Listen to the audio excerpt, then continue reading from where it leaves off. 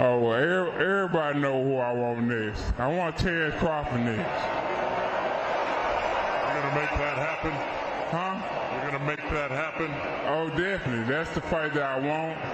That's the fight everybody else want. Like I said, I'm going to get these straps and I'm going to go over there and take his shit too. All right. Errol, congratulations. Terrific fight this evening. Thank you, man. Down. Strap season. Y'all know what time it is, baby. Terrence, I'm coming for that motherfucking belt. All right.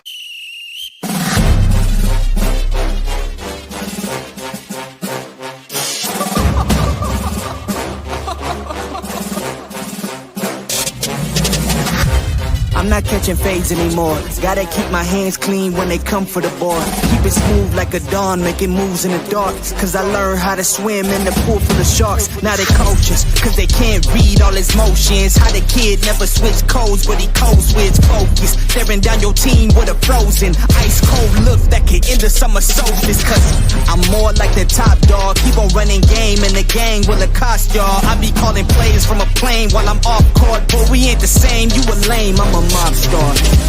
Actually, I'm a top dog on a stat sheet. Off court, but I call plays for the athlete. Laughing when the cop cars try to catch me. Cause I rolled off in a taxi. Put my feet up, I'm relaxing. Singing Figaro with no accent. While I pour strings from the streets in. Do it all with a straight face, I'm the kingpin. Top dog, top flow, boss mode, I'm the kingpin. Showstopper, top dog, God five, I'm the kingpin. They know I'm a dog and a beast, man. Yeah, I keep the peace with a piece, man. I ain't got no time for a piece, man. Why would I respond to a pawn? I'm the... Hold up. If I let my dogs off the leash, then you might want to get out of Dodge by the evening. Honestly, think it's not the blood and the beef, and they don't leave anything behind at the evening. I can see you soft, ever thought about retreating. If you never have, then they'll give you a reason. Better watch your tone, lose your bass when you speaking. Underneath the mask is the wrath of a beast. When you learn how to smile in their face, then go cutthroat. Then they wanna call you a con when the blood cold. I remember starving while y'all had a truckload. Now I'm with the mob with the call and the gusto. I'm a top dog on a stat sheet. Off court, but I call plays for the athlete. Laughing when the cop cars try to catch me. Cause I rolled off in a taxi. Put my feet up, I'm relaxing. Singing Figaro with no accent. While I pour strings from the streets in. Do it all with a straight face, I'm the kingpin. Top dog, top flow, boss mode, I'm the kingpin. Showstopper, top dog, God five, I'm the kingpin. Going on, everybody? What's happening? You know what is going on? We are on live. What's happening? Like I got two people in the building. What's happening? Yes, sir. Danny Garcia. You know what I'm saying? Danny Garcia doing this thing. It's just kind of crazy that Danny Garcia is one of the biggest names in boxing, and I know. You know what I'm saying? He took that loss to Laura.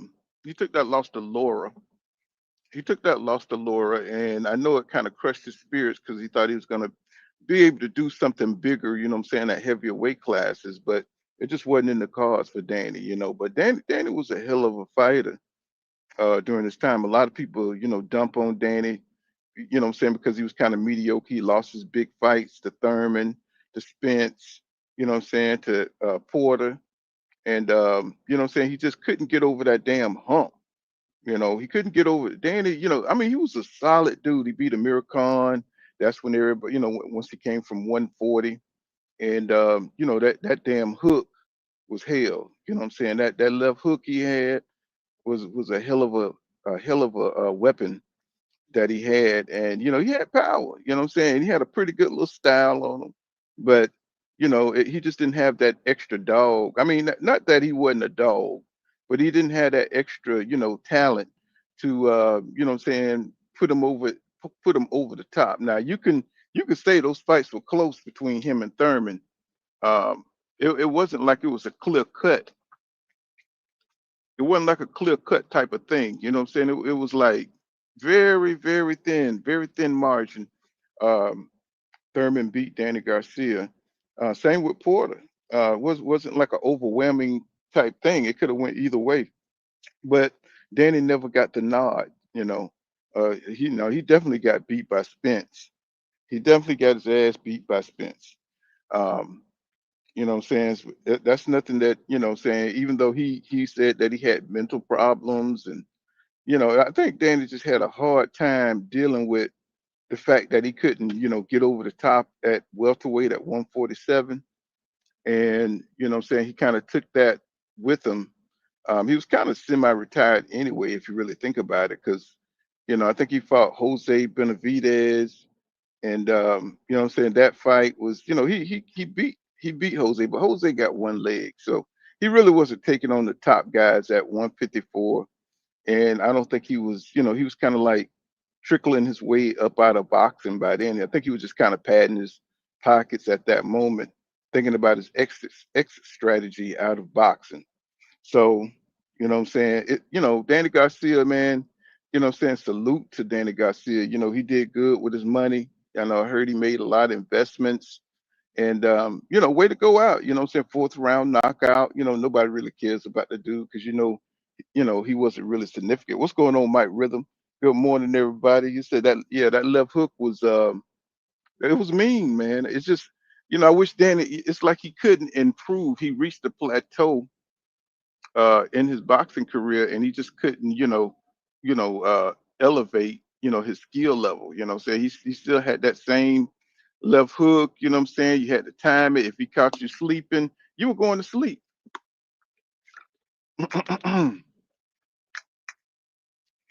Yeah, I think, he just kind of got, people just, got used to his style, and, he just became predictable, what I'm saying, except for, the guys that was really wasn't on a world class level.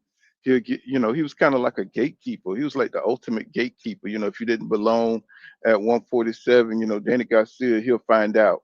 He's kind of like a pit bull, kind of like a pit bull of 147. You know what I'm saying? By the time he kind of got out of his ultra competitive mode, because I think he was at his best when he fought Thurman and he fought Sean Porter. That's when he was at his ultimate best, when he was really trying to separate himself. And what I'm saying, but he just couldn't get over that. He couldn't get the nod, and he couldn't get over that hump. So Danny was just, I could just see it. He hate losing, man. And I'm not saying anybody's good with losing, but you can see it. He didn't win nothing. He didn't win nothing. What I'm saying, when it came to the top guys, right, with the belts. So I'm pretty sure he was disappointed with himself, but he was always kept coming up with these excuses. I'm saying, like, no, bro, you good, bro, but you're just not. I'm saying, or you couldn't get the rematches that you deserved. I think Danny deserved some rematches, and these guys just wasn't built for that kind of thing. Boxing don't work like that nowadays. Once they get past the hump, they ain't trying to see you no more. Just like Tank in the rematch, you know what I'm saying? It's like they're not trying to do that shit, man. It's like once they get past you, you know, you only got them old heads, like, what I'm saying, that want to do the rematches and stuff. It's like boxing has changed. It's good. That's good. What's going on, Mike? Mike says he's 85% retired, but the money could bring him out of the 15%.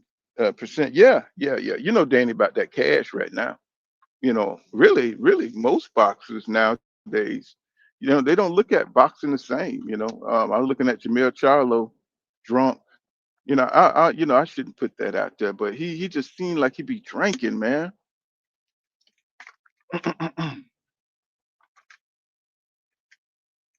Excuse me. He seemed like he be drunk all the time, man. He always talking shit, and it's like, but he ain't really doing that. He just talking a lot of shit. And what I'm saying, he's not like really, he says he's training. Um, he want to fight Spence. He want to fight, big fights. He's just going for the money, man. So we don't know what kind of Jamil Charlo we're gonna get. And seem like most boxers right now, especially when you're at the end of your career, you're thinking about retirement, and you're thinking about the future. None of these guys are going to be commentators. I tell you that right now. What's going on, Bruce Gas, Boxing Jazz and more? What's going on, brother? What's happening? Always in the building. One of the 300, Mike. One of the 300. God damn it. But I think he had a good career. You know what I'm saying? It's better than most because a lot of these guys, what I'm saying, they don't achieve anything and they just disappear off the face of the earth. Um, as for Danny, his name is known and resonates all over Philadelphia. I think he did Philadelphia proud, even though he lost a few fights. But nobody can say that Danny Garcia, saying never stepped up when he had the chance. You know what I'm saying? I'm not talking about the latter part of his career because he never challenged. Well, he did challenge Laura. That was hellified, and it was just that fight. I think it was just too big of a weight for Danny to compete at. One thing we're seeing is once these guys move up, they don't carry the same kind of power or prestige, what I'm saying, as they did in the lower weights. And that was really surprising to me because Laura is like 42 years old, man. He's 42, bro. I mean, 42, and he's still banging guys up out of there. Especially when you coming up in weight like that. But it's only one no, that's two weight class. So Danny couldn't handle it. But he went out with a bang, what I'm saying? I mean, I like Danny Garcia, don't get me wrong. I like Danny Garcia, what I'm saying? He's a cool guy and everything, but I just hate when they start taking the easy route. And um, I think Jose Benavidez, he's kind of a retired fighter too. I wanted to see Danny, kind of go up there like, Boots, face the top guys, Sebastian Fedora, but I don't think he had the mindset to really face those kind of challenges. I think he just wanted to pad his pocket and get the hell on, and that's what he did. But I'm not mad at him for it. You know what I'm saying? You do what you got to do. You know what I'm saying? And he put a lot into boxing. Danny Garcia, he gave a lot to boxing. So for him to make it this far, man, shows that he's a real professional. So, that's cool, man. Danny Garcia, one hell of a fighter. You know, he says Laura can crack. Yes, he can. It's funny how Laura went all those years just boxing, and then when he, finally when he got old, say they say power is the last thing to go when you're talking about these old fighters and stuff that has power, and he started like really leaning, sitting down on his punches. He started getting guys up out of there, and I just thought that was fascinating because most people, if you look at his career, he's a boxer, he's a pure boxer, but Laura can, like you said, can crack, and people are finding that out. And I think he gets by in a lot of his bouts by people, looking at his past fights and not realizing that Laura can, like, he can lay you out, bro. He got that old man strength, So hey, Laura's still around, and I'm hype about the Genovic fight. Um, him and Genovic, unifying. I think that's going to be a hell of a fight. Um, Janet Beck, and of course, you got Bud Crawford lurking in the background, as usual, being the opportunist, you know, being the damn opportunist in the damn background, lurking, what I'm saying, so he can get another undisputed title accolade. That shit kind of pisses you off, what I'm saying? But that's the way the cookie crumbles, what I'm saying? When you put in the work and what I'm saying, you take advantages of the opportunities that's out there, what I'm saying? And Crawford beat Canelo Alvarez, so now he can float around and do what the hell he want to do instead of now I know a lot. I mean, I kind of wonder what would Crawford look like if he fought those guys at 168. I mean, I know he fought Canelo because he was a small 168, but these guys. What's going on, Gabe? What's going on, Gabe Moore? What's happening? What would happen if Crawford was to fight? Those guys at 168. What I'm saying? What's his name? Shiraz. What his name? Damn, I can't even think of all these damn foreign names. Be man, that should be having me twisted. Haraz, Shiraz, or something like that. I wonder how a fight between him and Crawford would go. Some of the younger guys, Mobile, and I'm pretty sure Lester Martinez won't get the opportunity because he's in Crawford's camp, right? The Mexican guy that's Bomac them training.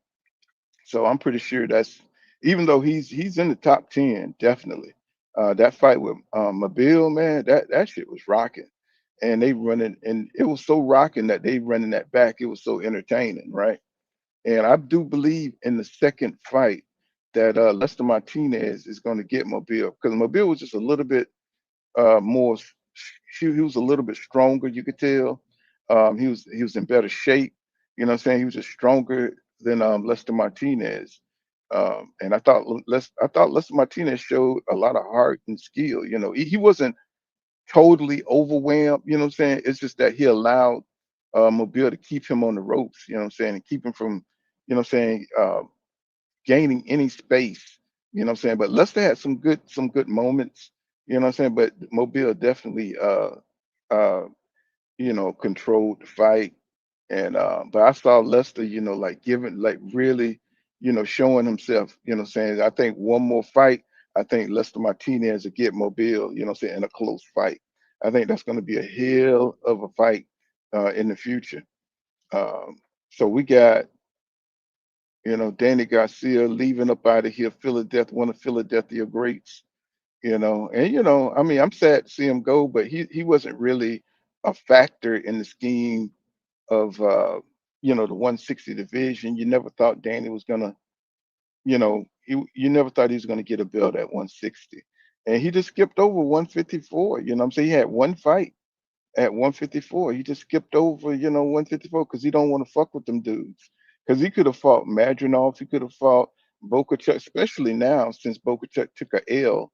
He don't seem so,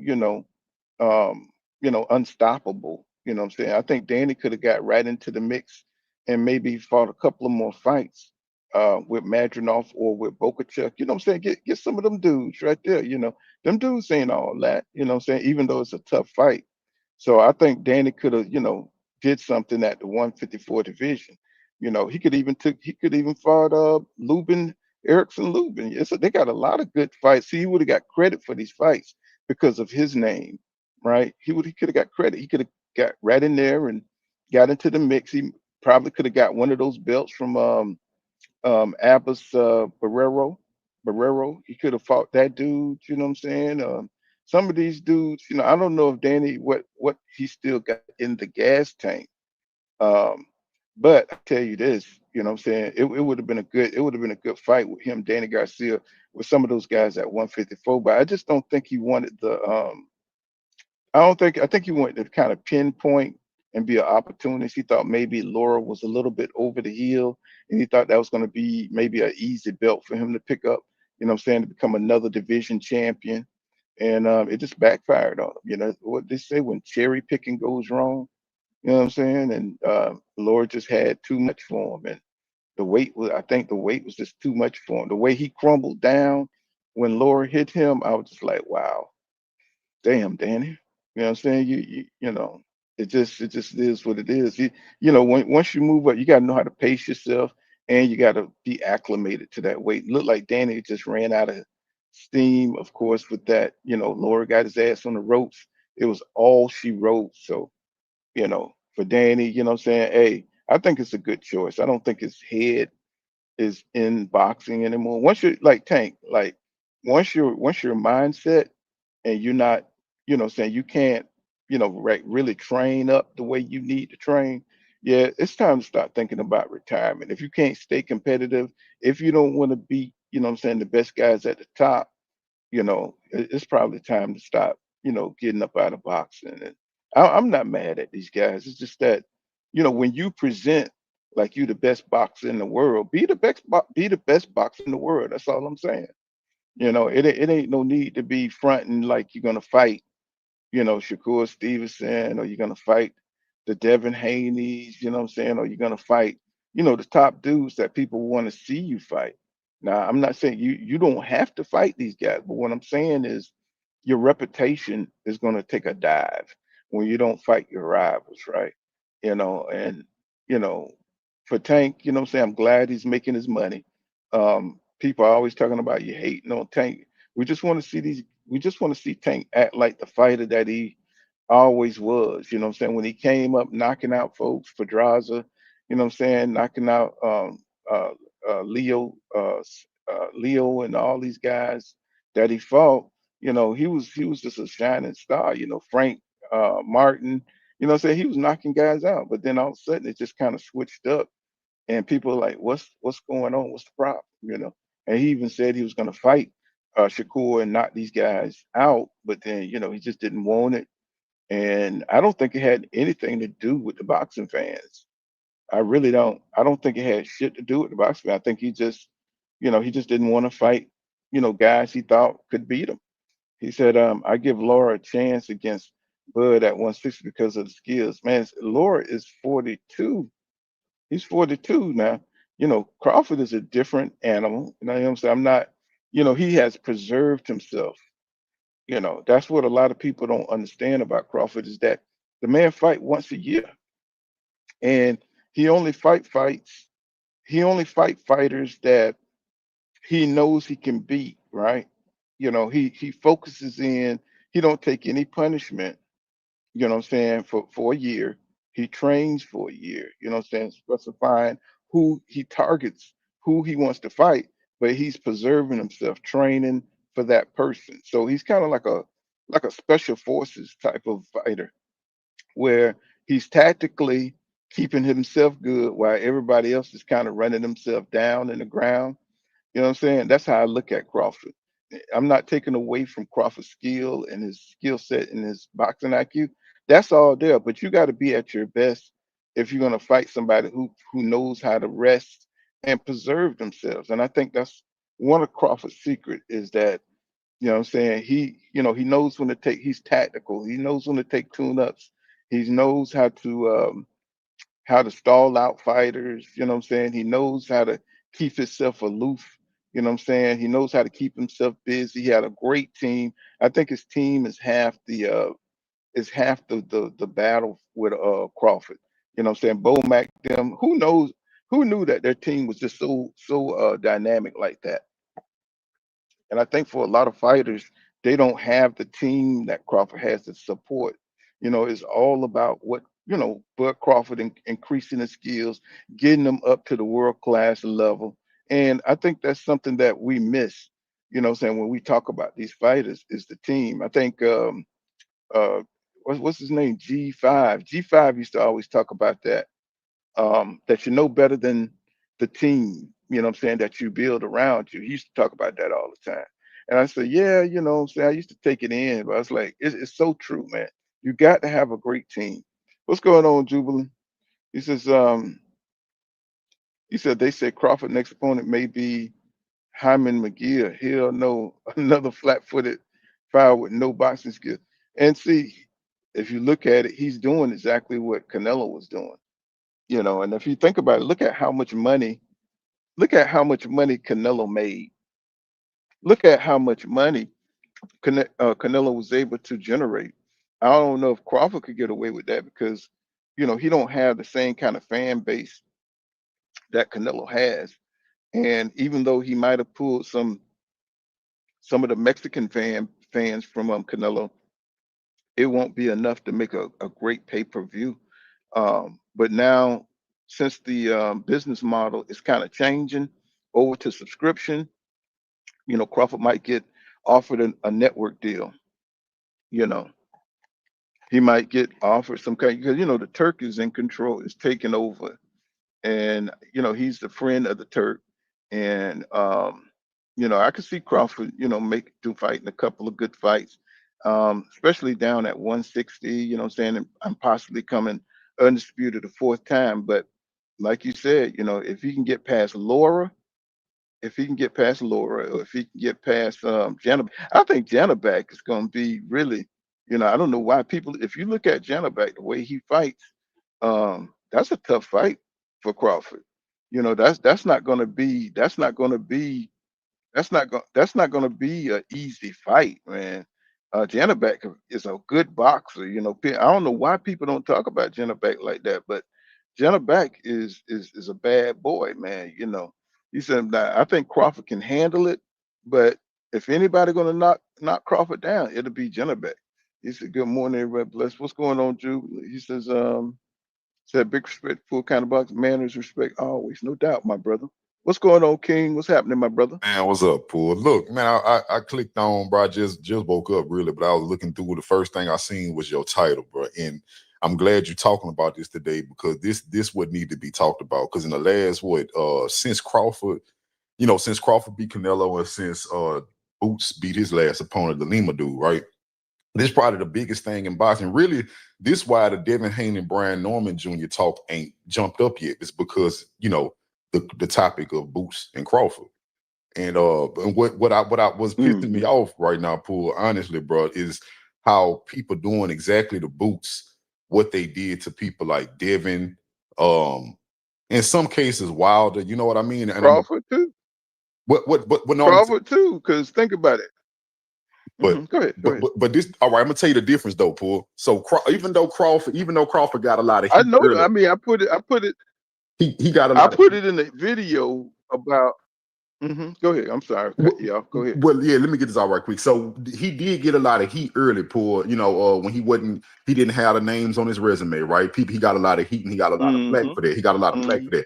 But the difference is, right, where you had these people at all times, you had staunch Crawford defenders. That's why Crawford was able to keep his name in a high regard in the boxing world, because not only did he have staunch defenders when it came to fans, he had staunch defenders in the media also, people that would defend his resume. And they would defend him for not having the names on his resume. Boots don't have that. Devin didn't have that. When Devin didn't have a belt, and that was the reason they wanted to shit on Devin, he didn't have staunch defenders that said, man, look at all these people ducking him. He's trying to fight everybody with a belt and they don't want to fight him. He didn't have that. Crawford always had staunch defenders. Now, what's pissing me off about what they doing to Boots is the fact that, okay, Boots is that he moved up. So basically, people more mad about this last fight than any fight he ever had. They saying that, okay, we gave you a pass because we knew you was new. You didn't have the names because you was new on the scene, really, right? But now we looked at you moving up. You had a chance to put a name on your resume. Now, this is how I look at it. I can see that point of view where, damn, Boots, you could have moved up and made a statement by fighting a good fighter at that weight class, right? But at the same time, how many fighters throughout the history of boxing pool moved up and took a soft touch to get acclimated with a weight class? Why Boots don't get the same leeway? This been going on since the beginning of time, and Boots not going to be the last one that decide to move up and take a soft touch to get acclimated with a weight class. He's not going to be the last. He wasn't the first, and he's not going to be the last. It's like right now, people love Crawford so much. They so enamored with what Crawford was able to do in his last two fights because he knocked out two huge names in Errol Spence.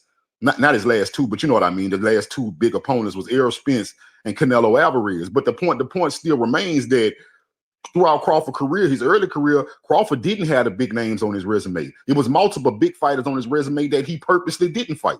He didn't fight Danny Garcia. He didn't fight Keith Thurman when the people was at their primes. He didn't fight Kell Brook in his prime. He didn't fight Sean Porter in his prime. All his biggest names, he fought these dudes on the downfall, all of them, including Canelo.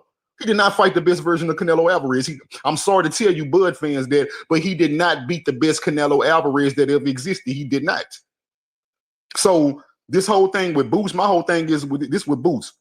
After this fight, I want to see Boots fight Virgil if that fight is on the table. But I will be talking to Greg Hackett soon to find out what's going on with Boots, because I'm of the belief that Boots right now, what Crawford can beat Boots. You know, Crawford got the skills and the IQ.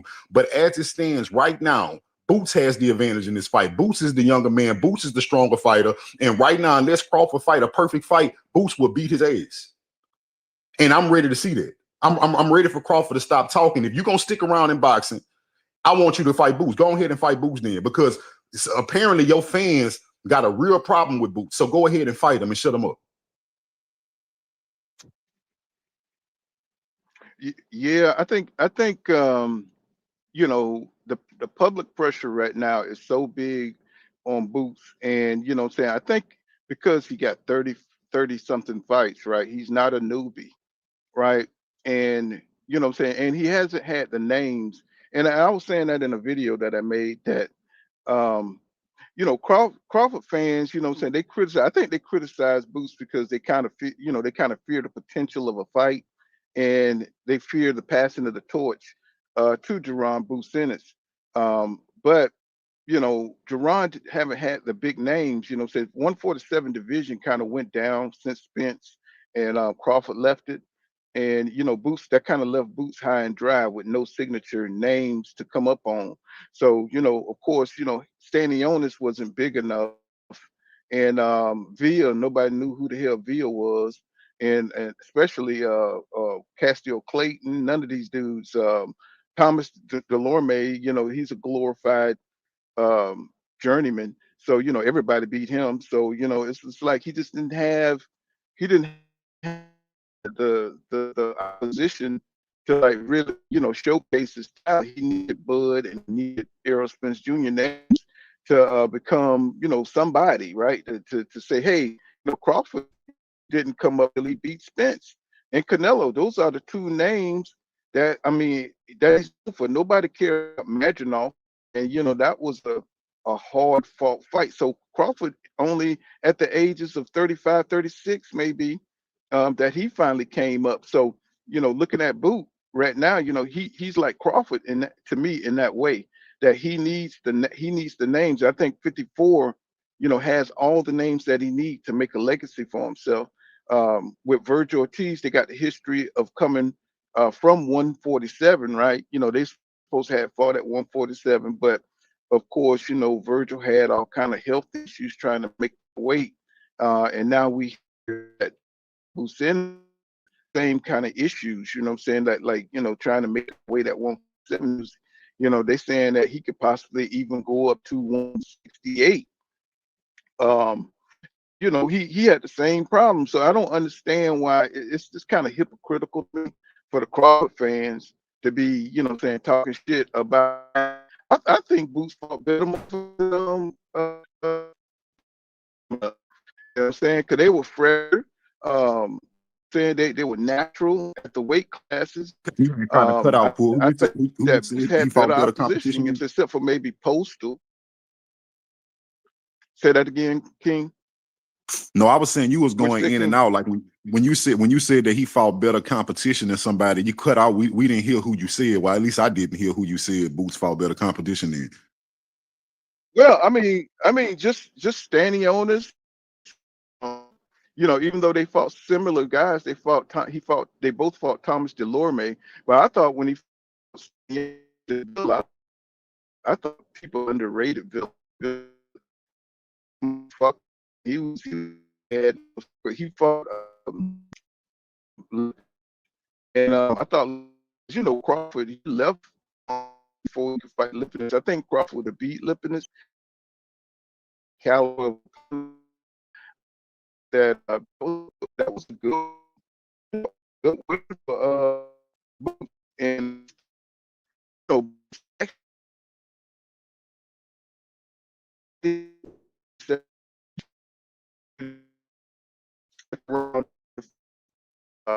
guy about the guy in the division.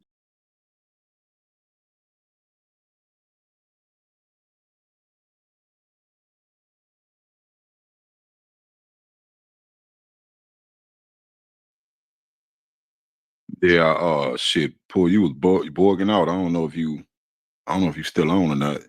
Y'all can hear me in the chat.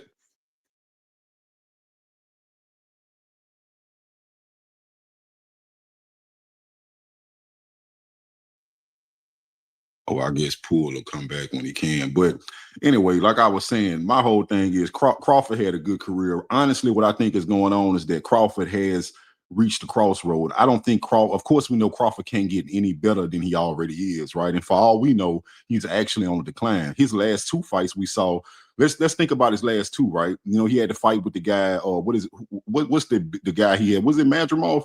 His last fight when he first moved up and it didn't look great. I think that was Madrimov. It didn't look great, right? But we gave him leeway because he was moving up. Then he fought Canelo. He looked great against Canelo. But how much is that saying, being that we know that Canelo was on the downside of his career also? This is not the best version of Canelo. So what I think what happened with Crawford is you had a great career. is you about to gracefully bow out. Your fans and people that hate Boots don't want to agree. So basically what's going on, you have a lot of Crawford fans who don't want to give Boots credit because he is taking the torch from Crawford. Then you have non-black fans who just see another great black fighter that they want to shit on early before he can even get his foot under him. That's what I see happening. But they feel threatened by Boots. I tell you that right now. Boots is up and coming. You know what I'm saying? He's the new guy on the block. He got all the skills and stuff. You know what I'm saying? But he has support in the media. You know, Teddy Atlas was giving him his flowers. You know, and I don't understand, like you were saying, King Judah, why are they hating on this man taking? Damn, he went out again. You there, 2 Cent? What up, King Judah? What's up? Oh, I see we on the same page today. Yeah, I just oh yeah, go ahead. My bad. Go ahead. Yeah, I just want to point out a couple more hypocrisies. What I really think is going on, honestly, because look, I really don't see they like 10 years apart. So I don't even know why people keep comparing Boots, who's in the middle prime of his career, to Crawford, who's at the end of his career. And if they don't fight, I don't. We still can't hear you, Paul. I don't have a problem if Boots and Crawford don't fight. They in two different eras. They like damn near a decade apart.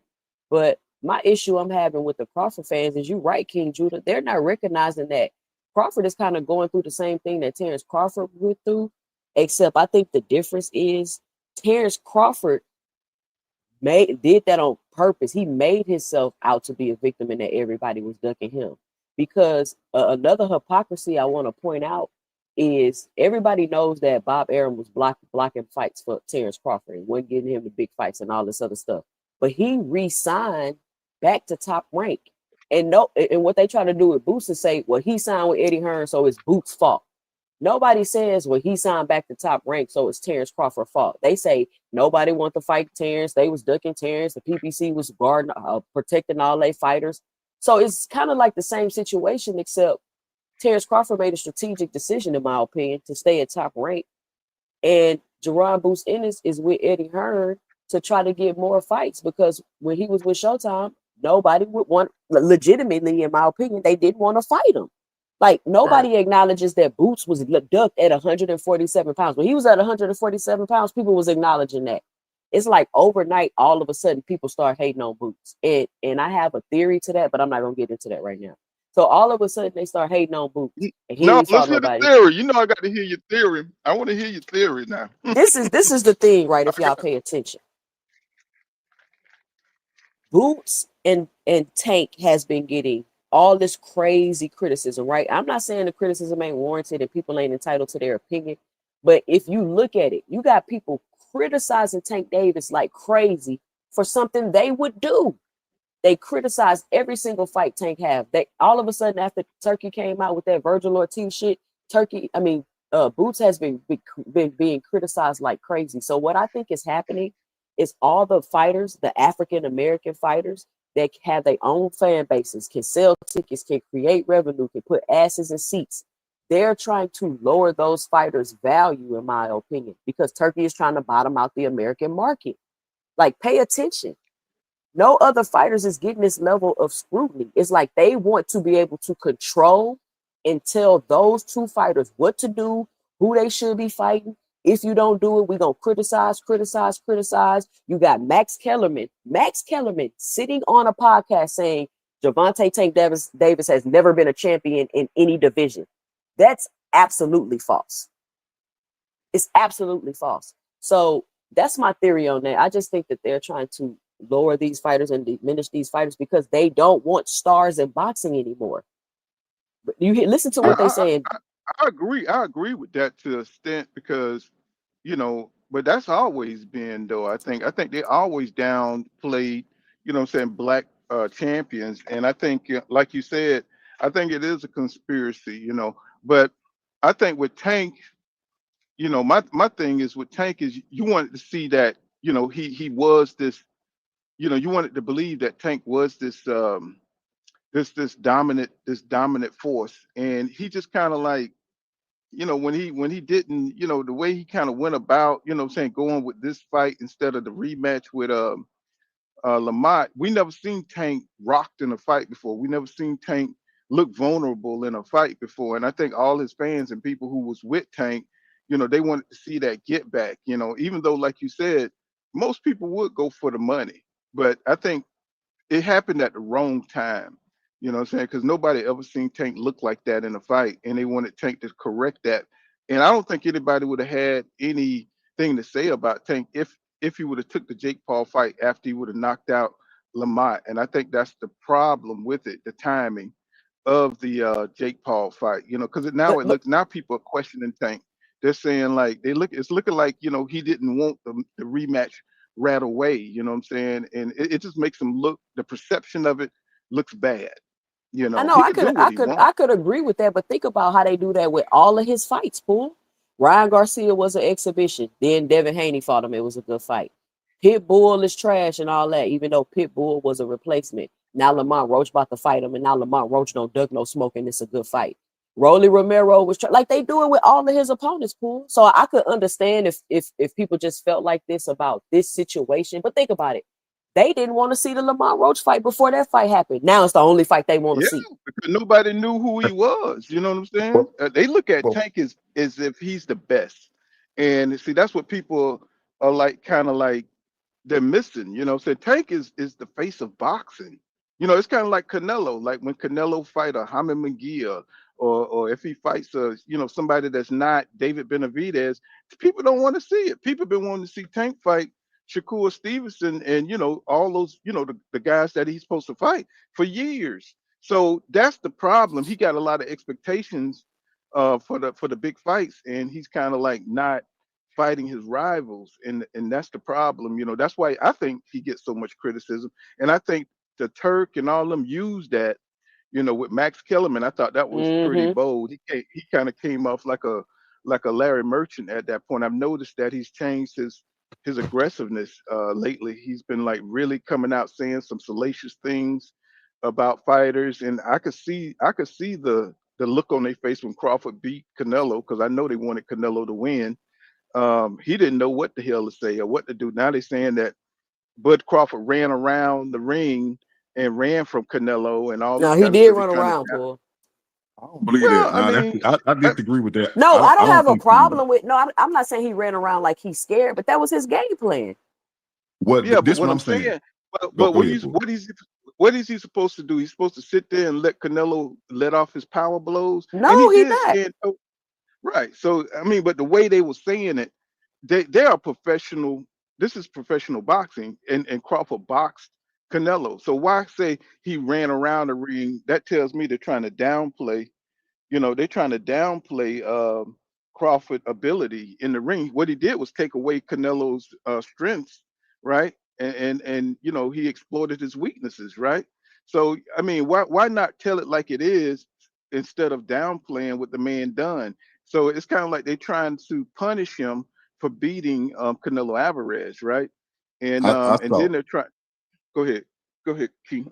I saw something completely different, bro. Like as far as what the ESPN saying about him running, and I know 2 Cents feel like he moved around. I'm not taking away from the fact that his game plan was to keep Canelo off balance and always keep Canelo out of distance to land and making sure he was in his perfect range to land. But I seen Crawford stand there, wait for Canelo, meet him, and trade with him 4 different times throughout their fight. Crawford won each one of them exchanges, so I cannot say he ran from him. I saw Crawford plant his foot 4 times in that fight, exchange with Canelo, like he premeditated, I'm about to exchange with you, and whoop Canelo every single time. Also too, lateral movement doesn't mean someone ran around the ring. And once again, this is the perfect example. We all saw the fight. Yet and still, we have people saying he ran. When there is tons of clips out there showing Crawford standing absolutely in the pocket, slipping punches, catching punches, and returning punches. Once again, it's the subtle hate. I think the ESPN, what they're doing, they're just trying to save whatever value Canelo has. I think they know that Crawford didn't run, but they have to go with the narrative to somewhat not diminish Canelo's value because there's money over everything. It's not Canelo true. value was already been diminished. Like Canelo value had already been diminished. Like, What are you're saying prior to the fight, Canelo was valued. Canelo is the face of boxing. How was his no, I value mean, I'm not diminished? saying his value like monetarily, Oh. like he's gonna get paid less. I'm just talking about in the eyes of the public. In the eyes of the public, I don't think his value was diminished. I think everybody wanted Canelo to fight Benavidez. You know what I mean? It's the same story, right? Outside of Canelo at 168, who could beat Canelo? I mean, outside of Benavidez, who could beat Canelo? Who do you think? Canelo pretty much was at the top of the food chain at 168. So we can't front and cap as if Canelo wasn't a plus and an excellent fighter. I mean, he fought the way that he fought, and it worked for a lot of fighters until he met a Crawford or a Bivol or Mayweather. It's okay to admit that. There's nothing wrong with that. Canelo was absolutely at the top of his game. We know Benavidez would have given him problems. I believe Benavidez would have beat Canelo, but that's neither Canelo was here nor not at there. the top of his game, bro. Like that's just What It's not the evidence? best version of Canelo. I'm not saying it's not the a best good version of win. Canelo. I'm not diminishing his win. I'm just saying Canelo was not at the top of his What game. was the best? What was the best version of Canelo then? Tell me.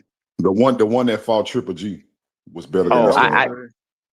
Yeah. the one that fought 'Cause, Triple you G. don't even I you don't think even Charlo need to say it. fought a better version of Canelo.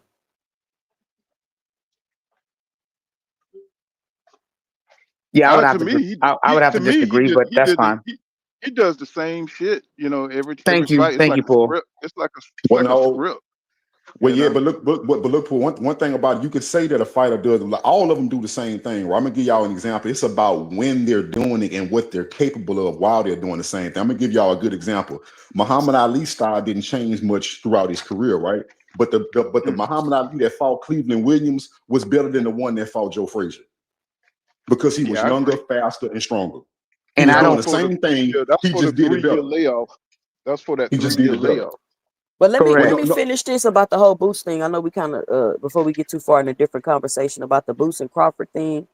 To me, honestly, it just seems like Crawford, and when I say Crawford, we know we're talking about Bernie and all of them that's coming out and keep talking about this, all this stuff. And just like when they were like, oh, Boots is sparring with Canelo. If we beat Canelo, we beat Canelo and Boots. It's like they want a victory over Boots without ever really fighting.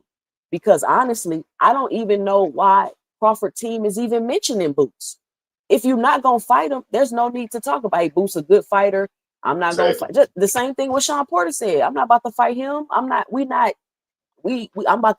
my way out. He just coming in. I'm not about to fight him. All Terrence Crawford It's has nothing to wrong with say that. is But hold he's on. not But to going be to fair, fight him.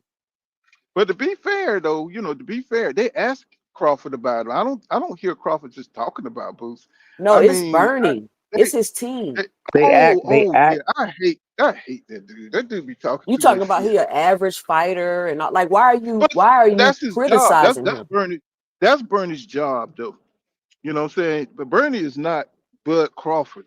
That's his job. He's kind of like, propaganda type But don't cry dude. when people do it to Crawford.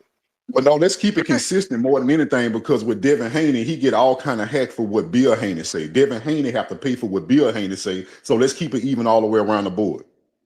Well, I just hate the fact that they're trying to, trying to jump on Boots because they know he's about to blow up at 154 and they see it. And just like Teddy. Sorry, my What was bad, that? Paul. Go ahead. No, they see he's about to blow up and they're trying to shit all over it. You know what I'm saying? And, Virgil Ortiz, he had 2 fights at 154 where they wasn't nobodies.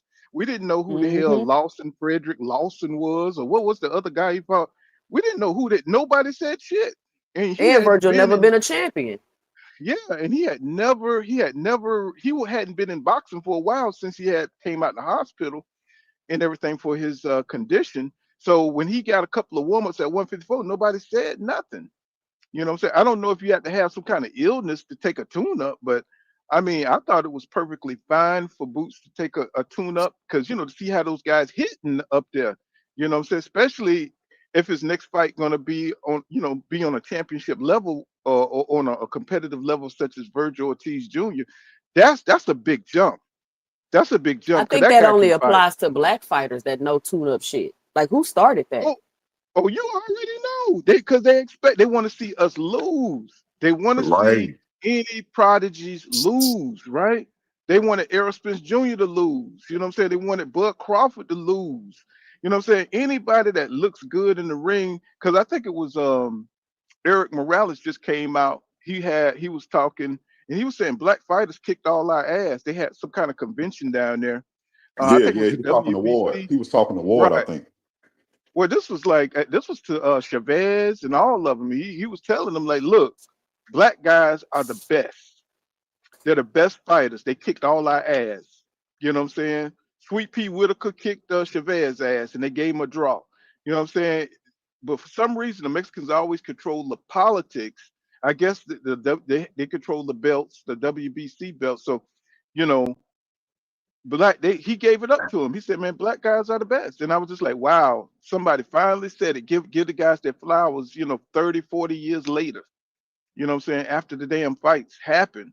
But yeah, it's always been a conspiracy, you know what I'm saying, to keep these guys from blowing up and taking over boxing. Because I think Boots he's gonna go far. I mean, he's got to beat a backroom Motalib, and I'll think he'll just take care of the rest of them.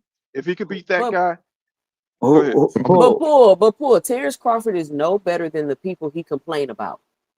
Right. He's no better than you're telling me, oh, well, I'm not saying he got to fight Boots again, but I'm just saying what he's saying. Oh, you had an opportunity to fight me. You can't fight me now. Like, since when does somebody offer you a fight, you have to take it or you can never fight them? Like, you're complaining about how people didn't fight you, how people ducked you, how they quote unquote blackballed you, even though you 3-time undisputed 5-division champion. I don't know how you could ever say you was blackballed. And then you turn around and you have that same mentality and same concept towards somebody else. So you're not any better. So stop the victim mentality crying. Yeah, so I want to respond. But that's how niggas do. It's all about the narrative. It's all about narratives. And I mean, that's Crawford what they call it, slick. That's his snick or whatever he call that shit. That's his stick, right? You know what I'm saying? That everybody tried to be against him and all this kind of stuff, even though he made it. You know what I'm saying? He beat the odds, by being strategic. And that's what Floyd Mayweather did. So, a lot of people hate Floyd Mayweather because, even though Floyd, fought a lot of good fights, but at the end of the day, he was able. Yeah, cut out. So now that Crawford's on top, he's petty. You know what I'm saying? He's like, look, y'all had y'all chance. You know what I'm saying? Y'all didn't want to fight me. He's gonna run that shit into the ground, bro. You know what I'm saying? But look, for this run that shit all the way to the bank. This where it's getting misconstrued though. Now everything you said is true, but this is what people missing about Crawford. Everything you just said was true. In 2 cents, I'm gonna pull from what you just said. You said that Crawford said I offered you a fight before and you didn't want to take it. Now I'm about to make it make sense for all y'all. Long time ago, Crawford told us that he was the puppet master. That was him letting us know that everything he does is well thought out and well calculated. He does not take risks. That goes back to me telling you he never fought none of the best names on his resumes while they were at their best. He always waited till he saw weakness and then he fought these guys. But look, I'm about to miss y'all here though. That's why he made the statement, I don't want to fight Boots now. I offered him a fight when I thought he was weak. I offered him a fight when he was smaller, when he was at 147. I offered him a fight before I thought he can get acclimated to a weight class if I was to move him up. Now that he is older, more experienced, and had a fight at the weight class I may realistically fight him at, I don't want to fight him no more. This is Crawford's, this is his MO. I wanted to fight you when I thought you were weak. I do not want to fight you when you believe you are strong. I don't. That's not me. That's not what I do. Yeah, I mean, I think that is just all, What proved me wrong then? What fight? What Hall of Fame fighter did he fight in his prime? So now what we're going to do is it's two halves of the coin. It's all, you got one side of the people that look at someone like Canelo and say, well, when Mayweather fought Canelo, he was an inexperienced Canelo, a young Canelo, didn't know much, blah, blah, blah. Then you got the other side of the people that say, well, Canelo is more decorated, more experienced, blah, blah, blah. Now that's a better Canelo. There's always going to be two different perspectives. I mean, I'm going to be honest with you. Take Crawford out the picture. do y'all believe Boots is the goods? And if y'all do believe he's the goods, who would you like to see him fight next? Because I'm gonna be honest with you. Crawford next. You want Boots to fight Crawford next? I want to see him fight. I want to see him fight Jermell. I want to see him fight Fundora. I want to see him fight everybody. Because, yeah, exactly. Who wants to see? Because if he your phone breaking up. Your phone breaking up. You're breaking kind of bad. That's a little better. I don't know why I'm in a good area. Man. We can hear you now. Crawford is 38 years old. If he beats Crawford right now, he's 38. So Crawford got a way out. He needs to fight those guys at 154. He needs to make his own legacy. Crawford, like 2 Cent said, he's from a different era. So even though it'll have some name cachet, but he didn't fight Crawford in his prime. So to me, it'll be kind of, it wouldn't be as big as if he beat Virgil Ortiz or if he beat Montalive or if he beat his contemporaries right now. That's at 154. So I don't think Crawford is just that's like beating Canelo. That's like just a name. He said that's a name. Crawford is just a name right now. You know what I'm saying? So I don't really want to see that fight. If Crawford don't want him, I don't want to see it. Only way I want to see that fight if Crawford want him. You know what I'm saying? I don't want to see no money fight. But Paul, why are we letting Crawford off the hook again? This is what I don't like. Let me tell you, this is what I heard about Crawford after he beat Canelo. I heard people. Well, no, I'm not saying you personally, but that mindset. I'm just saying that mindset because this is what I heard after Crawford beat Canelo. I heard that Crawford was the GOAT. I heard that Crawford was the GOAT. I heard that he was better than Mayweather. I heard that he was the best pound for pound fighter that ever existed. Well, if that's the case, why he can't do with the two best the two best I got is Floyd Mayweather and Muhammad Ali. Why he can't do what they did? But guess what Ali did when he was in his late 30s? He fought the young and up and coming George Foreman. Before Floyd left when he was in his late 30s, he fought the young up and coming Canelo Alvarez. If Crawford is as good as he say, Boots is his up and coming phenom. Why don't you fight him the same way those other two greats did? If you want to be compared to them, do what they did. Because Crawford ain't own that. Crawford ain't own that shit, bro. You know what I'm saying? It's all about perception, right? He just take his accolades to where he want to. He's in the control seat. He's let nobody dictate, how he want to move. And he's like put his chest out and he's letting everybody know that. I'm breaking up.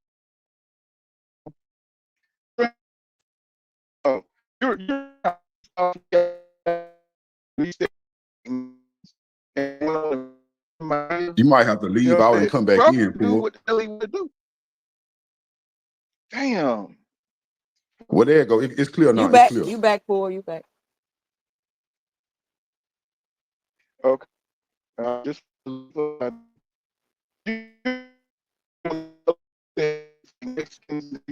breaking up.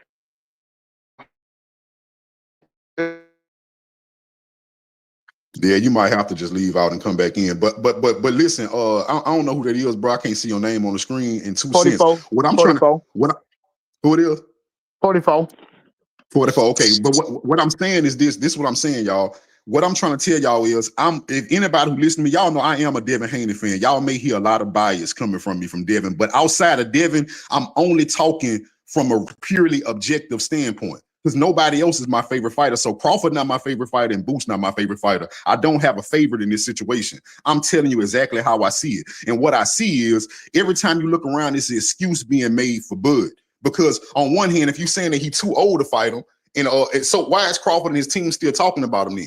But on the other hand, if you want to say that Crawford is so great, he did what nobody else could do. He's been undisputed this many times. He did this and he did that. He's better than Mayweather. He's better than Ali. Then why won't he do what Ali and them did? Because what people don't realize is when y'all look at somebody like a Boots, and a lot of people who think that Crawford is too old and Boots is too young and too good, I want y'all to understand how amazing what Ali did with George Foreman was and how amazing it was for Floyd Mayweather to dominate Canelo, because they did what Crawford is unwilling to do. They looked at the next young and up and coming phenom while he was in his physical prime and said, I will fight you because I'm better than you even in my old age. Everybody knew Canelo wasn't ready for Mayweather, man. And that's you're being disingenuous. That's the reason why I brought up what I brought up. Everybody knew No, Canelo. folks. No, Yeah, everybody thought that everybody was on that Canelo train when he was coming no, up. I'm agreeing. No, I'm agreeing with you, Paul. I'm yeah. okay. Go ahead. I'm Go ahead. agreeing. See, there's a difference between marketing and promoting and propaganda. I get it, but I'm saying real individuals knew that Canelo was perfect. He was inexperienced. Look at the way Canelo fights now compared to back when he fought Mayweather. Complete different. He learned from Mayweather. He improved his style. It was taking candy from a baby. Somebody as elite as Mayweather, Canelo had no absolute chance. It was an impressive fight, but we can't act like Canelo was absolutely spent. And that's what came out and was said, right? It was like, well, it was a young Canelo. Canelo didn't know much. Canelo didn't face nobody as elite as Mayweather. You know, you I saw got it in a the question fight. for you, Well, Fofo. Yeah. Mayweather asked the dummy. Mayweather asked the dummy, "Do you need a couple of more fights?" He asked the dummy that, but he threatened to walk off, to Correct. leave if he wouldn't give him the damn opportunity.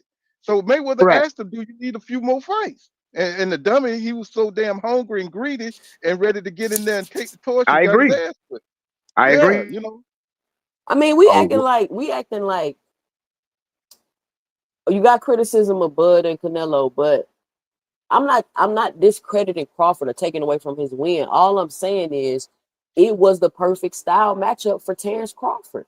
And what people don't understand, and I got to make a video about this, is that all that jumping weight classes and moving up to fight champions, it's a form of cherry picking. And let me tell you what I mean. These fighters are waiting for fighters to get belts to that are matching up with their style, that they have a great chance of beating, and then they're moving up and going to fight them. Shakur Stevenson, he's gonna move up and fight Teofimo Lopez. Why he ain't moving up to fight no other champion at 140 pounds? And all I'm saying is, and it's great if they can move up and beat them. I'm not saying they don't deserve the accomplishment, but I'm saying let's not recognize game. Let's not recognize the game. Let's not act like Crawford didn't have a good chance of winning that fight because of the style. Canelo struggles with that type of style. All the fights he's lost has Crawford been said what? that. 2 cents. Crawford said that himself. He said that he said he saw that he had problems with boxers. You saw that interview? You're yeah, right, I'm 2 not holding cents, that. but That's what I'm even saying. We making it seem like Crawford just taking on all challenges, and he not doing that. 2 cents. With everything you're saying is correct, but you're being disingenuous because I've heard you countless times picking Canelo to whoop Crawford's behind. I didn't pick Canelo to whoop Crawford's behind. I said Crawford has a chance to win the fight if he can overcome Canelo's power. I never said Canelo was going to. If I did, I probably was trolling. But I never said he going to whoop his behind. I knew Crawford had a shot to win that fight. If he could overcome Canelo's power and Canelo's size, then he'll be straight. You said if Crawford stood in the pocket with him, that's going to be a bad game plan. Crawford going to have to run Crawford and did move not off. stand in the pocket with him. He Yes, moved he later. did. Later on in the Say fight. no more. He stood his I ground. got you. Say Go no ahead, more. Go ahead. I think Crawford stood his ground enough for me to respect it. I wouldn't say he ran from Canelo because he stood enough for me to say he didn't run. But what I do want to say about this whole Crawford situation is that, well, first 2 cents when you said that Crawford saw something in Canelo's style, I don't hold that against him because I think that's what boxing is about. Boxing is about saying that I have a certain style and I think my style can beat your style. So for me to look at somebody in a higher weight class and say my style is better than your style, I'm not going to hold that against Crawford because to me that's what boxing is about. It's about showing people that the way I box, my style of boxing is superior to your style of boxing. So I'm not holding that against him. What I am holding against Crawford is the fact that you are on your way out, right? You're on your way out. You can gracefully do this. You can take the fights you want to take until you get out. Stop telling people you're the best if you don't want to actually prove it. And the fact that if Boost does want to fight now, the fact that you can turn around and say, well, I don't want to fight you now, that makes me go back to my earlier assessment of you is that you only want to fight people that you think are vulnerable. It's not about whether you are better than not. You want to fight people when they're vulnerable. And you said earlier, bro, you said that well, everybody knew that Canelo was inexperienced. That's true, but in the dynamic of an old man and a young man, everybody knows this, whether it's in the boxing ring or in the street. The younger man always has the advantage that he is bringing youth and durability with him. That is the equalizer. You can be more experienced. Youth and durability is the great equalizer. Because you know what youth and durability bring you?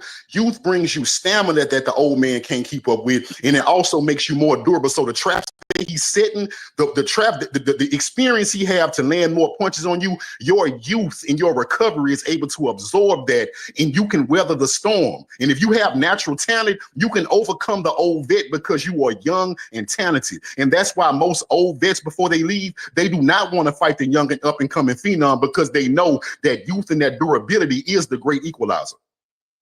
Well, I mean, I hear what you're Go ahead, saying. go Go ahead. ahead. No, you good, Paul. Well, Go ahead. we seen that when Oscar De La Hoya fought Chavez. You know what I'm saying? When we see the passing of the torch, it's ugly, man. Because usually, can y'all hear me? Because I don't sound like. Can y'all hear me? Yeah, we hear you. We hear you. Yeah, because the passing of the torch is usually ugly because usually the champion is old, and when you go back and watch, the Mexican, you know what I'm saying, passing of the torch, it was bad, man. I mean, Oscar beat the hell out of Chavez twice, beat him twice, and beat the shit out of him till he had to sit down and couldn't come out no more. You know what I'm saying? So these champions nowadays, they're not trying to do that, bro. They're not trying to suffer those kind of humiliation. I'm not saying I support that, but it's just what's happening right now. People are not trying to Mhm. get into get into those kind of fights. You know what I'm saying? Look at I mean, Canelo's supposed to beat up Mayweather. That's what was supposed to happen in that fight. And we just seeing a realignment of the way boxing moving right now when it comes to passing the torch. That's becoming a thing of the past. These guys are not allowing it. They're not subjecting themselves to that kind of thing. And people just kind of want to go out on top, man. I hate it, but that's just what I'm seeing right now. You know what I'm saying? They just not going to subject themselves to that shit. You know, and Hey, I mean, to the go Devin ahead. Haney fan, question: didn't Devin Haney offer Boots to fight? Yeah, he did. So I don't know if you heard me speak on that before. So now I ain't mean to cut you off, but let me get this all right quick because I know you probably got more to expound on that. But before you do, I just want you to know my viewpoint on that, being a Devin Haney fan. I do not for 1 second think Boots turned that fight down because he was scared of Devin. That's not what you're gonna get me to say. I do not believe that. I believe that Boots knew that he couldn't make 147 no more. And I'm gonna tell you why I can't sit up there and say, well, he ducked Devin, because that would be disingenuous as a Devin Haney fan. I'm somebody who is glad that Devin Haney decided to stop draining himself. So there's no way I can say that Boots should have drained himself to fight Devin. Understood. Even though the fighter says that he can make that weight class easy, he has no problem. But do we see Bruh. that? Because recently, let me tell you something though, brother. Recently, that's not the truth though. I understand that even if Boots said that, I didn't hear him say it, but I'm not saying you lying either, right? But even if he said that, right, that's not the truth, because from our eyes we can see it. You had people from his camp, you had people looking at his weigh in. Boots' face looks sunk in at 154. He's not even, bro. He is bigger than 154, so Boots is probably gonna move up again in the near future. Understood. Yeah, people were saying Boots a weight bully. He need to move up, and then as soon as he move up, oh, he running from the division. He ducking the smoke. Listen, the thing is, and what people don't want to acknowledge and recognize is, you notice when all these people all of a sudden wanted to fight Boots, it was when he had been at the weight class too long. Now all of a sudden Tio want to fight him. Now all of a sudden Boots, but like he was at Right, that weight class too long, and they tried to catch him. Brian, all them. Like, come right. on. Nobody want to be honest about what these people be doing. They playing games. They try to No, wait I the good believe it. fighters out. See what we missing is the fighters know how long fighters been at the weight. They know what it takes to make the weight cut. They know how weak fighters be. They know if you've been at a weight class. They know the game, man. They know the weight game. They know when to come in and challenge. Because Devin Haney fighting Jaron Boots Ennis, when I heard that shit, I was like, bro, what are you doing? You know what I'm saying? But there was a tactic behind that. You know what I'm saying? There was a tactic behind that. You talk about, because they are not guys that Boots is going to run away from. Not Brian Norman Jr. You know what I'm saying? He's a new guy. He is not somebody Boots going to run away from. The 147-pound division is pretty weak right now.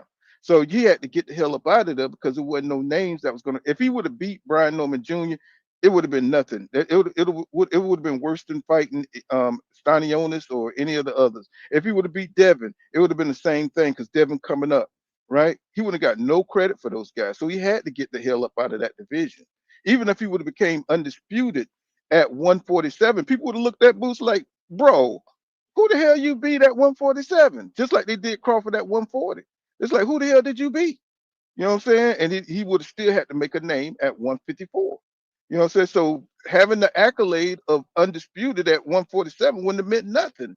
So they need to stop going for these empty accolades, you know what I'm saying, and move up and fight the names that people, you know, the challenges that or the opposition that people think they should face and beat that opposition to make a true legacy for themselves. And I think that's the problem with Jaron Boots Ennis, his whole predicament is that he hasn't had those names and he got them at 154 and he need to get to them as quick as possible.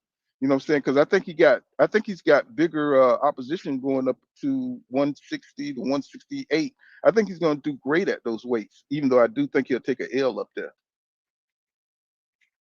Yeah, I think with the whole Boost situation, like you said, now this is another thing I want to point out about this whole weight thing. Like I said, these fighters do understand weight way better than we do.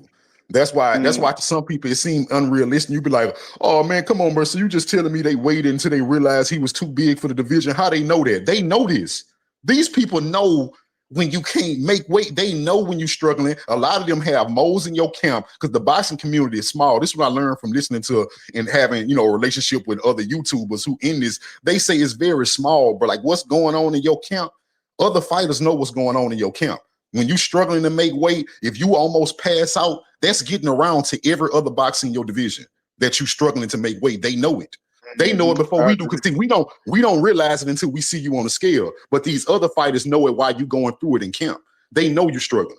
And so when they decided, like you said, out the blue, like 2 Cents said, out the blue, you got people like Brian Norman, and even on certain level, Devin Haney and them. I'm not saying that that this don't apply to the Haneys. The Haneys might have knew it. Look, man, we can get them now. Well, like Boots struggling, we can get them now. This one we can get them. The Haneys can do the same thing. They not above reproach, but this still goes to the fact that this is a real thing in boxing. And this goes back to what I was saying about Crawford. When Crawford did want to fight Boots, it was when Boots was still at 147. And at the very most, he would have made Boots move up to 154, a weight class that he wasn't acclimated to. So no matter how you look at it, Crawford would have had the advantage. I'm either going to make you stay at 147 where you're struggling, or I'll make you move up to a weight class you've never been before. Either way. Yeah, so it's all strategic. You know, it's all strategic. It really is. You know, what's to say? Retro Game say, let me see. He says Bud style not perfect. That's why he went to Conte to cheat. It's the truth. I like we can't confirm that or not. You know what I'm saying? So I try to lead that.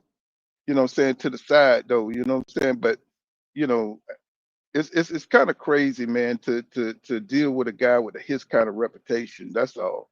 You know, I hate bringing that in. You know, but a lot of these fighters are so undisciplined, like my boy Errol Spence Jr. They're so undisciplined, you know, that you know they get caught slipping. You know what I'm saying? If you can't keep your team, you know, I think Derek James is a bit lazy. When he start taking out in all these other fighters like Ryan Garcia and AJ, and I think that distracted him. You know what I'm saying? I think that distracted him because they don't have a team like Crawford. You know what I'm saying? To keep them tuned up, get in the tune up with David Avenesian. All that stuff was strategic. You know what I'm saying? And you know, Spence was just too arrogant and he just didn't have the team to keep him focused, you know. And you know, Crawford beat him fair and square or whatever, you know what I'm saying? But I do think that it was a strategic move on Crawford, the way he walked away from negotiations to because he knew because Errol Spence Jr. is undisciplined in between fights. Everybody knows that.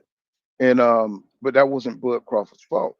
You know what I'm saying? I think Errol just, you know, he just dropped the ball, you know what I'm saying, on that. He just dropped the ball. When he was up, you know what I'm saying, he stayed up, but then when he was down, he fell all the way down. And I thought the rematch would have been the thing that showed us, you know, say what Errol Spence Jr. could really do. But I don't know. It's just like he just looked like he was just tired of it. They look like this generation, they're not committed to the sport the way the old guys were. Even when they took a bad loss, what I'm saying, they went and trained back up and they would come back stronger, even if they got beat. But even if they got beat, they came back stronger. But this generation here, once they get beat, it seems like it takes everything from them. You know what I'm saying? They don't have the tenacity. That's what I don't understand, Pool. Like, why are you losing one time in your career? Oh, like what's going on? Y'all can't lose a fight. Like, and I feel like this expectation that's put on black fighters to never lose and be undefeated. I don't think the fans realize that they're going against what they say they want. They quote unquote want the best to fight the best. But look how y'all respond when two best fighters fight and one lose. Look how y'all responding. Y'all discredit Yeah, these fighters' whole they call career they because they call lost that the one fight. Mayweather. They call that the Mayweather effect. Where fighters' stock goes down after they lose one fight. They go to the back of the line or something. When Danny Garcia lost to Keith Thurman, his stock went down. When he fought Porter and he lost, his stock went down. He fought Spence, what I'm saying, stock went down. What I'm saying, he became a journeyman. So, these fighters are trying to avoid that. They want the big money fights. And, what I'm saying, if people are not demanding to see you fight the best, then what I'm saying, they're afraid that they're not going to be able to make that kind of money. With the Turk, though, I think hopefully the Turk changes the game. You know what I'm saying? He could put He guys gonna and, change and it, all get right. He for sure he gonna well, I don't want him to change it change to it. that TOK shit. You know what I'm saying? Where, what I mean, like where he's just kind of, he's kind of organized boxing into this kind of cheap format where they got these little rinky-dink belts and stuff like that. I want to see where he got it now, where they're kind of like mercenaries, where he can make the fights with offering big money. If he can continue that, that'll be awesome. You know what I'm saying? But if he's trying to, if he's trying to take over boxing so it'll be centralized over there in Saudi Arabia, and then they start doing this little cheap network stuff, that's not good. Because I think I heard Paramount and CBS is behind that TKO crap. You know what I'm saying? And I think Dana White has a deal with those guys, so he can break into boxing and everything, and they're gonna get at least 450 people over there to get it going. So I mean, I don't know how good it's gonna be, but I think they're changing up the style a little bit of the arenas and stuff like that. But he's definitely gonna break in. I don't know how well they're gonna do, but right now I like the way the Turk is offering this money so we can get bigger fights and stuff. Nobody's talking about the David Benavidez yard fight. Everybody wants to That see fight the. is trash, Pool. There's nothing to Nobody talk give a. about, bro. I cannot stand Anthony Yard, bro. I cannot stand.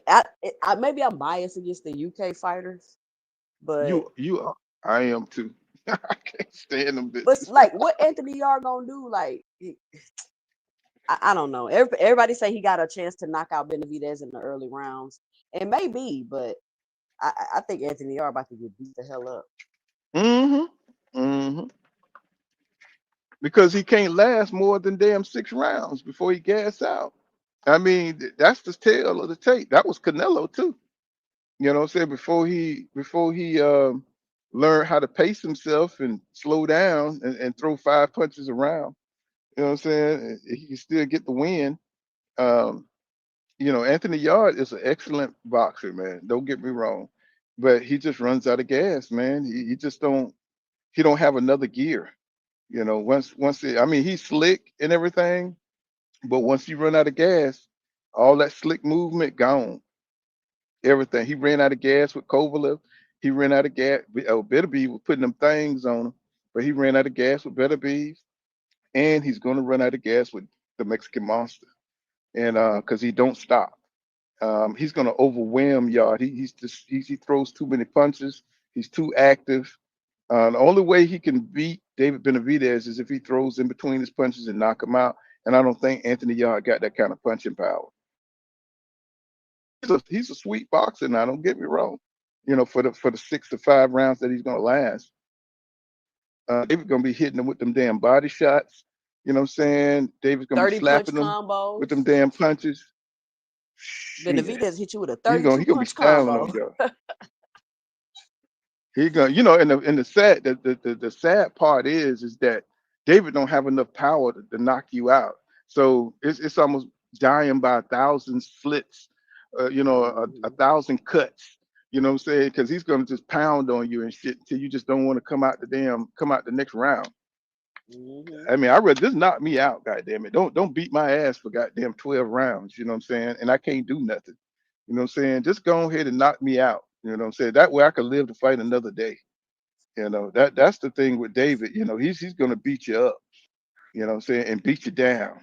And then he's gonna stand over you and shit. It's like, damn, But I can't wait to see David fight somebody like Bivol or Arthur Bill, but they don't seem like they're interested in fighting David right now. They wanna finish out their little trilogy, and maybe they'll give David an opportunity. But with Bivol back surgery, he said he's going to be back in 2026. But I don't know. I think there's an opening there for David to fight Arthur Beterbiev, and then I think Arthur Beterbiev fight got canceled unless they're going to put a replacement in there. That should be a quick little knockout for Beterbiev. Unless they put somebody in there that somebody like a David Morrell or somebody like that. You know, that'll be interesting. That'll be interesting. I don't know if he'd accept that fight, but I think Beterbiev still beat David Morrell ass right now. I don't think David Morrell ready. What I'm saying, even though he's an interesting prospect, but I don't think he's ready for the Beterbievs or Bivels or nothing like that. But I would like to see him replace the guy that canceled that Dion Nicholson. I think that's the guy that Arthur Beterbiev is supposed to fight on the Devin Haney on the yard card. Was it Devin Haney card? I think I can't remember. But he's supposed to fight on that card. We need to wash the sheets. I would love to see somebody good Y'all replace him. cleaning that room up today. You know what I'm saying? And your boy, what's going on with Brian Norman Jr. and Devin Haney? They are really going personal with this thing, ain't they? It's weird. I feel like I don't really know what's going on. I don't know why are the dads on the internet beefing so hard? Like They act y'all like are they not want to get fighting. it. They act like they want to get in the ring, don't it? I mean, I get it for entertainment purposes, promote the fight, but this seemed hella personal for some reason. Mm-hmm. I feel like Bill acting a little insecure in my opinion. Well, I think dude know how to hit. He's pretty good with the mouth and everything. Brian Norman Sr. And he's been I don't know what's that part, Mill City. He's been talking cash shit. Mill City is so Calling him messy. He like the man. Wendy Williams of boxing. What he said? He said you ain't. He said you. He said I think Bill said he was 50 and old in the streets or something like that. And Brian Norman said, no, you are not 50-year old. He said you went to prison and all this stuff. He was saying all this personal shit. That he went to prison for 5 years and missed his son being born. And I was like, wow. I was like, wow. I said they are really, somebody said that he's giving Bill Haney a taste of his own Well, medicine. Bill Haney talked about his dead mama. I mean, Oh, his dead, his dead mama or something like that. I was like, what is going on?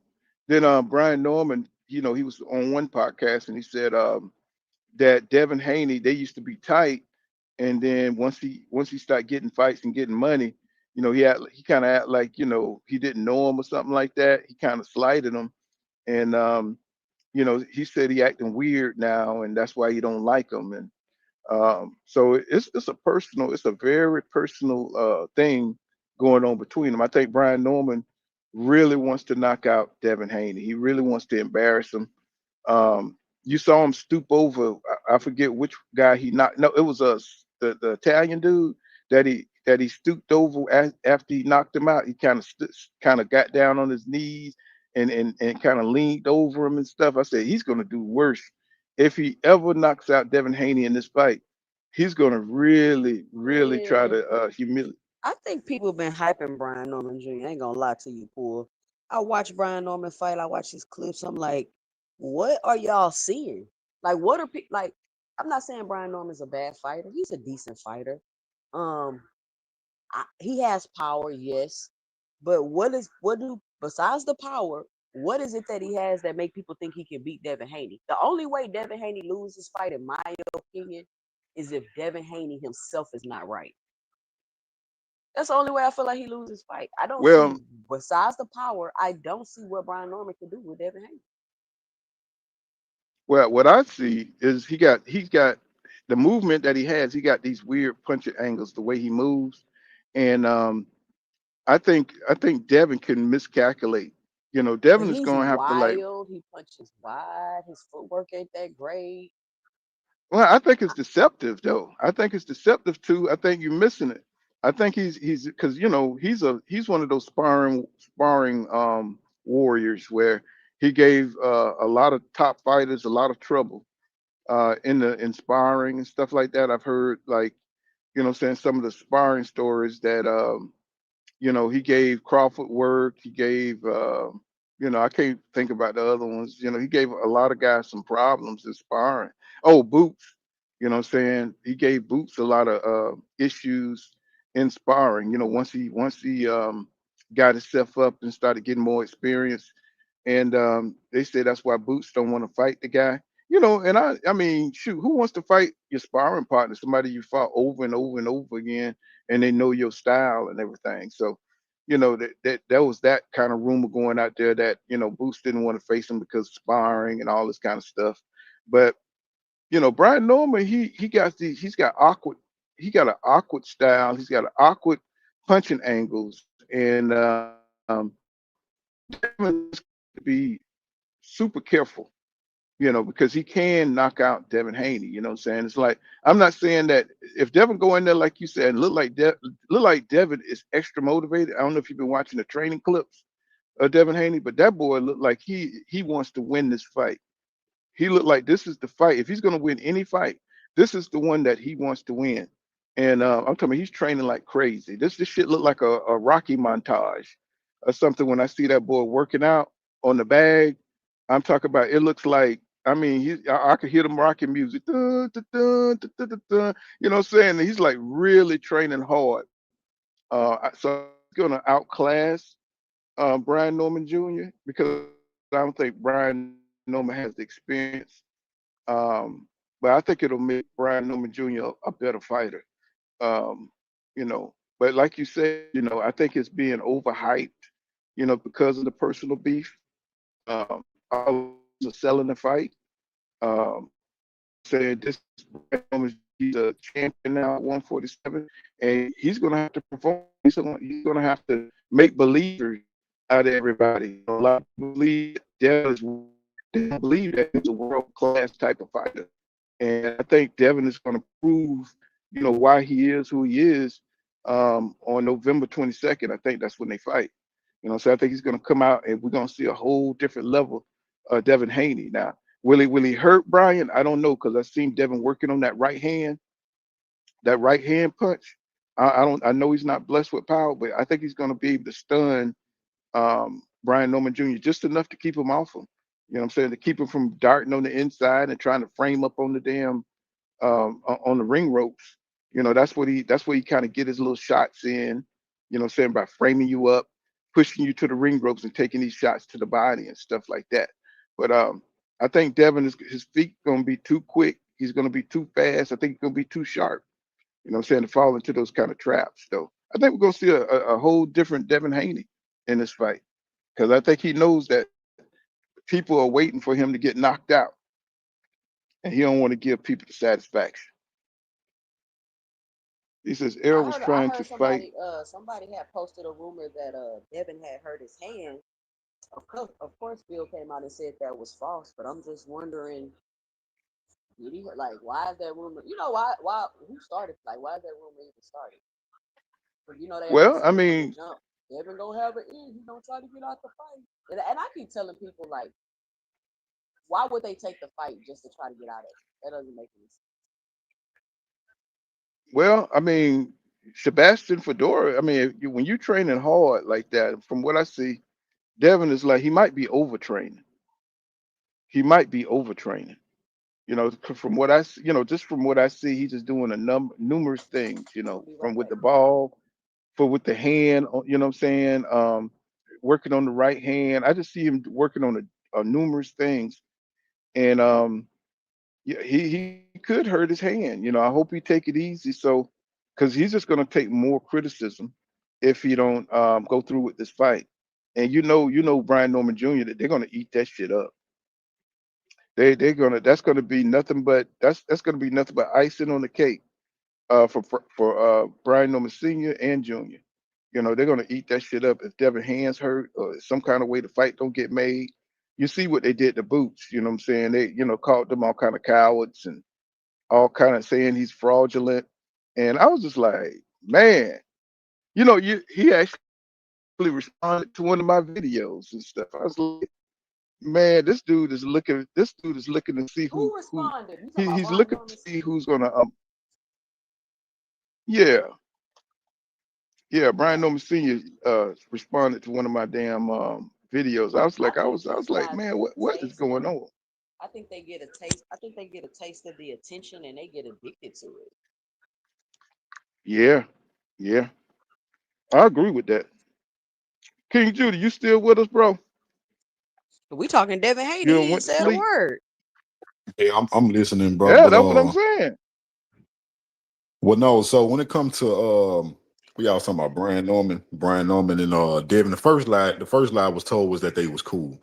From what Bill Haney said, and I'm gonna believe Bill Haney over Brian Norman because they lied first. The first lie that their family told me was when I was on listening to the Boxing Voice and when him and Bill first talked before the fight was even finalized. They both let it be known that they had been talking behind the scenes, right? We was the last ones to find out, but them two been knew that it was a possibility they was gonna fight each other. Because you remember that video where Brian Norman was jump roping watching Devin Haney fight versus Lomachenko. That happened months before the fight was even announced, but Brian Norman made sure to put that out there that he was watching and training for Devin Haney. And then Devin Haney gave it away when he said Brian Norman was ass out of nowhere. And y'all know Devin don't never just randomly insult another fighter that he not gonna fight. You know what I'm saying? That never happened. So they let me know that they was gonna fight. But I say all that to say this: by the time they got on the Boxing Voice, they was already arguing about stuff, letting me know that they had been talking behind the scenes. Because the first thing Brian Norman asked Bill was, how big the ring gonna be? So basically, he was saying they had already been talking about the ring size. Of course, the Normans want the ring smaller, the Haneys wanted bigger. So they let me know that was an argument they was having. But Bill Haney didn't answer him. All Bill Haney said was, "Did y'all sign up for drug testing yet?" Brian Norman didn't answer the first time. So he asked him again, what size the ring gonna be, Bill? He said, did y'all sign up for drug testing? He said, yeah, we signed up. He said, yeah, we signed up. We've been signed up. So what size the ring gonna be, Bill? Then Bill said, whatever size you want it. Like that. That's what Bill said. You know how Bill just be, he clapping back. Whatever size you want it, we gonna whoop you anyway. Only to come to find out that after the fight was signed, Bill had to go public in front of everybody and say, why is Brian Norman not in VADA testing yet?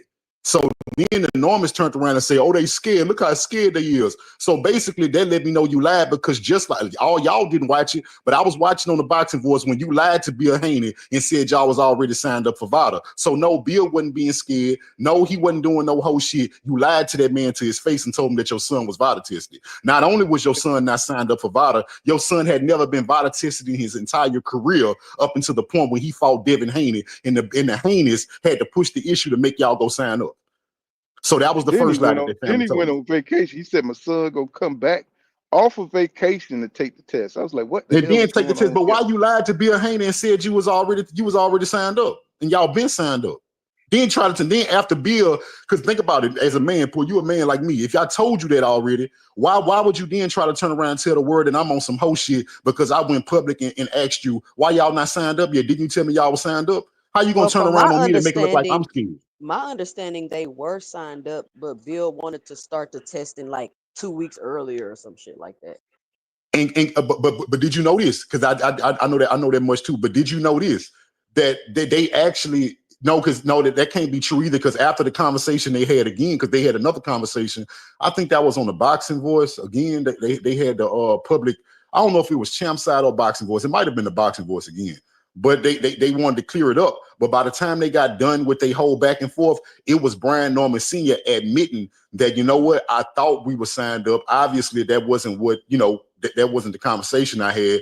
Bill told him, but you know, Bill been in this longer than Brian Norman as far as the business side. He told him exactly how to get in touch with Nevada and to set up the testing. And he said, you know what, when I get off the phone with you, I'm gonna do that. So you admitted that you was wrong in front of, after all that, you called Bill a liar, you said he was scared, but then you admitted that it was something wrong. It was something on y'all's side that prevented y'all from actually being signed up. So that was the first time I realized that family were lying. But to get back to what I was talking about, Poole, the fact that Brian Norman said that him and Devin was cool, Bill Haney came out and said, yeah, Brian Norman was in camp with us before, but we didn't know him. As a matter of fact, Devin didn't know him at all. Bill knew who Brian Norman was because Bill got to know Brian Norman Sr., but Devin didn't know Brian Norman Jr. at all. And this adds up to Devin Haney character, because nobody Devin ever been cool with has ever come out and said Devin act funny with them. When Devin was cool with Shakur, when Shakur didn't have a lot of money, Shakur was staying with the Haneys. Bill was giving Shakur is the one that acts funny with everybody. I was about to say that too, since that motherfucker there.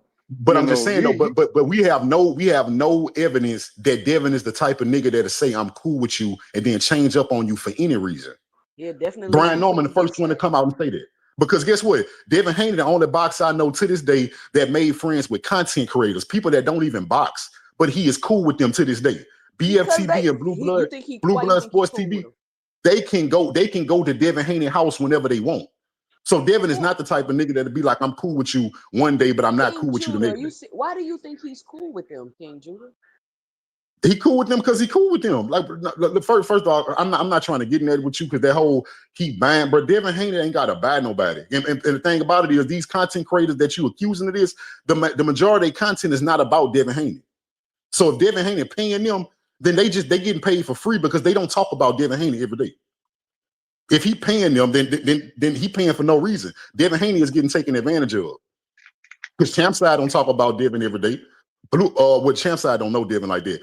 BFTB don't talk about Devin every day, and he don't talk about and Blue Blood don't talk about Devin every day.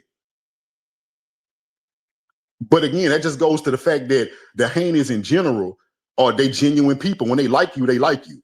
So this make me believe that the Normans is lying. You lying about being cool with Devin. Devin was never cool with you. He was never cool with you. As a matter of fact, I can go as far to say Devin might have been more cool with Ryan Garcia in real life than Brian Norman Jr. No, I don't understand that at all. Well, I think they grew up together. Yeah, I think they grew up together. And, yeah. Zay Judah says the reason he didn't do Valor was because honestly, bro, it's expensive, and his biggest payday problem helps with that. You know. I forgot. Let me get this all right quick. But 2 cents. I do know that the Haneys did want him to drug test earlier. But did you know that the Haneys offered to pay for that? So that didn't have to come out the Norman's pocket. The Haneys said, yeah, we want you to start testing early, and we gonna pay for it. So what's the problem? I mean, I don't see a problem. I'm not saying it's a problem, but I'm saying if I already signed up for testing and you want me to do it 2 weeks earlier, if I decline and disagree, I just decline and disagree because I've already signed up for what it was that we said we was gonna do. You're not about to come But they actually wasn't signed up though. They actually wasn't signed up. To be honest with you, they wasn't, because like I said, the conversation they had, it ended with Brian Norman said, I'm gonna get out when he got off the phone with Bill, what a live they was on. He said, as soon as I get off this live, I'm gonna go set it up the right way. Because whatever he did, they was not signed up. Okay, well, I mean, that's fine. He signed up the right way. I'm just saying from the story I heard, it just sounded like, oh yeah, you signed up. You know what I'm saying? He said Zay Judah said they still did it. I don't remember them taking the test early though. I remember them waiting. I was like, man, I hope this don't be a problem. You know what I'm saying? They waited. You know what I'm saying? Because he said they still did it. I don't think they did it early, because I remember them waiting it out. I didn't think it was going to be a problem. You know what I'm saying? But when they seemed like they were kind of reluctant, I was kind of worried that the fight wasn't going to happen, man. I was like, shit. Another lie, Paul. My bad. Let me get this, because I want y'all to know who the Normans really is. Another lie that the Normans told. You know, Brian Norman talk a lot, but he new to social media, so sometimes he put his foot in his mouth. He don't know exactly how to go off and make sure you covering yourself, even if you tell a lie. So you can catch him in lies good, because he not well versed on talking on social media yet. So the second lie he told, they asked him, it was about because I don't know if it was champ side. Somebody asked him straight up, like, but didn't your son, he didn't test for Sasaki either, right? He lied and said, yeah, we tested. Yeah, we tested for that fight because everybody kept trying to say they was insinuating that Brian Norman was a drug cheat. I never insinuated that, but I did state the facts that up until that point he wasn't VADA tested. And some people believe he wasn't tested at all for a lot of his fights. And it came out, they said, well, what about the Jin Sasaki fight? Because I forgot what content creator was asking me, because I heard it was no drug testing that fight. Brian Norman Sr. sat there and lied his ass off and said, yeah, it was drug testing. We was drug tested. But then you turn around later when it came out, when everybody knew y'all didn't drug test, y'all said, shit, see how brave, basically in so many words, they see how brave we is. We didn't even have drug tests in that fight, and we was willing to go to Japan. So you lied your ass off again. That's twice I heard you lie your ass off. You lied. Yeah. So why do you think this thing is just personal, or you think it's just promoting? You know what I'm saying? They promoting, bro. So they coming in, Paul. Think about it. When you coming in, somebody like a Brian Norman, where you know your son got some talent, he got explosive power, right? And you know one thing, the two things he did good, he had two salacious knockouts that put his name out there. He put his face in front of the world, right? But to maintain it, you got to stay in the media. So what Brian Norman, this why I don't like how he doing the heinous. All you doing is taking the heinous blueprint. You realize your son don't talk that much. He don't like to be in the cameras that much, but you do. So now you are the new Bill Haney. You're doing exactly what the Haneys did. And what you're doing is you're using the Haneys to build a fan base, because Brian Norman Jr. don't have a fan base. Your fan base is people that hate Devin Haney. But the smart move that you're making is you taking advantage of it. The same way Ryan Garcia knew, if I can come in overweight against any fighter, if I can take PEDs against any fighter and come out on top, it's gonna be Devin Haney because of how much the world hate him. This is the same thing the Norm is doing. They is jumping on the fact that the world hate Devin, so it don't matter how much I lie on the heinous. It don't matter how much I get caught in lies. At the end of the day, the finger gonna always end up getting pointed at the heinous. And the whole time before this build up of this fight, I can build my son off the hate of Devin Haney, and that's exactly what they doing. That's why it don't matter what lie they come up with. That's why, bro, this nigga just gave you a fake story about how him and Devin was cool. They trying to build a narrative, something that people can grab onto to watch this fight. You don't know Devin, nigga. You don't know this man. So let's look at a hypothetical situation. So what happens if Brian Norman knocks out Devin Haney? What does that look like, man, for Devin Haney? Well, for Devin, man, that's gonna be a major setback for Devin. That's gonna set Devin back. Even if Devin wanted to continue to try to get back on top, that'll set him back a year and a half. He'll be 4 or 5 fights separated from him getting his respect back if he get knocked out. That means even if Devin go on a tear, fighting good fighters, winning, even having 1 or 2 knockouts in between, that knockout will set him back a year and a half, 4 or 5 fights, right? For Brian Norman, that's gonna catapult him. He's gonna be the best fighter at 147. He's gonna be the nigga that a lot of people believe Boots ran from, and he's gonna be the nigga that finally knocked Devin Haney out. They gonna love him because he the nigga that let them see Devin get knocked down and not get up. He gonna be loved for a short period of time, because I'm telling y'all what's gonna happen after that. What's gonna happen after that is what I believe is gonna happen regardless. But it's gonna happen more so if Brian Norman lose, because the next man up for top rank is Abdullah Mason. And they gonna feed Brian Norman Jr. to Abdullah Mason, because Abdullah Mason got the size and height. Yeah. They said that dude Sam Nook ain't no joke. They said that dude Sam Nook. I haven't looked him up yet, but they said that dude Sam Nook is coming to win, bro. They said, I heard he bigger than Mason too. That's the first time Mason gonna be in a ring with somebody that's actually physically bigger than him. That dude, he taller than Mason, and he got more mass than Mason. So this is gonna be the first time he actually fighting somebody bigger. But I do believe Mason gonna win. I believe Mason is the next man up as far as phenomenal fighters. But I also think that top rank is gonna feed Brian Norman Jr. to Mason at some point, because I think at some point Mason body gonna fill out to the point where him and Brian Norman gonna be in the same weight class at some point. And at that point, they gonna feed Brian Norman Jr. to Mason, because Mason gonna be the bigger name. Now, knocking out Devin gonna help Brian Norman a lot. Now, top rank may decide to ride off the fame that Brian Norman and get out of knocking Devin out. So I don't know. Now let's look at it on the other side. What if Devin beats Brian Norman Jr.? Because you got Marius Barrios still out there. You know what I'm saying? And look like that's probably the biggest fight I see. You know what I'm saying? 147. Yeah. If Devin beats Brian Norman, what do you think happens for Devin? Yeah, so if Devin beat Brian Norman Jr., right, which most likely we know it's going to be about a decision, right, whether it's unanimous or majority. Right. But Devin, in the world of boxing, like the boxing world, media pundits and his peers, I believe a lot of them gonna respect Devin. Like even the ones that you done heard over the years who've been shitting on Devin, a lot of them gonna start to respect Devin more publicly if he pull this fight off. I think they're gonna give him that respect, especially other black fighters, more so than anything. But the fan bases, the people that hated Devin still gonna hate Devin. They're gonna hate him even more. They're gonna say Brian Norman Jr. wasn't shit.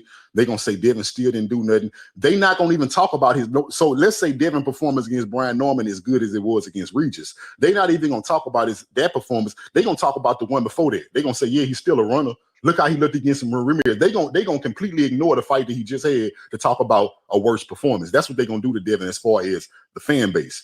Now, what's going to happen to Devin in his career personally, Devin is going to pick up where he left off before he had that whole debacle with Ryan Garcia. Devin is going to be in the driver's seat again in his career, and he's going to be one of the biggest names in boxing again. Devin is already his own promoter. Turkey is not only going to continue to work with Devin, but he'll put Devin in more fights, especially if Devin give him something to look at. I think Turkey know that Devin not going to be the type of fighter that's going to sit still and trade, but I think Turkey is more satisfied if Devin do engage a little more, right? So I think Devin gonna be in a driver's seat. He gonna be a 3-weight division. He gonna have beaten the best fighter at 147, and he is gonna be the new best fighter at 147. 3-weight champion. That means anybody from 147 up to 154. Let's say for whatever reason Devin want to go up there, he gonna have his pick of the litter. Whoever he want is gonna be enough money on the table to fight Devin, and Devin's cachet and his name gonna be big enough to entice any fight he want. So Devin is gonna be in a clear driver's seat. If he comfortable at 147, he may push the unified belts there. You know what I mean? But if he's still bigger than what we think he is, and 154 is the next stop, he may go to 154. I don't know yet because I'm a Devin Haney fan, but I'm not going to tell you because I don't know 154 like that. I'm not going to tell you that Devin is a rush to go tangle with Jamel Charlo, and them other monsters up there. He may decide to stay at 147, unify there, and dominate that division until he see weakness at the next division. That's the honest God truth. But the truth of the matter is, beating Brian Norman Jr. gonna put Devin back in the driver's seat, and he's gonna be a top 3 fighter in terms of cachet, resume, and power in boxing. It's gonna be David Benavidez, Devin Haney, and if Canelo and Crawford still around, of course, them. But I'm just talking about people after them. It's gonna be like David Benavidez and Devin gonna be running boxing outside of Crawford and outside of Canelo. And I don't think now this is something I disagree. I think until he fights Ryan Garcia again, I think he's got to fight that fight. I think he's got to get that. I mean, even before he fight Mario, after this fight, let's say he goes out there and he dominates, get a unanimous decision on Brian Norman Jr. I think he's got to fight Ryan Garcia. I think that should be his next fight, and then I think his name would take off because I think a lot of this hate that he's getting. I think if he goes back and beat Ryan Garcia, I think he'll get a lot of his respect back, and I think he'll be back where he was before he lost to Ryan Garcia. Because you can see what Ryan looked like, you know what I'm saying, against Rowley. You know what I'm saying? You can see what he looked like. You know what I'm saying? He's not the same with that stuff in him. You know what I'm saying? He didn't have the same energy, he didn't have the same power. You know what I'm saying? You know what I'm saying? Rowley is a terrible technician as a fighter. So against a even playing field against Devin Haney, I think he'll lose in another unanimous kind of decision. And I think that Devin will get his respect back. I think he need to do that first before he goes on to any other champions, you know, some Marius Warriors, whoever, you know what I'm saying, that's at 147. He need to take care of that business, man. And he's definitely got to look good against Brian Norman Jr.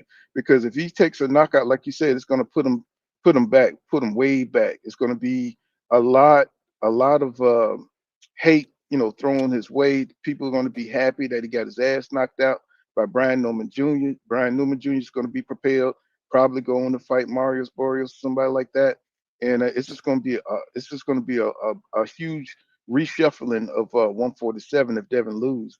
Now, if he wins, you know what I'm saying, he must fight Ryan Garcia. He's got to get that fight. You know what I'm saying? I don't see no way around it. All these guys that's trying to get around these rematches. You know what I'm saying? He needs to go directly to Ryan. He shouldn't be shaking his hand. He need to go in there on some revenge type shit. You know what I'm saying? To gain his respect. And I think Devin Haney will be okay. But he got a couple of obstacles here to get around. You know what I'm saying? And he need to focus. And I like how focused he is right now. You know what I'm saying? Because it look like he's on some Rocky shit. I told you about the montage. Every time I see him train, hopefully he don't overtrain, and hopefully he'll, get in there and make a good fight of it. You know what I'm saying? And maybe they could do it again. Maybe it might be a close fight to where they could run it back. You know what I'm saying? I can't even call it right now. You know what I'm saying? It's like right now these boys are so neck and neck with the energy. It's around this fight. It's bigger than the David Benavidez and Yachty fight. I don't think nobody's been talking about that fight. Everybody's been talking about this Devin Haney fight. He says Dev and B Norman both have something to gain from this fight if either is victorious. Of course, Felix, what's up? Nunez says, you guys think Tank really going to retire? Is he not going to what BW an option or between going to what's that BW? I'm old. See, He said you guys is he not going to uh BW an option. be What's worth? that? I think Oh, that's be be worth worth an an option. option. I guess that's what he's Okay, trying to y'all say. know I'm old. I don't keep up with all these goddamn acronyms and shit. But yeah, Tank. I think Tank just going through a phase. You know what I'm saying? But if he comes back, don't expect him to fight Shakur Stevenson or nobody like that. You know what I'm saying? Tank gonna do what he want to do. Um, I just think he just don't right now. He's just kind of done with boxing. He just kind of want to make his money, and I guess he'll test out his options. Tank can still fight anybody he wants, but he got to want it. We can't want it for Tank. He's got to want it for himself. I think he did a lot of damage to his reputation. You know, going after the fans and everything. Right. But I do think Tank is in a precarious place right now. Right now he's going after the big bucks. If he come back and he don't fight Lamont Roach, it's going to look bad for him, man. You know what I'm saying? It's like we don't know what Tank. He got all the options in the world. He's still the face of boxing. Um, but he's doing damage to his own career. He's sabotaging himself, and right now he's just kind of short-sighted, looking at the money. Like I said, if he would have fought Lamont Roach before he took this fight, I don't think anybody would have had a problem with it.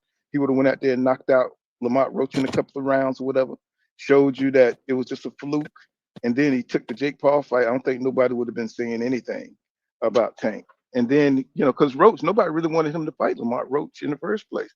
Nobody knew who Lamont Roach was. He knew who he was, but nobody else wanted that fight. And then for the fight to turn out the way it was, and then for him to have this kind of attitude, he just kind of doing himself a disservice, right?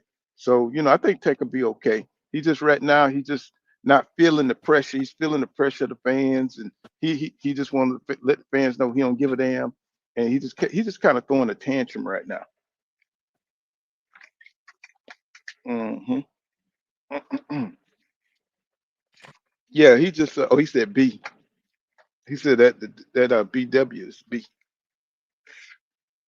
He says Adam says why are we letting a lady with 17 fights call herself the GOAT?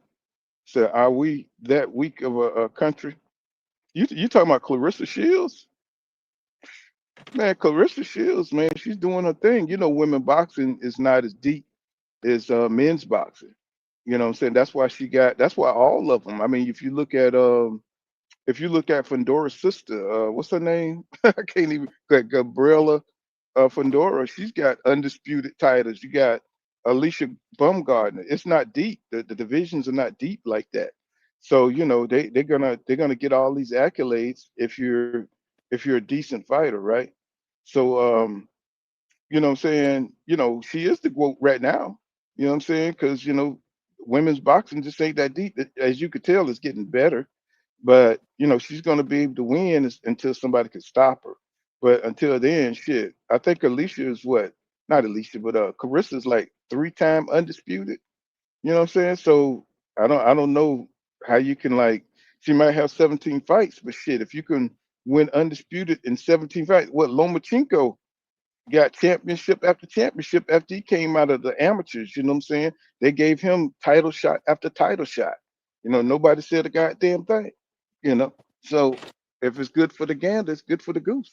So let her rack up until she run into somebody that give her a good challenge and stuff.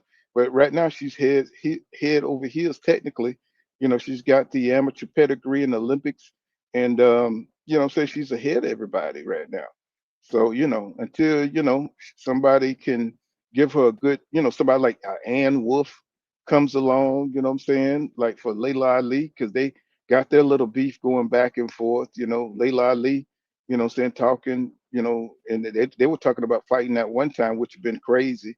But what I'm saying, I think a lot of people just don't like Carissa because she talks a lot of shit.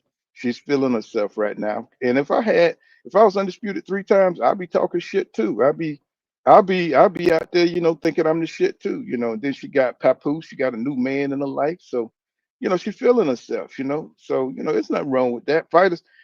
All fighters, should have that kind of swag, you know what I'm saying? And, that way it gets you through, you know saying until you fight, that one fight, that fighter that's gonna take you to the task. And I think it's coming for her because she's getting older, and women boxing is getting more competitive. So, what I'm saying, until she run into that, she's gonna have all the accolades. So she is the GOAT right now. You know. He said, "Oh, I hear you, Felix. Ain't no sweat, bro. What I'm saying, ain't no biggie. I was just trying to figure out what you were saying. That's all. You know. But shit, nobody's talking about David Benavidez, man. That's my man. Mr. Monster's my shit, bro. You know what I'm saying? And I want to see him get, all the fights that he need to get at 175. He's got that deal with the Turk. If he makes it through, that he'll be fighting Ja Obatea up at cruiserweight. You know what I'm saying? That's the fight they're trying to build up.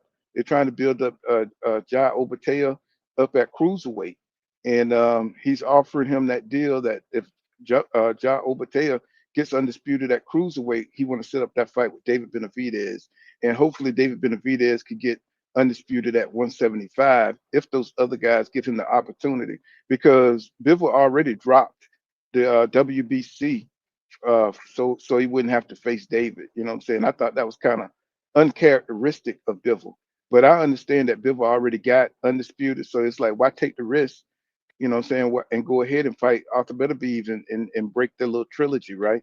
So that makes a lot of sense. I don't think Bivol is afraid of David, but he got unfinished business with Arthur Beterbiev. So I understand that, you know what I'm saying? So, he dropped the belt so David, can have him a little accolade, throw him a little crumb, and put him and postpone that.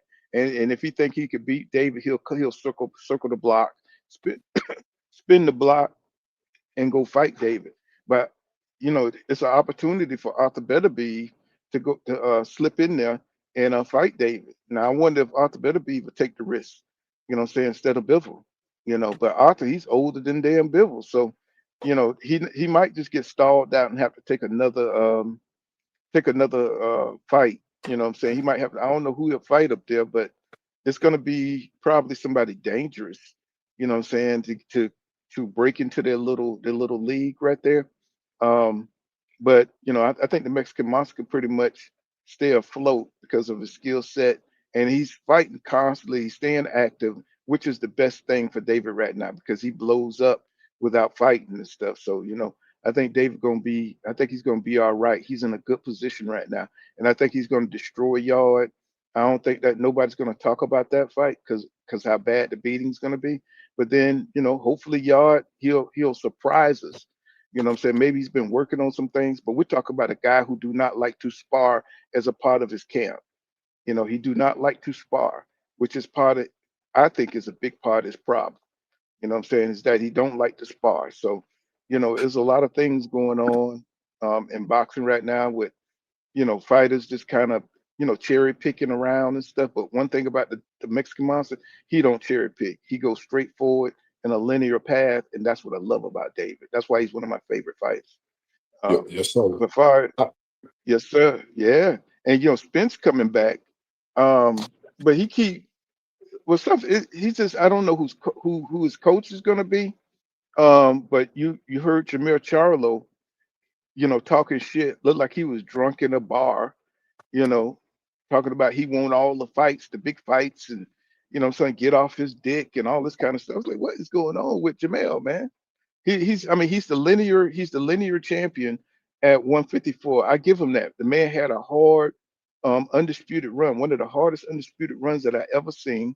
And I think that people, because he lost to Canelo, people, the way he lost to Canelo, people are not putting respect on Jamel Charlo's name. Um, but he deserves a lot of respect, even though he lost to Canelo. That wasn't his weight class, y'all. Let me repeat myself. That was not his weight class. Okay, he got beat by Canelo. Okay, so he's back at 154, and he can fight any of those guys. I don't know. He's been away for 2 years, so I don't know exactly who he could beat. But with his skill set, if he get his skill set back to where it was, I think he could deal with any of them. You know, I think him and Boots would be, man. That would be, ooh, man, that'd be like Castano. That'd be like him and Castano, man. That rocked out. That was a hell of a couple of fights. If he could get Boots in the ring, and Boots called them out. He said he called him a cub, a baby cub, or something. He called him. He said, shit, he heard him calling him out. Boots said he want that fight too. So I was like, damn. And I said, that's why I like Boots. You know what I'm saying? I was like, hey, talk your shit, young man.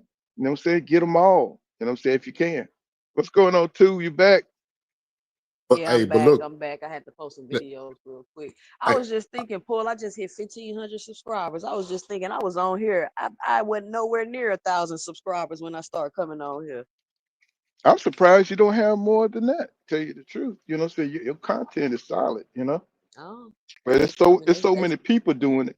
There's so many people hmm in the boxing community now. It's just kind of like, you know, when Well, I a lot started, of them be when buying subs, is what I've realized. yeah. Well, A they, lot of they them be still buying do subs. that. Yeah, yeah. Well, I think it's just so many boxing channels now.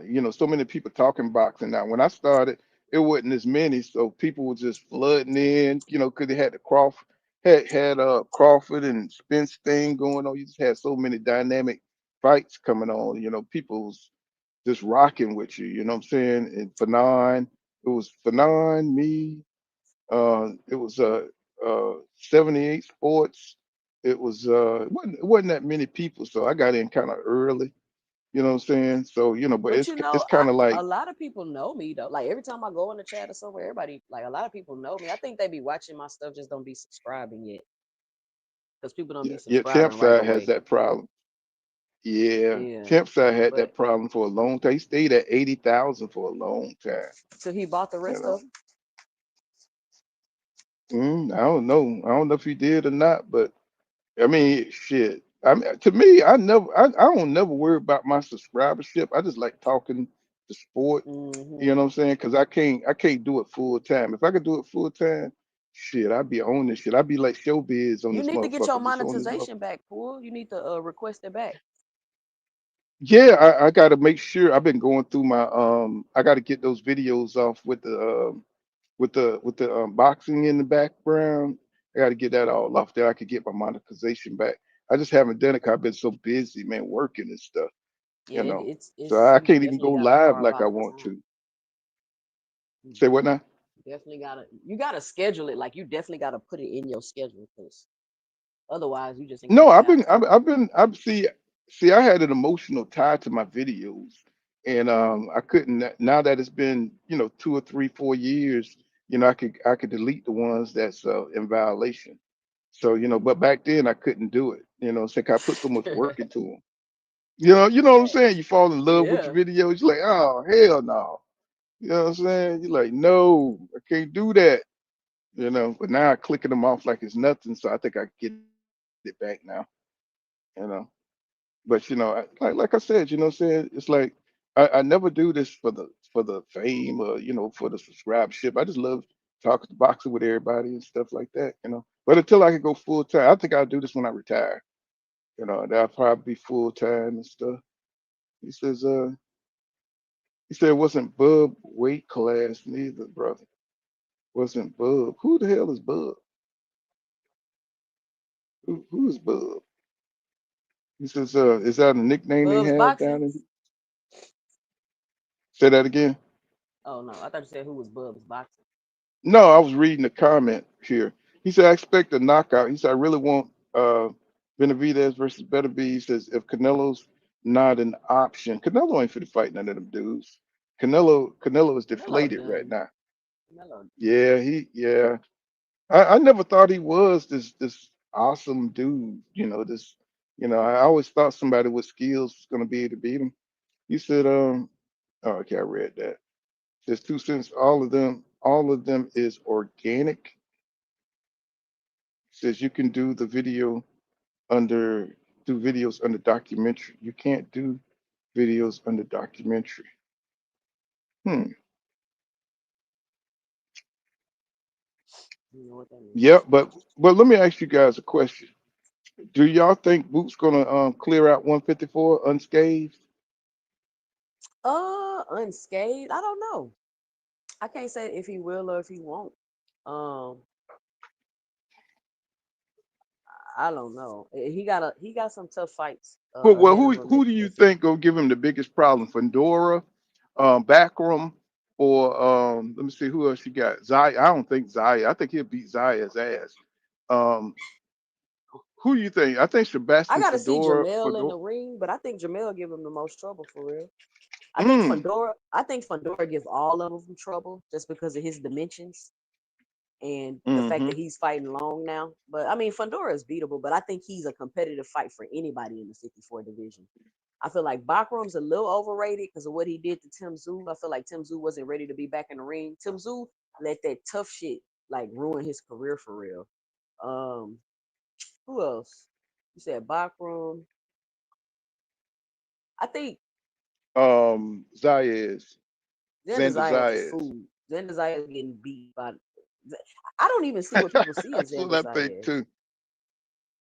He's a decent fighter, but I I don't think mean, I he's was not beating no other I was champion at listening to 54. boxing talk.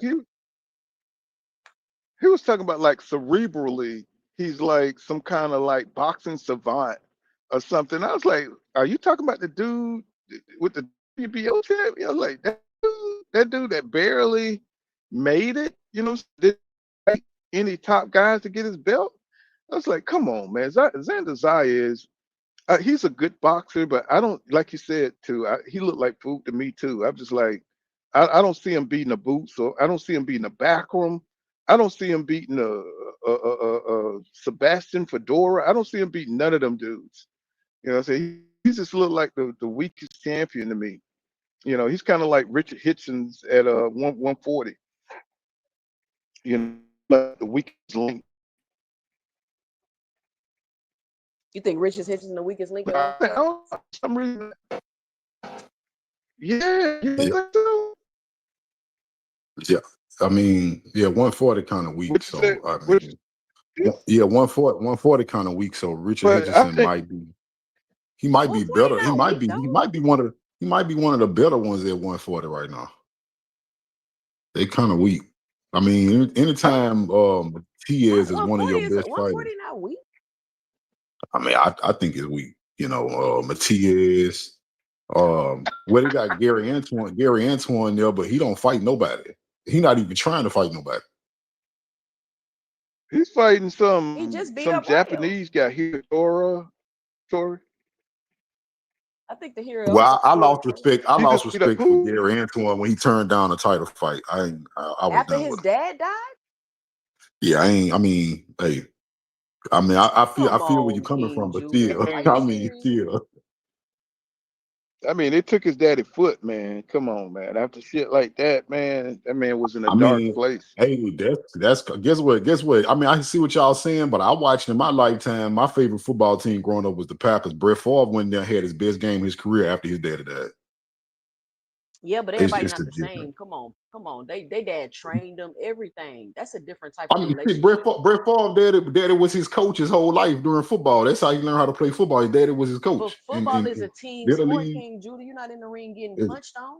But this the quarterback too. So when you talk about cerebrally shit, his mind is at work more than everybody else on the field. So I don't know. I mean, I don't. To me, that's not a reason for me to think that you just turn down title fights and I'm still gonna be a fan.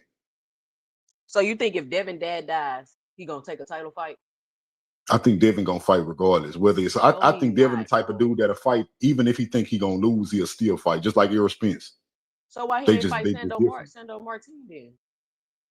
He what? Why he ain't fight Sando Martin? Shit, I don't know who he fought instead of Sandor Martin. Nobody. He dropped his belt. At what weight class? What you talking about? What weight class He that was was? supposed to fight 140? Sando Martin. Was that at and 140? Yeah. And he decided to fight Ryan Garcia, right? No, this is after the Ryan Garcia fight. He was supposed to fight Sando Martin. He dropped his belt. Went to champion. So he moved up. He moved up because he couldn't make the weight no more. Sando Martin ain't at 140? Was that 35? No, that had to be 140. But you That was saying why he 140. did it? Exactly. You saying why he did it? But you also know that Devin Haney is not fighting at his correct weight class. So when he move up, it's because he's too big for the weight class. But that's the same criticism he got. He got criticism for staying at a smaller weight class, calling him a weight bully. But he also getting criticized We're not gonna do for that. moving He up. fought at 140. You also He fought the criticize, champion. yeah. He was supposed to defend And his he was belt. too, and he moved up. He didn't stay at 140. He moved up. He moved up. All right. Okay. But y'all say see, Devin fight this thing everybody. about it. He ain't fight Sando Martin. He dropped his belt. But because you fishing for something that don't even make sense. Because when he was at 140, he was willing to fight somebody better than Sandor Martin when he tried to fight Matias. Y'all say he better than Sandor Martin.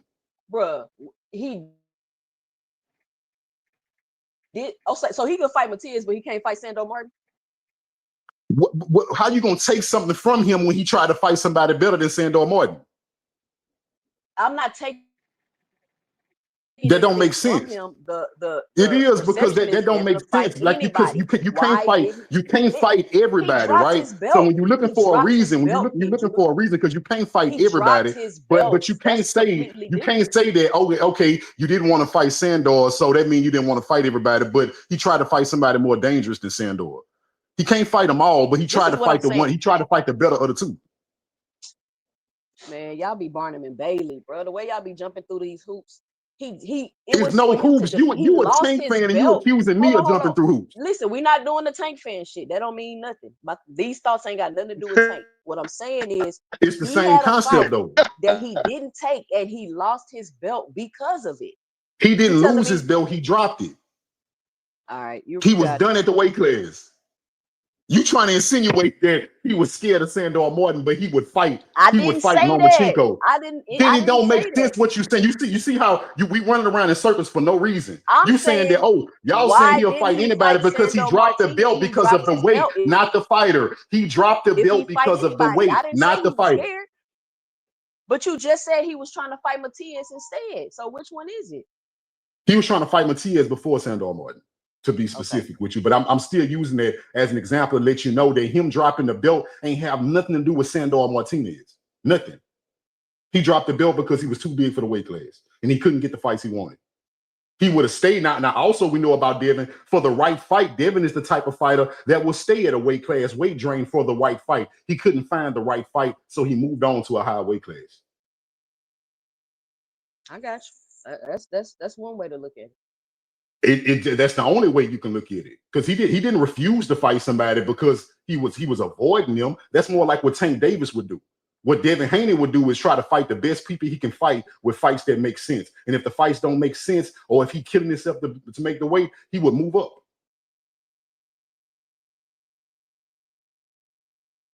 Okay. I just was asking, like, a bigger question that nobody want to talk about, but they like to defend is why didn't Shakur just fight Devin for his biggest payday and a chance at undisputed instead of trying to squeeze out more money by taking the negotiations outside of the Haney's, the A side in the conversation?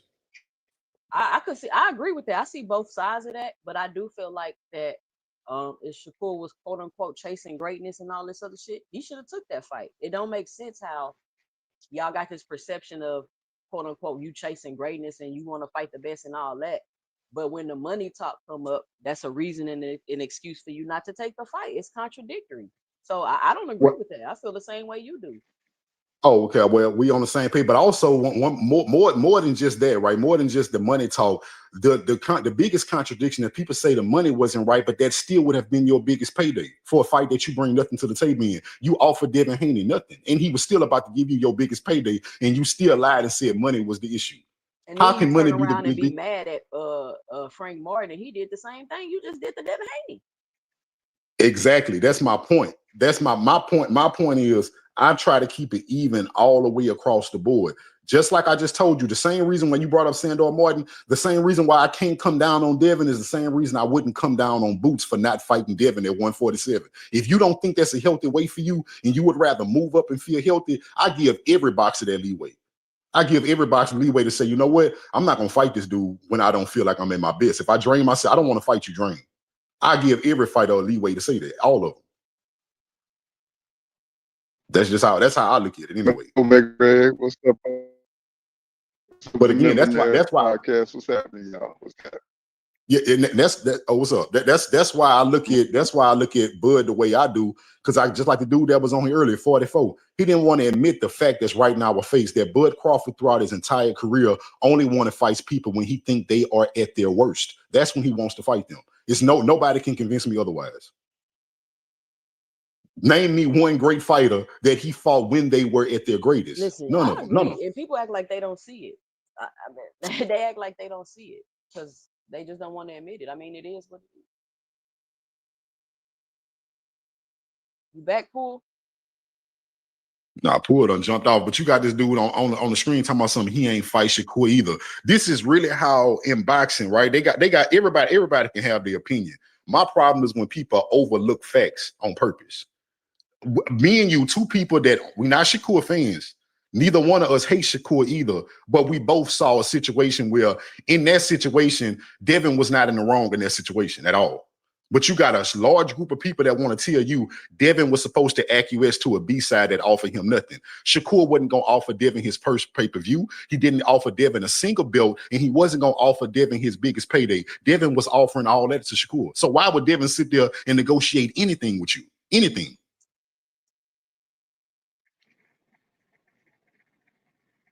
Yeah, I agree. And then turn around and be mad at Frank Martin for the same thing you just did. These boxers, they seem real entitled, man, and they seem to think that things don't apply to them and it applies to everybody else. I don't. And that's the part I don't like. That's not my. They all like that. I don't know what that dude 44. I don't know how he felt about Shakur, but you remember he made that statement that Boots said that he can still make the weight at 147. Yeah. He said that before. I would love to know how he feel about Shakur leaving 130, losing his belts on the scale because he got too big, but then getting to 135 and saying, yeah, I can go back to 130 whenever I want. I can still make that weight. I would love to know how he feel about that. I just wonder what's going on with this Teofimo Lopez and Shakur fight. You know, it's like shit, I saw Blue Blood post. I don't know. I'm not paying no attention to it till I hear a fight announcement. I saw Blue Blood post something saying that T.O.'s supposed to be fighting Pacquiao. Now, you know that could just be speculation, but that was out there. I'm guessing that's something that's out there. I bet you that's what got this damn fight held up. He want that name. He want that Pacquiao name. You know what I'm saying? That's why I hate when these old motherfuckers come back. You know what I'm saying? I hate that shit when Floyd and then all these they come back, they mess up the whole game, man. You know what I'm saying? We trying to get these young fellas to get in there and fight. Then you got some old crusty, relic come back. You know what I'm saying? It's like he lost that fight to Mario Barrios. You know what I'm saying? He in the damn way. You know what I'm saying? Give that motherfucker a bowl of rice and move the fuck over. You know what I'm saying? Your time is over. You was a great champion and all that, but right now you just in the goddamn way. I'm tired of Pacquiao. It's like this motherfucker gonna be coming back when he got them 86 years old and shit. You know what I'm saying? It's like I'm tired of it, bro. It's like we need to see these young guys get it in, man. It's like he's just. But did y'all really, honestly, bro? Because I fuck with both of y'all. You and 2 Cents. Did y'all really think T.O. was gonna fight Shakur Stevens? Man, I was hoping, man. I'm hoping, because he be on such bullshit, man. That dude is so full of shit. It's like I can't stand to look at it. Man, I can't stand to look at him too. I mean, I like his skills and everything, man, but he's just so full of shit. He love being a celebrity. I'm super You remember Tio. when the motherfucker came out with his belts and shit with Canelo won that fight? I was like, dude, this shit is lame as fuck, bro. I was like, bro, this shit was the lamest shit I ever seen in boxing history. I was Tio like, just he not go, it. Tio just not it. I'm gonna be honest with you. Like, you know who had a good take on all of this? She was a lit bias, but Clarissa Shields. When she was like, she called Tank a punk. She said he was a punk. I gotta agree with her on that, right? She said Shakur fight anybody. I slightly disagree with her on that. But she said Tio, but she said Tank can beat everybody. She said he's scary, but he got the skills to beat everybody. I agree with that. But I then she agree with said that Tio. too. She say Mhm. Tio don't have the skills to mess with Tank and probably not Shakur either. And I agree with her. She said Devin to fight everybody, and I think she said Bud to fight everybody. She's basically said Shakur and Bud with the two that'll fight anybody. I still disagree with her because Bud showed me he won't fight everybody, especially when they're at their best. I don't care what nobody say. I'm gonna stand on that hill, bro, till I'm old and gray. I watch Bud Crawford avoid people at their best. He did not fight them when they was at their best, even when he had the opportunity to do so. Because even with Errol Spence, when he first moved to 147, you had the belt. And Bomac admitted that y'all could have went for Errol Spence, but y'all went a different direction when y'all first got to 147 to get another belt. I think it was Jeff Horn, if I'm not mistaken. So y'all had these opportunities and y'all didn't take them. So you didn't want to fight Errol Spence until you saw him go through a fucking windshield. That's when you wanted to fight him.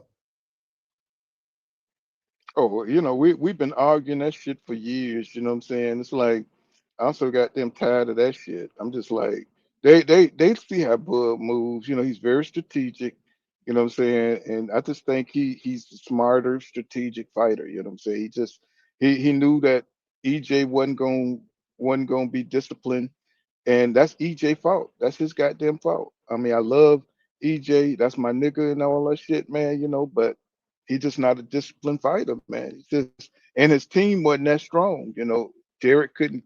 Derek just not the kind of coach. He just like he's a coach for the money. And it's like looking at how their relationship just kind of deteriorated. It's just sad, man. It's like Yeah, I you saw a right. post the other day. They was talking about the PBC is a graveyard, and I was just like, oh wow. And you know what I'm saying? It's like So they all say what? now I was about to say, bro, when you brought up that Derrick James situation, bro, I wanted to kind of build on that a little bit because I don't think people realize how Derrick James fooled us. We love Derrick James, bro. We thought he was the greatest, bro. But like you said, at the end of the day, what you found out is Derrick James don't give a damn whether his fighters lose or win or not. He just want that check. Bro, he showed that when Ryan lost, when AJ lost, and when Errol Spence supposed to be his biggest prize, his pride and joy of a fighter. When he lost, bro, it was always like, well, that's them. That's not me. As long as I get my money, I don't care what happened with them. And Right, that, bro, that right. that kind of And then that I'm kind gonna of tell you surprised after me, bro. I'm gonna tell you the biggest thing that happened after he lost to Crawford was how did he console EJ? Did he console EJ at all after the fight? You know what I'm saying? How was that mending, what I'm saying, between the two? You know what I'm saying? I don't think they had that kind of relationship, tell you the truth. You know what I'm saying? And I think that was the difference, what I'm saying. Crawford got all, he had a stronger team. And like I was saying, G5 used to always say, what I'm saying, a fighter ain't no stronger than the team that he's with. So I believe that, what I'm saying. He says, what I hate about boxing 10 years from now, somebody is going to be defending Pac-Man on to your resume. Ain't that some bullshit? He says, aircraft carrier, what's up, bro? He said, he's blaming Bud for people not being. No, I don't blame. I just think Bud is just more disciplined. He got a stronger team to keep him on point. He says now he's blaming Derrick James. I think Derrick James is part of the problem. You know, Uh, I think he's they part of talk the about problem. they talking about me, Paul. They talking about me when I was saying that Bud Crawford was opportunistic. But what they missing is I'm not making no excuse for Errol Spence losing because this is not just about Errol Spence. I'm telling you that Crawford never fight. He never fought nobody in their prime. Nobody. He Can't didn't do that. fight. I've been saying that. I've been Yeah, saying he didn't this. fight Kell Brook in his prime. He didn't fight Sean Sean Porter. Porter in his prime. He didn't even fight Amir Khan in his prime. And He he didn't didn't fight fight Earl Spence Canelo in in his his prime. prime. And he didn't fight Errol Spence in his prime. There is no great fighter of mention that Terrence Crawford has ever fought when they were in their prime. Nobody. What do we The think? only the Maybe only person you Gamboa. could say the only I was just about to say that. I was just about to say that. Who you about to say? I Jeff was like, Horn. that's probably Jeff Horn. Oh my God, stop. Stop playing. That bro, do y'all remember? Let me say this. Do y'all remember before Crawford actually had the good names on his resume, like the Kell Brooks, like the Sean Porters, like the Errol Spencers? Do y'all remember when his fans was living off him beating Victor Postal? That let you know the type of fighter y'all was rooting for. Y'all kept saying, well, he beat Postal. He beat Postal. He beat Jeff Horn. That let you know this nigga wasn't fighting nobody. And when he did when he did start fighting the big names, he waited until they were past their primes before he even fought the names he fought. But King Judah, these the same people criticizing Boots. Right. But that's what I was talking about too. I was like, how can they do the same thing to Boots that they said was done to Crawford? You know what I'm saying? It's like, you know what I mean? It's like, but I think what it is that since Boots want to fight, everybody's putting Boots' name with Crawford, so they're afraid of that potential fight. And to me, with Crawford being 38, it don't resonate as much as if he was like 33 or 28. Because if he goes out there and get his ass beat by Boots, you're beating an old man. You know what I'm saying? So Well, not to let Crawford get Crawford off credit the for hook. beating people like they prime. Yeah, I mean, yeah, from them, from Bud Crawford fans, but I see what it is. You know what I'm saying? I see it for what it is. You know what I'm saying? But Crawford is a different type of fighter. He preserves himself. He don't go out there and go through the gauntlet like everybody else. He takes strategic. He takes a year off. He prepares himself like he's supposed to do. And this ain't like the old days where fighters used to fight, every month, every week, every other week, and all this kind of shit. You know what I'm saying? You got to know your body. I think Crawford is just a strategic type dude. I mean, it just is what it is. He's more strategic than these other guys. Junior is an old cowboy. He thinks Mm-hmm. he can ram through shit and stay the same. You can't. You got to be more strategic. You got to take your rest. You got to take your break. You know what I'm saying? And that's how these guys are moving now. So the game has changed. And I think Crawford, he peaked the game and that's how he moved. So, you know, you know. Every time somebody starts speaking Every facts time you about say Bud, something, it's not hate. I was just about to. Right, right. They, I'm they, in they your be head they be today, going Pooh. from I'm in channel your to head. channel listening. Yeah, damn it. It's like but I've been going through this shit forever about Bud. They know that. That's why they got these blue. That's why they that's why they got these blue colors on their thing, because we've been arguing about this shit for fucking 5, 6 years and shit. You know. I I mean, this respect these facts are guys. facts. They they love Bud, but they know they boxing, so what I'm saying. I don't hold nothing. I don't hold nothing against. If you like a certain fighter, I don't hold it against you. You know what I'm saying. But I just got my opinions. You got yours. He says they act like Bud is a younger fighter, stalking old fighters. He said Bud's usually older than his opponents, but he's a well preserved fighter because he only fights once a year. You know what I'm saying. He only strategically fights. You know what I'm saying. While everybody else, what I'm saying, is trying to go for belts, and they're But trying to, go through the this gauntlet. this is what That. people don't want to Mhm. acknowledge, Pooh. And I don't listen. Terrence Crawford is a genius. I don't take nothing away from him. But you're not getting 5 division champion, 3-time undisputed if you didn't strategize. You're not getting that. You don't just come up on that like that. You have to have a backing and you have to have a strategy. Y'all think that Boots Ennis is gonna be able to go 3-time undisputed? No, he's not. Was Not if he Because goes he's to the not he's not strategizing like, huh? right. Right, and let me say this, y'all. So the dude that was saying that well, y'all act like Bud wasn't older, they fail to realize that primes really don't. Most of the time, it has something to do with age. That's not always the case. Everybody hit their prime at a different age. Some people maintain their prime longer. Also, some people can be in their prime well into their mid-30s, while other people cap out in their mid-20s. Mike Tyson capped out in his prime in his mid-20s. He did not carry his prime into his 30s like a Muhammad Ali or a Floyd Mayweather. He didn't do it that way. So you, And you then can't just sit up there and say that because Bud is older than all his opponents, that means that he didn't fight them past their primes. Well, their prime capped out earlier than his did. That's all that means.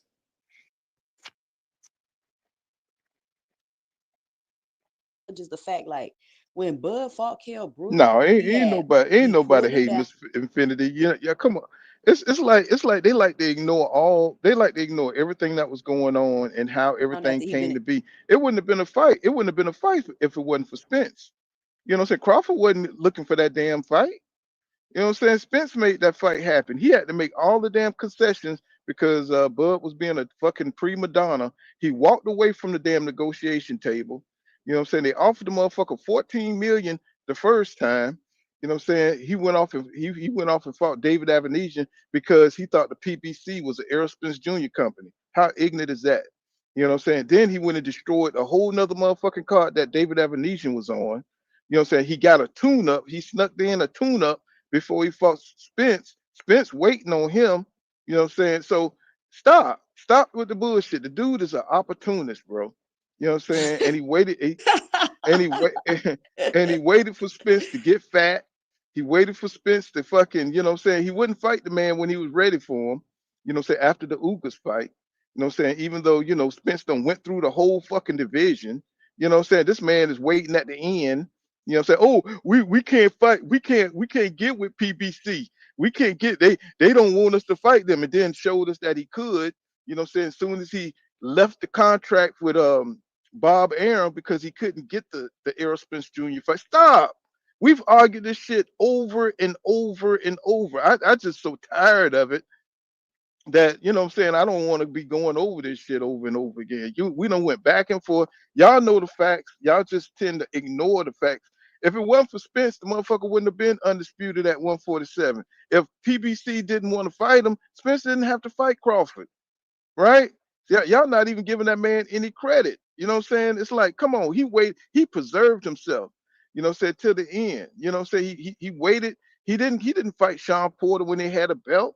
You know what I'm saying? He didn't fight Kell Brook when he had a belt. You know what I'm saying? He didn't fight Thurman when he had a belt. He didn't fight none of them dudes. He doing just what he did now. He went up to 68. He beat Canelo. Is he gonna fight any of the other 168 pounders? Hell no. He gonna get the hell on. He is not gonna fight them other dudes up there. He's not gonna fight Mobili. He's not gonna fight what's his name? Shiraz, whatever. Sherez. He's not gonna fight. He's not gonna fight them dudes. You know what I'm saying? He got exactly what he wanted, and he fit to move the fuck out. Is he gonna go to 160? Is he gonna fight Laura? Is he gonna fight Carlos Adamas? Is he gonna fight any of those guys? No. He's gonna wait till they unify the belts, and he's gonna fight the one guy. That's what he always has done. Yeah, that's what he has always done. Y'all got to look at how he moves. That's all I'm saying. Is he They a got great this fighter? Yes. romanticized view. Yes, he's a great fighter, but he don't go through no damn divisions. You know what I'm saying? He is not fighting. He's not the type of fighter that's going to go through the gauntlet. He's not going to do it. He's just going to fight the champion. You know what I'm saying? He's going to dip out. He fought one fight at 154. He fought Madronov. He got the hell on. Y'all don't see how he moved? Come on now. Spence went through the goddamn gauntlet. You know what I'm saying? He And went guess he what, went through the Paul? division. Madrimov had less fights than Lima. Right. He had what he had, 10 fights? He Six had fights, something 10 like that. fights, and 10 fights. Madrimov ain't won another fight since he fought Terrence Crawford.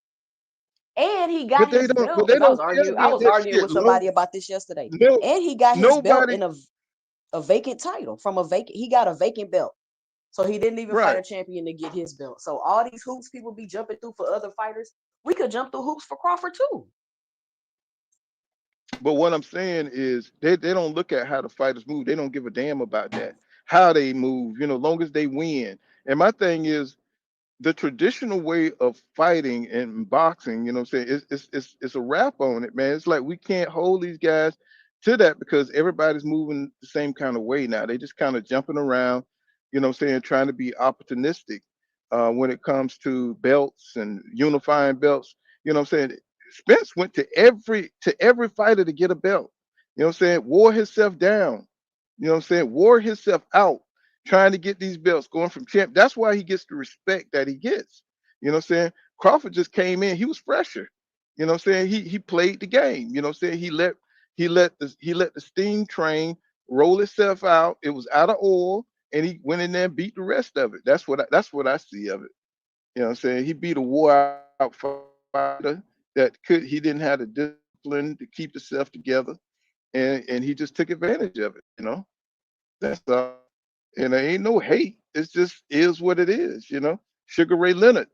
When he fought Duran again, he waited for Duran. They know that Duran used to eat between fights. He blued up to 200 pounds, and then he went in and sued for the rematch immediately. Once he found out that Duran had blew up to 200 something pounds, he went in there and he pressed for the damn rematch. You know what I'm saying? And Duran, he got himself down, but he wasn't in shape to fight Leonard. And Leonard went in there and won an easy fight. That's this it's strategic, bro. You know what I'm saying? It's strategic.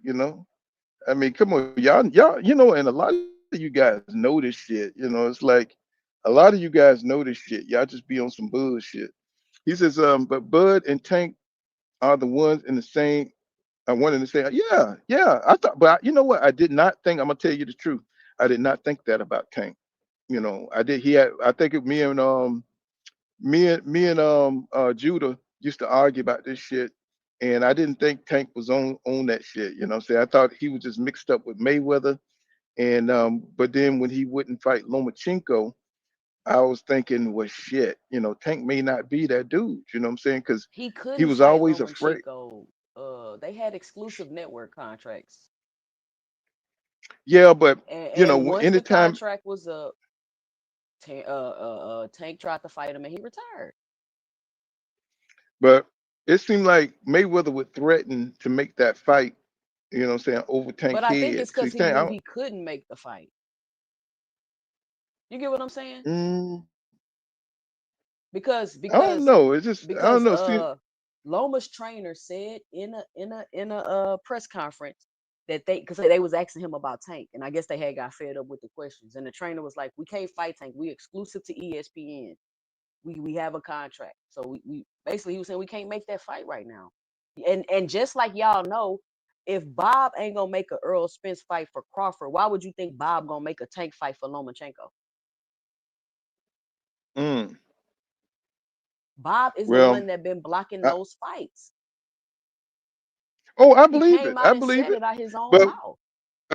I believe it. But my thing is, um, as far as how Tank was forming up as a fighter, it just seemed like he didn't want to fight certain fights. You know what I'm saying? Looked like he didn't want to fight Lomachenko, and looked like Mayweather used to use that to kind of get Tank back in line. And looking at it now, it's like Tank just don't want to fight certain fights. He don't want to fight Shakur. He don't want to fight certain fights, and Let me I let me just ask you a that question. just Let kind me of ask you a question.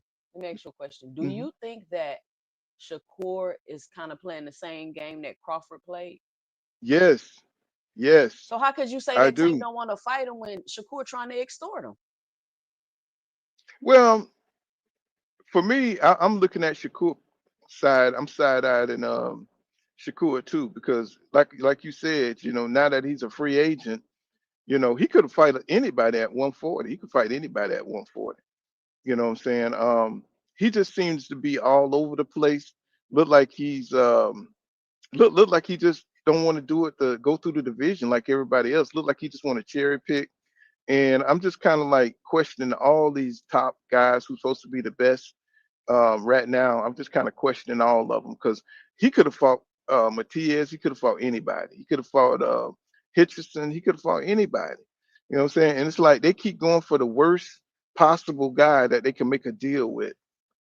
This fight with Teofimo Lopez, knowing how his nature is probably unlikely to happen. You know what I'm saying? Why not fight one of the guys that want to fight you and go for that fight? And look like they're not doing that. Why not fight Gary Antoine Russell? I just don't get it. It's like, so I look at them sideways because they always go for the fight that's most likely not to happen. And that's why I'm looking at Shakur Stevenson sideways because he said he wants to fight Tank, um, but Tank don't seem like he want to get it on. It's just like I don't understand. What's the problem? It's like why these guys can't seem to I'm just telling you sit what the down. problem is. Shakur trying to Go finesse his ahead. way What's the into a problem? big fight, into a big payday. The same way Bud Crawford did. The only thing is, in my opinion, Tank not falling for that. And Tank don't need Shakur for a big payday. Well, I know he don't need him for a big payday, but what he need him is for his legacy. He don't He need him needs for to. his legacy. Yes, he do. Yes, he When do. I mean, when he's already as Shakur's been far at as 35 for what, a year and a half, 2 years. When did mhm. Tank start needing Shakur for his legacy? Because nobody was mentioning Tank Nobody and gives. Shakur I like mean, that. Tank legacy is shit. 2 Cent. His legacy ain't shit. He needs a How? name. He needs a name. He's a star, but he needs for his legacy, his boxing He is the legacy. name, He don't Paul. need, huh? He what you He say? is Say the that again. name. He Oh, is the come name. on now. Come on. He is the yeah, he is the face of boxing, but his legacy, I mean, he needs the name, he needs the signature fight. He need a couple of signature fights, he can retire. He need a couple of signature fights. Because the names he got right now, I mean, they're not Rolly a memorable. You know what I'm champion. saying? Mario Barrios Oh became a my champion. God. Stop. Pitbull Stop. Two became cents. a Stop. champion. Come Stop. Come on now. Come on. Stop on, that. Paul. This ain't Please. fair, Paul. This ain't fair, Come Paul. on now. It's This ain't fair. Rolly? Really? Rolly? This ain't Ryan fair. Garcia? Really? No, he needs to beat Shakur because they seem like they're cachet. They seem like to be real boxers. He a champion. Ryan, come on, stop. Rolly ain't shit. Rolly ain't shit. He gonna go down. He ain't shit. Man, I Nobody like looks at Rolly. Rolly like I like Rolly too. But what I'm saying is, as far as when you think about going down in boxing history, Rolly ain't it. How you see how the When you talk about, say that again. you see how the champions Tank get beat don't get no credit. Right, because they ain't shit. If he beats it, see, I think Tank could beat Shakur. I think Tank could beat what I'm saying, who else? I wish Devin was still there. And I think he needs those two names, you know what I'm saying, to solidify, what I'm saying, his spot in boxing history. I think he needs those names. The names that he got right now, they just Ryan. They're not respectable. They're not respected like that. I mean, they're good wins. Don't get me wrong. Rolly a good win, but you don't look at Rolly as somebody who could have beat Tank. You don't look at Ryan Garcia as somebody. I never thought Ryan could beat Tank. I never thought Rolly could beat Tank. Could You they know what have I'm saying? knocked him And out I if they don't fought? think Hell no. Tank got a chin, man. I don't think he would have. I don't think they would have knocked Tank out. I think Tank way better than he even give himself credit for. He's just so cautious because of the social media, because of what everybody else thinks. You know what I'm saying? I think he's caught up in all that shit because he's a young guy, mentally. But if he really was, what I'm saying, concentrating on nothing but boxing, I think he should go ahead and take care of that and go ahead and retire if that's what he want to do, or do But I feel like exhibitions or Shakur being whatever. more cautious than Tank. Yeah, I think so too. But I think his skill set is on another level. You know what I'm saying? I think the way he built up his name, I think Tank need that name. I think Shakur is a name as far as boxing is respectable. The way he's went around like a gunslinger, inspiring, what I'm saying, trying to beat up people. Um, the way he's built himself up, he's got the boxing respect as a boxing savant. And I think anybody that beats Shakur, if T.O. beats Shakur, that little clown um reputation he got goes out the window if he could beat Shakur. That's why I don't know how this fight is going to be made because that's a dangerous fight for Tio. Because people look at Tio like he a clown. He can fight, but he's still off. If Shakur could get Tio name on his belt, and maybe he can get Tank or somebody else name on his belt, then he'll be solidified. These guys have gone too many years without having fought big major names. They've gone too many years. It's time to crack down, go ahead and get the fights. Say if Tank has to come up to 140 and knock out somebody, he need to do that shit. Get off this Jake Paul thing. If he's going to retire, go ahead and retire. But I'm gonna tell you, nobody's gonna remember, Tank. I'm gonna tell you that if he retired right now, ain't nobody Nah, gonna they gonna remember. remember Tank. No, I'm telling you, I've seen it. I've seen better fighters in the past. What I'm saying? Nobody's gonna remember. Nobody's talking about Joe Calzaghe. Nobody don't give a fuck about Joe Calzaghe, and he went undefeated. You know what I'm saying? And that he was Tank don't have a name big enough for people to remember him. And then what's gonna happen is even worse is that he gonna be remembered as somebody who ducked the biggest fights, especially when the next generation realized that he had all the power to make these fights. Hold on. Let me get this right. Not to cut what's nobody going off. on Ironheart? What's happening, But bro? what's hood with it? What's hood with it, fellas? What's good with it, Bro, too? no doubt. No doubt. You telling me a nigga that may leave his career grossing somewhere between $200 and $300 million is going to be forgotten? Yeah, but Yes. we don't remember. We don't Yes. remember the He's people that gonna make the be most he's gonna money. We be remember the fucking people. We remember the forgotten. people that fight the most people. Yes. All Yes. right, all right. Let me put something else in perspective. Let's add something else to the argument. All right, so when it comes down to Shakur, and I heard something. I heard I believe it was you, Pooh, that said like, you know, Shakur was a dangerous fight for T.O. Mhm. I think words like Shakur and danger seem to elude each other. I don't believe that Shakur was danger in any facet. And, you know, I mean, competitive at best, you know, but dangerous, you know, nothing, that's not there. Well, I mean, as far as when I say dangerous, I mean as far as his To his career, as far reputation. as Yeah, yeah, to his I feel you. reputation. Yeah. I feel Hmm. that. You know what I'm saying? So now listen, when we talk about actual styles and, you know, um, where I rank Tank and what I see in Tank, you know what I'm saying? Like, I think that, you know, essentially, if we were to look at it, you know, just metaphorically, I think lions respect other lions. Lions don't respect antelope. And that if you want to get somebody that Tank, if you want to get somebody like, we just haven't seen Shakur look bad. It's not that Shakur looks great or that Shakur is dominant or Shakur is dangerous or anything like that. He doesn't solve the riddle to beating. He's not even a riddle himself. He's no conundrum to figure out like that. You know, he's just fighting a certain caliber of opponents that kind of make his talent shine, but it's at a certain threshold. He's not really, Shakur's not testing himself like that. And just like, yeah, at the end of the day, like Tank's last 8-9 opponents have all been they all got their first L's from Tank. Rolly's more dangerous than Shakur.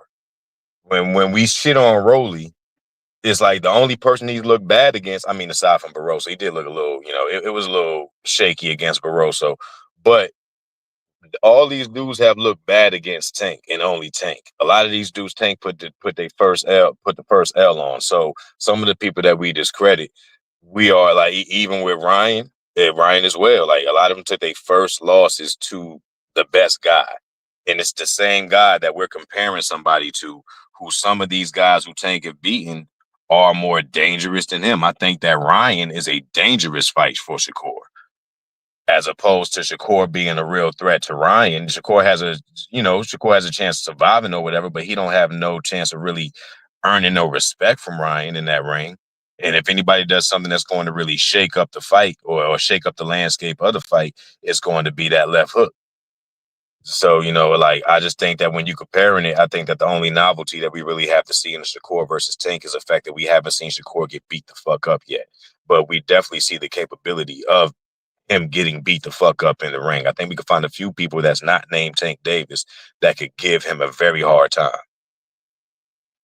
I hear what you're saying, bro, but it seemed like a lot of people, when I hear people talking from that standpoint with their viewpoint, especially when they favor Tank in this equation, or they may feel like Shakur didn't do enough, y'all always seem to focus on power and danger. Y'all always, the aspect of skill always eludes y'all, because all you kept saying was he beat more dangerous people than Shakur. And I can see a situation where Ryan can be dangerous. What about them being better? Because at the end of the day, nobody remembers the most dangerous. They remember who's better. That goes back to my point that Tank Davis would be forgotten. Tank is more dangerous than a lot of people, but is he better than everybody? That's what people are looking for when you talk about your name living forever. Okay, well, when we talk about danger, is a little disingenuous in my opinion. I mean, when we talk about the danger that Tank poses, well, when I talk about the danger that Tank poses, Tank is a technician. He's not just a power puncher. He's hitting people when they're fixated on their own attacks. He's intercepting their attacks and getting dramatic knockouts as a result every single time. And he's generally the smaller fighter in all of these circumstances. Nobody else is doing that on that scale. You know what I'm saying? So when we talk about who's better, how could you possibly think Shakur is better? You could find better and more decorated names or dress up a belt around a certain fighter. But when you talk about who's an actual threat in physicality, Shakur's not fighting nobody. And that's where you keep missing it, bro. The history does not remember you for being dangerous. They're not going to call you great because you were so dangerous. Why is Mike Tyson remembered? Why is Mike Tyson so polarized?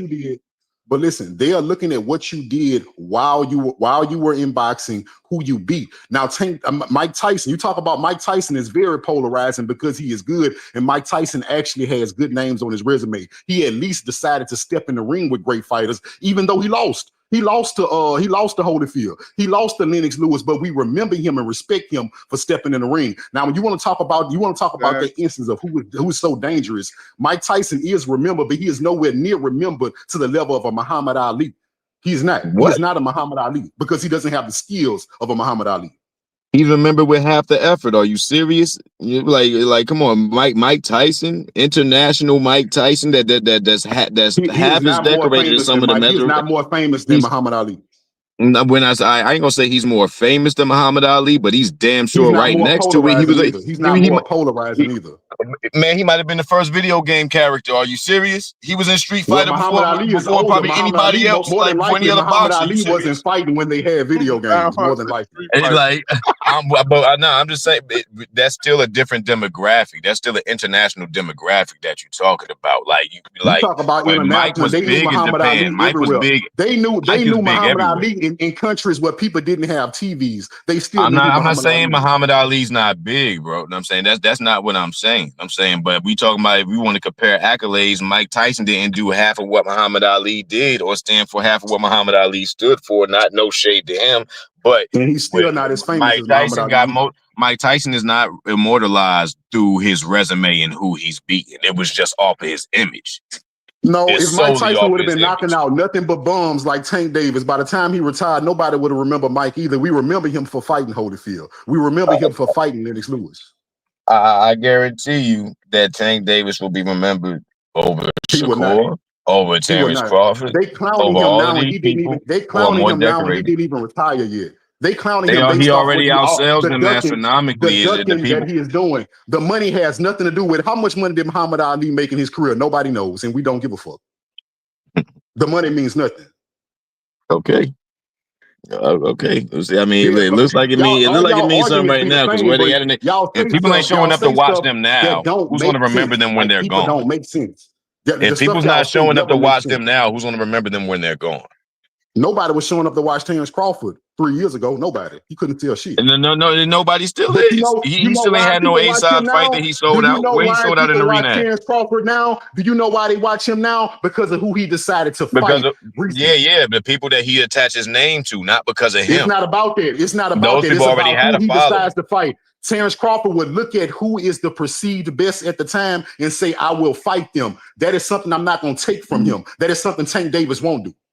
Well, will he fight everybody along the way who's in the way of them, or will he step over somebody and just fuck up a whole division by not defending? Not doing so he gonna grab a belt, scatter a belt 4 different directions, and not defend shit. Why does it matter if Terrence What you mean? Why does it matter? I'm saying, in order to be a champ, you got to beat a champ, and you got to defend your belt. That's a championship obligation. Tank don't fight the ones that's up and coming, and he don't fight the ones. But he's already a draw. He got the draw. I don't care about his money. What about his resume? Well, I ain't talking about the money. I'm talking about the fact that people show up. This is where the demographic is showing up. They're not showing up to watch. He's the draw in boxing. He is more relevant than all of those people that you're talking about, and they're attaching their names to him. The people that you're saying are going to be remembered beyond him are attaching their names to him. Only casual while not fighting the same caliber of opponents. Tank Davis by that measure.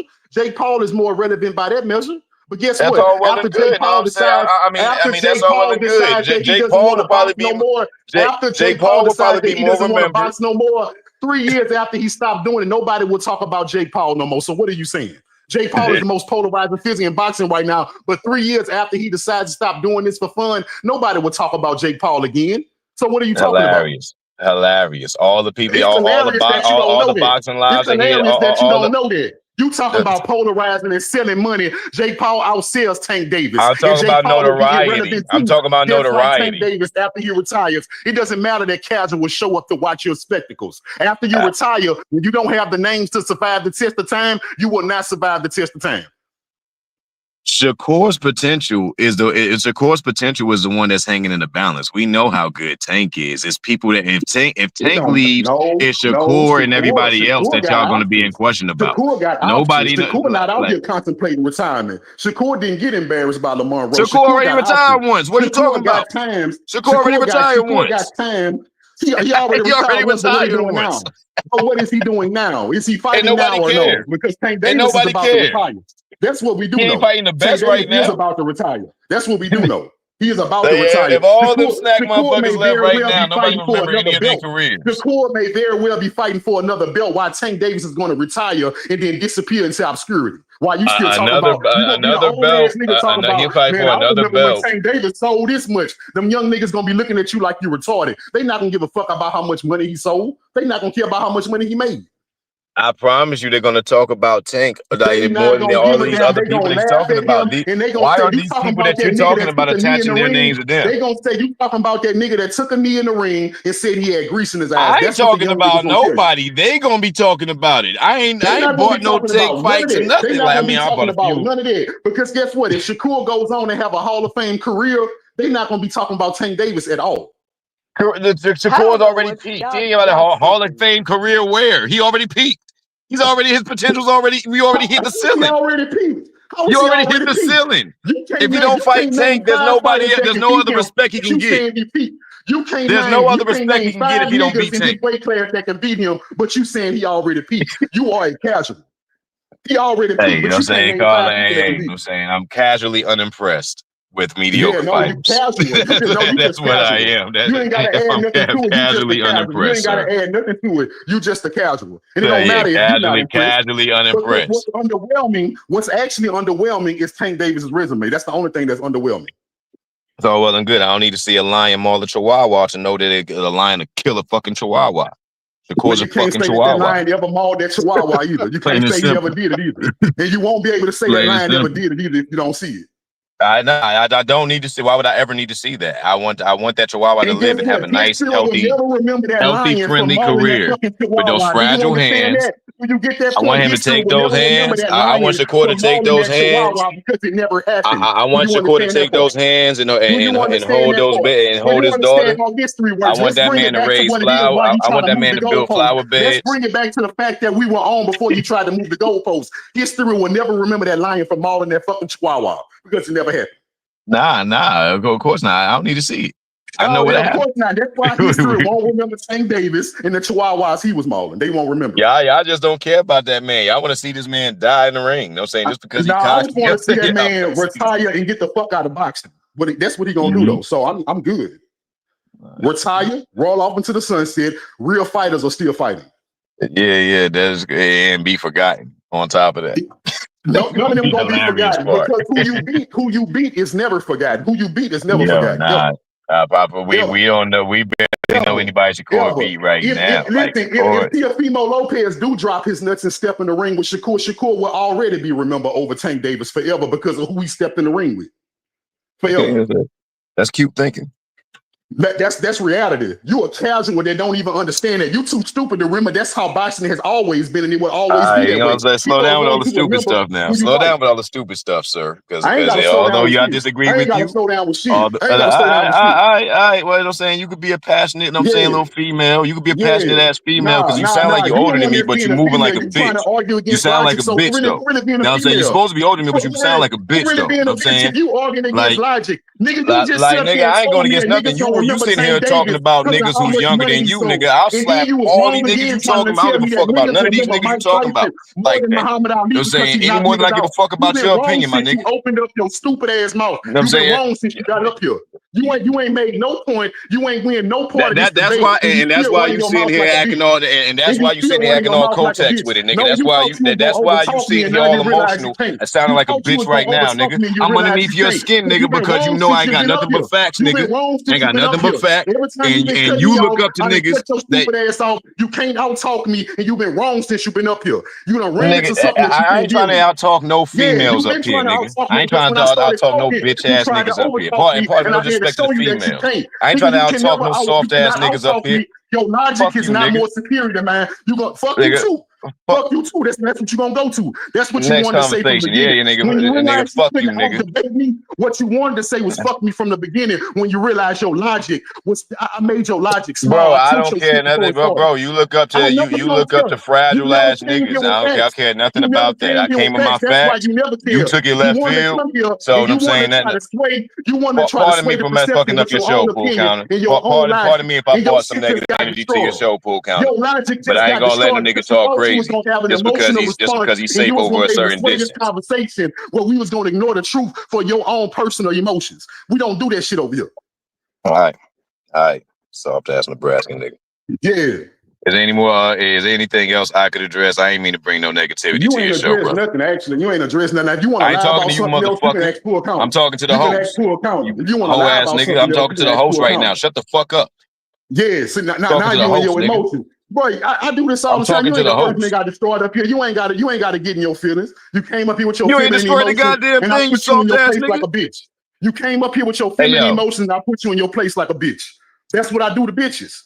You not special. Hey, fam, I'm in Columbus, Ohio. If ever you want, if ever you want to see if you can make a bitch out of me, you hoe ass nigga. I'm in Columbus. Where you at? What state you in? What state you in, nigga? We got a real discussion. If you was in my face, you wouldn't be talking that shit. All you would be doing is talking about, man, what state you in, nigga? Bro. What state you in, you faggot ass nigga? I'm in a state, the state that birthed me allowed me to blow your stupid ass down up here and make you look stupid. Yeah, exactly, you faggot ass nigga. Don't worry, you ain't hard to find, you bitch.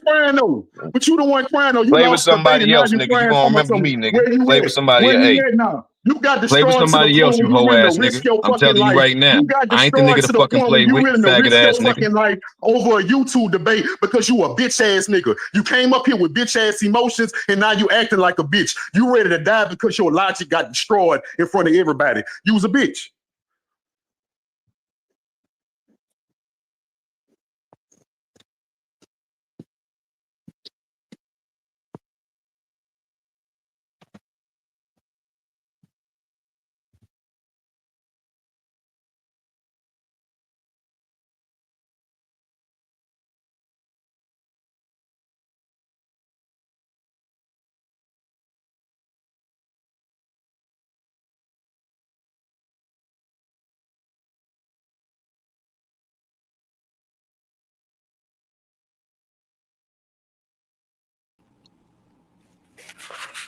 Go.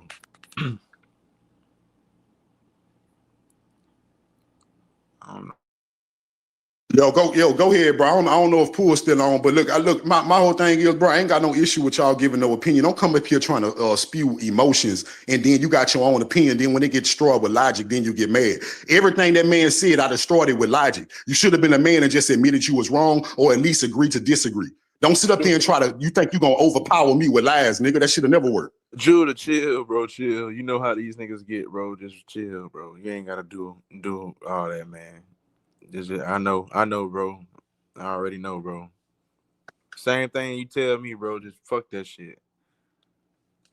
No, it's all good. I mean, my thing is, bro, I'm just that, bro. Y'all know me, man. Now I'm gonna give you what you give me. The moment he tried to start over talking me, I started letting him know you never gonna over talk me. If you would have respected me and gave me my place, yeah, go ahead, bro. I ain't never got into it with you, bro. Hello? I don't know how the fuck niggas get into it with you, bro. Brothers is logical ass. No, because see what it is. You know, as men, we understand how to talk to you. You can tell when somebody trying to, like, you know, in a sly way disrespect you. You know what I'm saying? You can pick up on it. And when niggas do that to me, go ahead, Paul. All right, yeah, I had to answer a call. Okay, look like this went off the rail. What happened here? Okay, everything okay? You guys cool? You know what I'm saying? Nah, we good. He gone. Everything, you know, he gone. This somebody else came up here, bro. But nah, what I'm saying is, Paul, my thing is, you know how I get down, bro. I'm gonna listen to what you say. when you want to debate with me and I'm killing you with logic, you know, the most you can do, either admit it or you find you find a way to prove another point. But I destroyed this man with logic to the point where he tried to start over talking me. I'm not gonna let nobody overtalk me. Now, one thing about it is if you think you got the right to raise your voice and cut me off, I'm gonna do the same thing to you. So all I did was gave him what he gave me. I'm gonna give it back to you.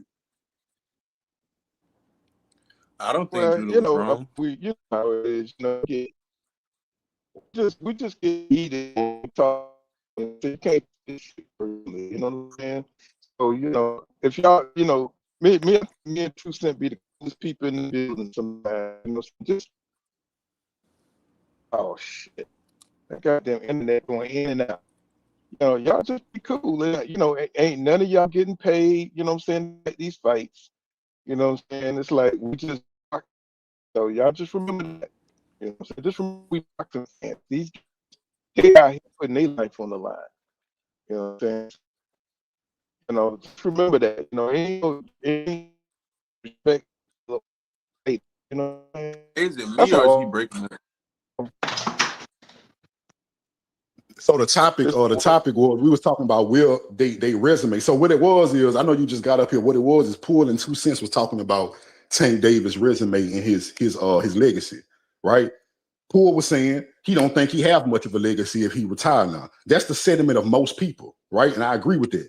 That's all it was. So his whole point, you were supposed to come in and show us how he had a legacy. So his two main points was he was dangerous and he made a lot of money. And my counter to that was nobody has never been remembered off those two principles. Just because you got power and you made a lot of money, that does not mean you're gonna be solidified in the boxing hall, you know, in the minds of boxing fans throughout the test of time. Julian the Hawk Jackson made a lot of money and had power. Niggas don't even know who that is. So many niggas don't even know who the fuck that is. Exactly, bro. My thing is people, bro, what it comes down to is when you go ahead. Yeah, when you retire though, yeah, when you retire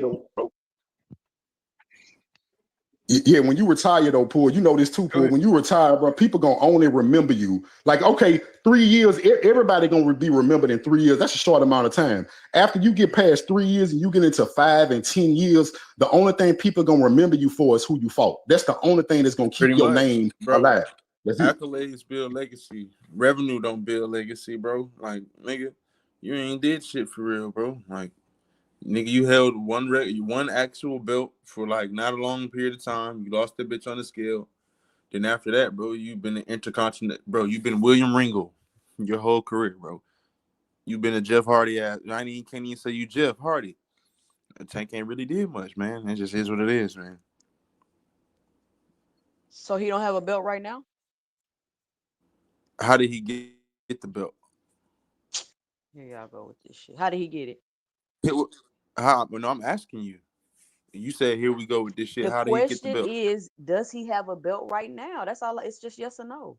Yes, he has a belt. So how did he get it? Okay. I just want to clear that up. How did he get it? My question to you is, how did he get it? So I have to answer yours. You ain't gotta answer mine. So what actually happened was, he was the regular champion and was elevated to that status. He fought no one to get that belt. So he is what the email champion that he created the term. He's that.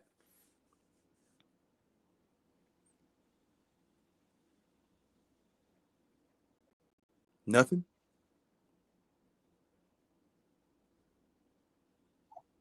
I got P Hunter on here. I don't know where Ironheart, he just fell off. You know what I'm saying? So everybody kind of passionate about this Tank thing. Don't talk about Tank. This is my whole thing with Tank. Don't talk about in my Tank. mind. This is my whole thing with Tank. I'm sorry. Did I cut somebody off? No, sir. No, go ahead, bro. If I did that's on me. Just one thing about Tank. He'll make it to the Hall of Fame. Because that's just the way it is in boxing. As far as legacy, and I put this in the chat, legacy depends on what people value. Like some people are going to value accolades, belts, things like that. Some people are going to value, I remember when such fought such. I mean, so it depends on where it goes.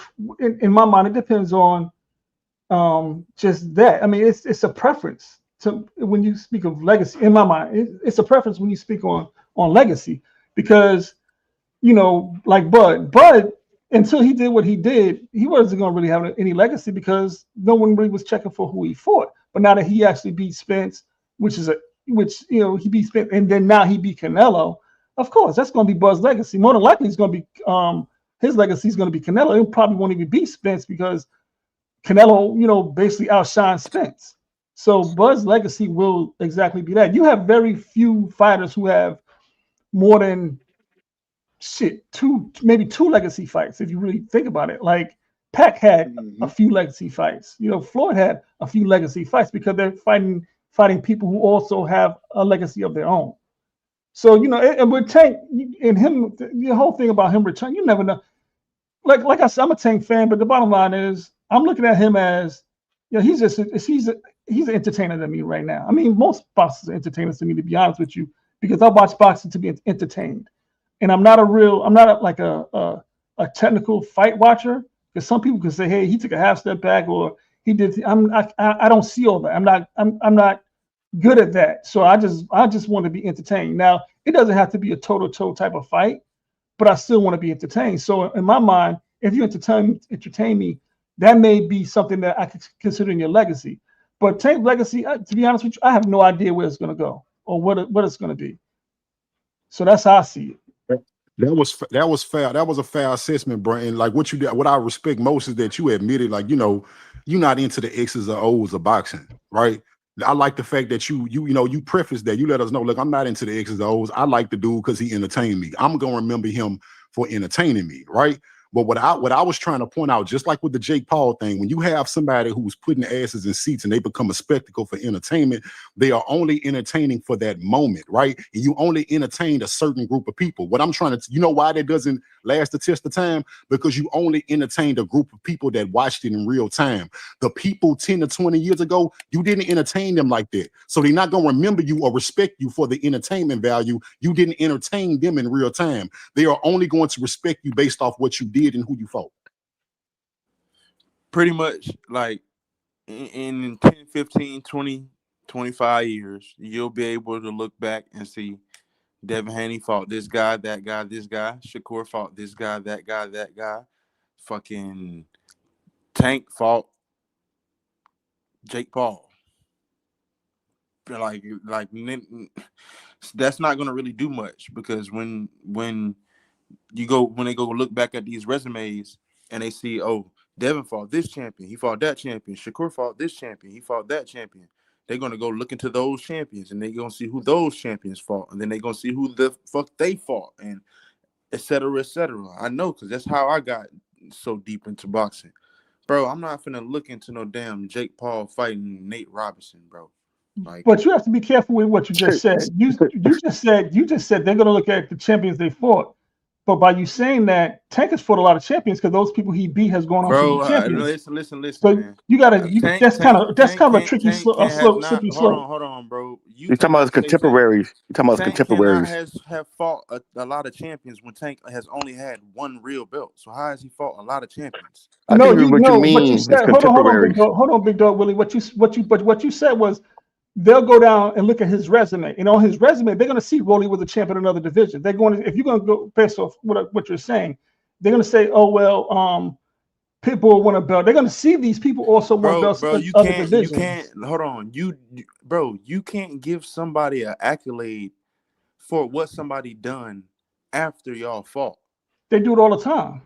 No, who? No, they don't. Not all the time. Who does that?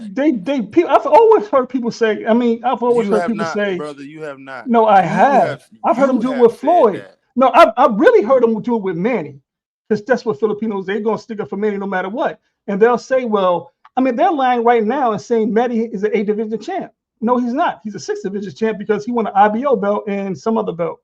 But that's two completely different things that don't have nothing to do with you giving somebody an accolade.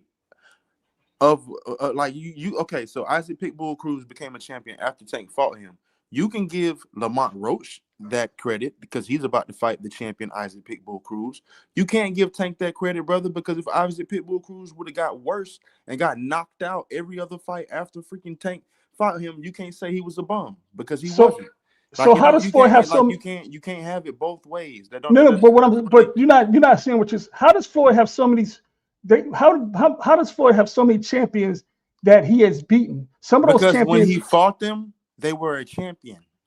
But some of them were champions after Floyd too, though. But that's not what he's counting. He's counting at the time I stepped foot in the ring with your ass, you had a belt. But overall, I'm saying, but I'm hold on, because I know some of those people. I can't remember who Floyd fought. No, it's not one of them. He fought 23. He fought champions. He fought number champions. There's a difference. He fought them. So he's fought them when they were champions, or they were just overall. When they were champions. No, they were champions. A lot of them were champions. Like Canelo was a champion when he fought him. All these guys that he took the belt from, he would take the belt, drop the belt, they would get the belt, then he would take it from him again. They were champions. Okay. I mean, I Floyd wasn't about to fight you if you didn't have nothing. Floyd wasn't for the fight you. It was pointless. The only person he fought who didn't have shit was Conor McGregor, and he brought $150 million. Andre Berto ain't had nothing. Carlos Beltrami wasn't the champion when he fought him. But the thing is, hold on, fellas, hold on. Here's the thing. You know the fights that make your legacy. You know, people skip over. I mean, I know everybody loves Tank and everything. I love him too. But me too. You know the fights, the signature fights. You know the signature fights that will make his legacy. You know, Tank is an exciting knockout.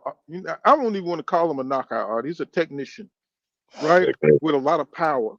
And he with a lot of skills, you know what I'm saying, to time you and to hit you in the right places, right? He needs signature fights. The guys that he beat, we knew he could beat. We knew that those guys could. I never thought Tank would lose a fight against Ryan Garcia. I never thought he would lose against Leo Santa Cruz. I never thought he never was the underdog, right? So he needs the signature fight of those guys. Listen, he needs signature fight of those he guys. Was the underdog. No, he was not. Go look at the betting line. I don't have to look. I bet on the fight. Who? No, you're talking to aficionados, bro. Come on. Whether he wasn't an underdog versus Pedraza? No, I bet on the fight. He was the no. I know he was no. Not no Pedraza. Have you ever heard of Pedraza before or after him? Unless you're in boxing. That's one person. And anybody else on this panel. Fly on you, bro. But he was I'm just saying. Ask anybody in the world. Pedraza, he was pretty good. He was a decent boxer, but could he beat like a special? See, Tank is a special fighter. Excuse me. Your Sweet Pea Whitaker, Mayweather's, the Spencers. These are special fighters. The expectation for them to fight the top, the best guys. You know what I'm saying? That's what it is. They got to fight. They got to. Somebody we believe that can beat them, and I don't think Tank has ever fought anybody that we believe that could beat him. And that's when you fight your rivals. People believe that Shakur Stevenson could beat Tank. You know what I'm saying? That's a legacy fight. People believe Devin Haney could possibly beat Tank. That would have been a legacy fight. He needs a couple of legacy fights, then he could retire, man. I don't know what's so hard about that. Yeah, is he a star? Yes, people love. No, I agree with that. No, I agree with that. I definitely agree. And I think that's a misconception because I think a lot of Tank fans, you guys get upset with other fans because you guys feel like Tank did enough, and Tank needs to do all this, and Tank needs to do all that. But he does. He really does. Before you guys talk about him like he's all that, and you haven't shown nobody that. And him fighting Jake Paul, I get on you guys' case about it. It's not all that. And I see like a lot of I wouldn't call you Tank maniacs, but I see a lot of Tank maniacs try to justify him fighting Tank Paul. I have one Tank maniac try to say it's a real fight. And I'm just like, what are you guys talking about? I mean, it's going to be entertaining. It's going to be a professional wrestling match. Somebody's going to get hit in the head with a steel chair, and it'll be all good. Nah, I do think that I think in the exhibition, like regardless exhibition or not, if you could get knocked out, if you could risk going to that spirit world It's always a real fight. You can't. It's not true. You They're can't. not going to so there's No. no chance of them knocking each other out. You telling me that they're going to No, premiere this it? is a fixed fight. You guys need to quit this, man. You guys really need to quit this. This is a fixed fight. This ain't nothing to like. That's a genuine question. This ain't nothing to get nobody Bro, get no emotions about. Did you read the Florida State Athletic Commission's rules for this fight? Is that where they fighting? I thought that's not where they moved it from. I thought they moved it from Florida. No, it's in Florida. It's in exhibition Florida. fights are scripted. It's in Miami, right? Yes, it's in Miami. The Florida State Athletic Commission said they can't use no. For the matter of fact, they said you can't use no big regular size gloves, and they also said, bro, if you look like you're using any skills, you're pretty much disqualified. So they're not even letting them fight for real. Wow, it's a fake fight. Now I will say that's crazy right there. But I will also say that I think that if any one of us, anybody, whether it was their situation or even right now in your current situations, if anybody had an opportunity to make in excess of $30 million anywhere, Man, I don't want to hear that shit. Niggas is gonna do that. Offer him No, $20 million off the Turkey. Bro, offer him $20 Now they million. change. They move the goalposts. Fuck Turkey. No, bro. You trying to say? Hold on, this is what I'm doing. Because you cutting me off at my point. I ain't cut nobody off. I let niggas talk. Niggas don't even want to hear half my point before they make a reaction to something. You did cut me off, but I was. Oh, my fault. My fault. I thought I was responding to you. I thought you paused and I was responding to it. So my fault. What I'm saying is, bro. What I'm saying is true. The fight. No, it's not. No, guy, and I'm not even finished. I got a bigger point. My fault. Go ahead, brother. Wait, let me say this, big dog. What he's saying is true. Anybody, because fighters fight all the way up to a certain point, because not everybody's making $40 million, not even a champion in boxing. So I understand what Iron is saying. I know what I'm saying? Anybody, even the fighters today, but listen, hear me out. Fighters not making $40 million for a non-fight that ain't even gonna go in your record. So that means you're not looking. I don't know why this thing. That means that if Tank goes out there and lose, don't matter. It's not on his record, bro. He can go out there and lose and look bad. Hold on, if y'all niggas got offered $40 million to go to the WWE, y'all wouldn't go? First off, he's not making just for one night. Do you hear what I'm saying though? Yes, but let me tell you the problem with that, bro. That's my point. The problem with that is, for one, he's not making no $40 million. He's making $20 million. One. No, cut it out, bro. He's making $20 million. One. Two. Bro, he's potentially going out there to get fucking unalived, bro. This nigga weighs. What are we saying? We're talking about him potentially losing. This motherfucker can get hit and not be the same person again. Is it confirmed that he's only making $20 million? First of all, Jake Paul, the man who's paying him, said that. Bro, cut it out. Anyway, that's being pimped right there. I don't believe it. That's nasty. Bro, that's not, bro. You don't have to believe it. Like I don't. Pardon me, brother. I ain't even mean to say I don't believe it like you was lying. I ain't even mean to say it like that. I'm just saying I don't believe that. We're just talking. By the way, bro, we're just talking boxing. So anything, bro, it's just boxing. I ain't got no personal nothing with you, bro. Ever. Hey, let me get in. I'm just saying that. Straight up. Likewise, my man's had disrespected me and shit. I don't disrespect nobody panels. You know what I'm saying? So I'm just trying to get this off. What I'm saying is, bro, the fighters make money fighting the fighters that we want to see them fight. If you're not fighting who we want to see you fight, you're not going to make as much money that you could possibly make. He got offered $20 million off the rip to fight a way safer fight.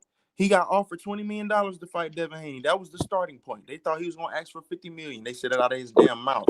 So what I'm saying to you is this: if he would have made fucking let's estimate, he could have made like $30 million fighting Devin Haney, another $30 million fighting Shakur Stevenson. Bro, it's money out there for him to be.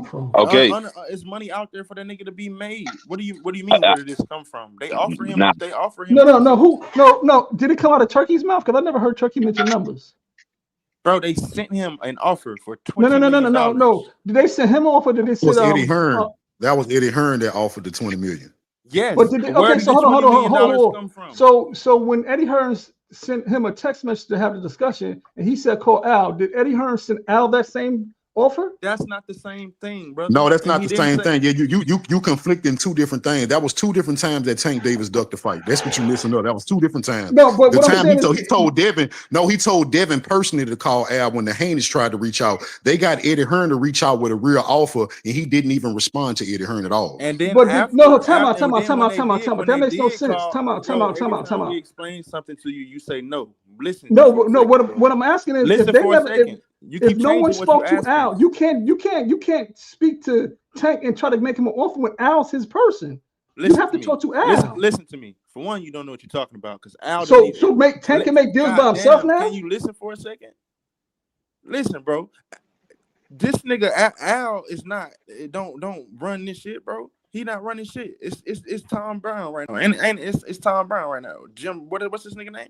Tom Brown. It's Tom Brown. Tom Brown is running everything right now. So calling Al is a scapegoat to get out of shit. Nigga never. So did they reach out to Tom? Al. Jake Paul didn't talk to Al. But did they talk to Tom? He didn't talk to neither one of them. He talked to Tank. Big Dog Willie. So Tom Brown? Nobody has anything to do. It was straight Tank and No. They went to. I mean, Tank. I mean, you guys need to realize. Hold on? We've been on this Jake Paul shit for way too long. Okay, Tank fans, just realize this: it's not a real fight. Stop trying to validate as it is. This is getting ridiculous.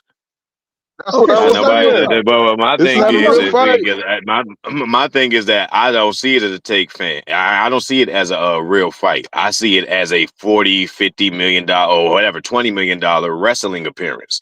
Like I would do that. Thank you. I would do that anyway. Can Tank fans do that? Like, can you guys just admit that? You would do that? No, we know it's not a real fight. We know it's not a real fight. Yeah. For a fake fight, I would take $20 million for a fake fight. Absolutely. Who wouldn't?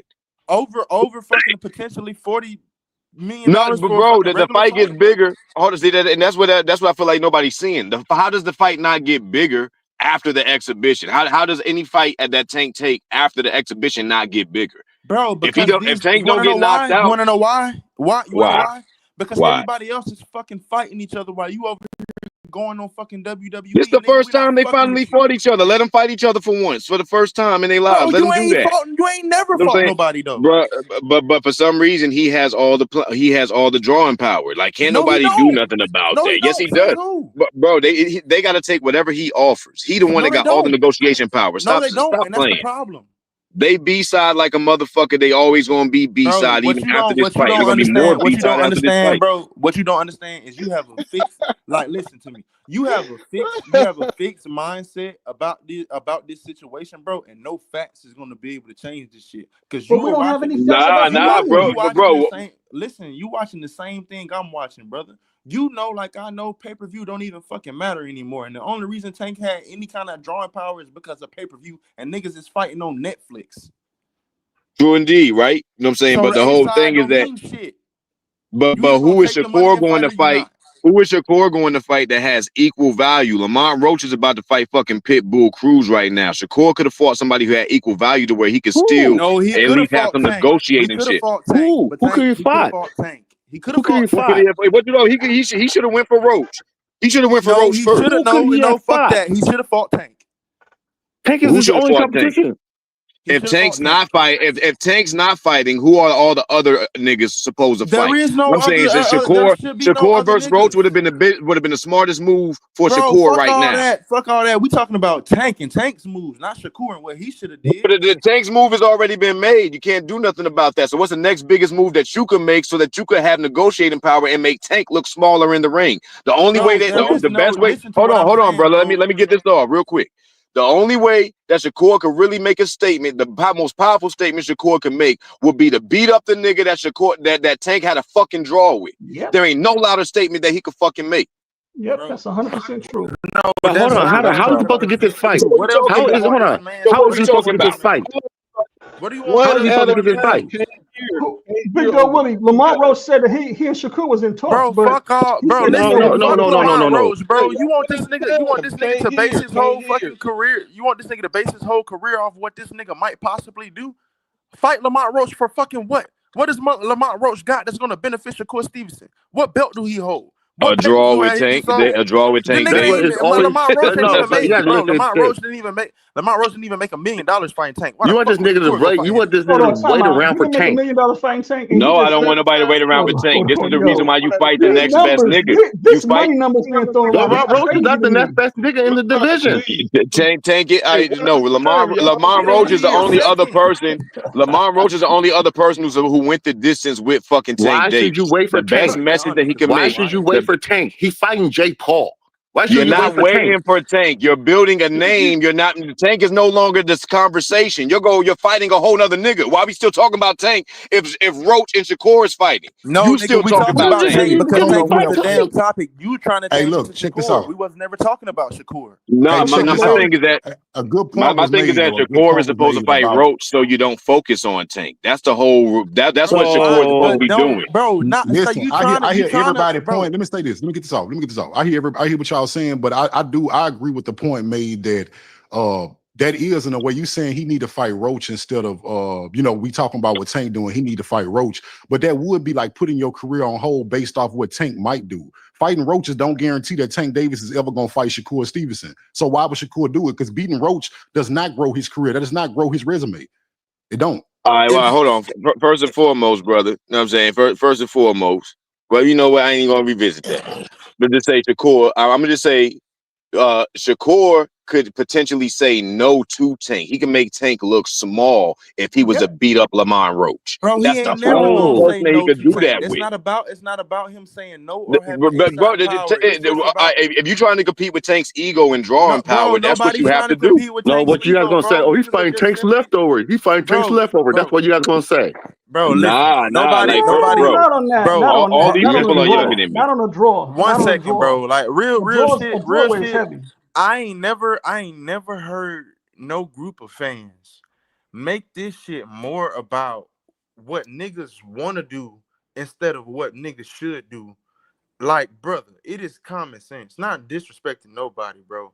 Fuck Lamont Roach, man. It ain't about their egos. Nobody care. We don't care about that shit. We can't control that shit. We can't even control how much money they making, bro. All we want to see is these two niggas fighting each other. And by the looks of that shit, this nigga has done everything in his possible fucking power that he can do to make this nigga want to fight him. And this nigga just don't want to fight him, bro. What did he Like do to make him want to fight him? I don't understand that. it's like simple and plain.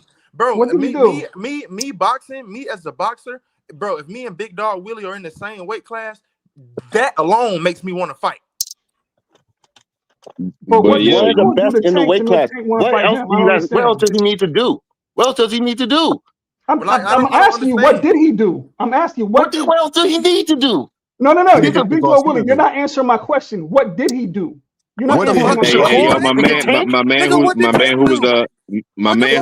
who was just You're not talking. answering my question. You're Nigga, just no, keep because deflecting. What did he do? answering a fucking crazy question, and you ain't finna. The only thing that you're gonna come up with. So what is he gonna? You gonna come up with some crazy shit? Like No, you I'm come not. up I'm with some asking, what did outlandish ass. Shakur do? What did Shakur do? But Shakur is one of the best. He has the You belt. He's asking one of what the did best the in the multiple? division. That was You Shakur asking did. what did a Okay, but unified multiple hold on. unified Evidently, division that champion means do, nothing bro? to Tank. So what did Shakur? Shakur might as well. So what does mean something to Tank? The only thing that Bro, means something I'm to Tank is if nowhere you near flat-footed, Shakur. I'm nowhere near and you Shakur don't have fan. defense, that's what draws Tank out. If you flat-footed and don't have defense, that what draws Tanks out. That's I what mean, and Shakur maybe can that's do. it. Maybe Shakur Tank can't is do scared that. of Shakur. But I'm saying, what did Shakur really do to make the fight? Oh my! Hey y'all, can I'm I telling jump you, in? bro. Can I But the jump in best thing y'all and say can't tell something? me. Y'all telling me right now that is Shakur and T.O. finalized? Is that's what's happening next? What does it matter, bro? I'm T.O. ain't I'm gonna fight asking the fucking Shakur. question, nigga. Y'all answer it T.O. with a ain't yes or fight no. Shakur. No, I'm not finna T.O. answer the ain't fight fucking question Shakur. because we ain't talking All about right, Tio, motherfucker. nigga. We All right, talking fuck about it. Tank. All right, so who's a my point is who would be a bigger fighter if we trying to make the Tank fight? Who would be a better fight than Lamont Roach for fucking Shakur? Who would be a better fight? So you saying so I'm gonna move with the goalpost. I'm just asking one question. You saying Lamont Roach is a better fight for Shakur Stevenson than than Teofimo Lopez for Tank Davis? It gets him closer to Tank than anybody the fuck else. How? Because that nigga's on his. Gets him close. No, Tio don't get him close. No, How? Roach gets him closer to it. What you mean how, bro? If somebody has to explain how, then nigga, you got to be playing stupid, bro. Like, there's no way you're asking me that seriously. Come on with all the insults, bro. Just No, explain you just said that Shakur don't sell. Tank Davis is the bigger draw. Yes, but if he beat up the nigga, the only way, see, bro, but anyway, the only way Shakur can close that gap is to have a fight that puts asses in seats, and that would be fighting Teofimo Lopez. Ooh, I don't know. I think Lamar I makes a think y'all bigger fight sleeping on right the now. draw.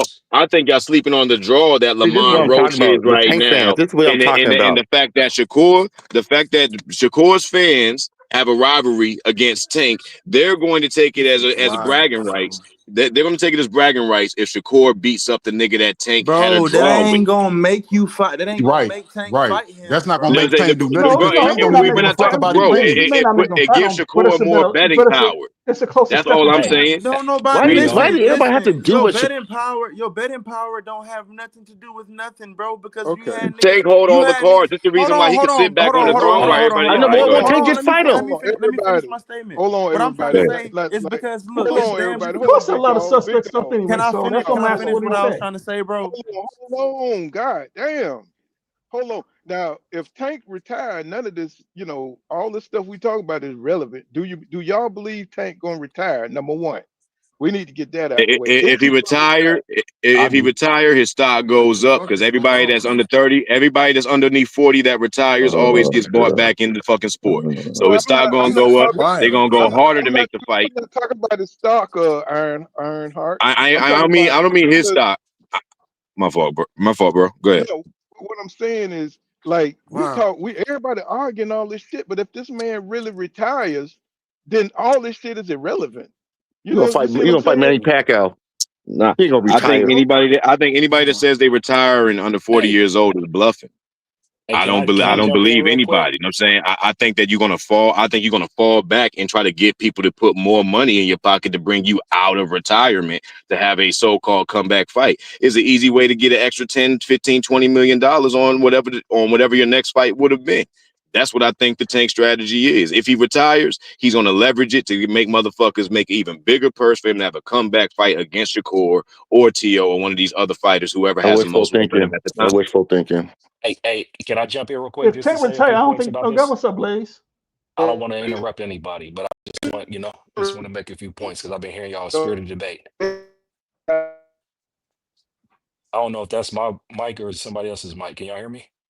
Yeah, we can hear you. Go ahead. That's poor going out. You can go ahead. Okay, so real quick, like I said, I always love the panels, love to see y'all talk, and I know these panels, when we talk about boxing, it's a specific thing that we talking about. We talking about black boxing. You feel me? Like real talk, and we're just talking about Black American boxing. I think that's where our panels where we end up having these debates, and I love it. I respect it. You feel me? I respect everybody's opinion, and even when it gets spirited, man, hopefully it all be in jest, and it just makes for a more entertaining, experience for individuals in the chat who'll be holding it down. But I just want to say this, and I say it all the time about Tank and why Tank always comes up, because when we're talking about boxing and when we're talking about big fights, it always boils down to, it's always been like this, and the landscapes didn't change. It's about what the promoters and the major networks of whoever put on the fight to get the biggest fight produced can believe they can make.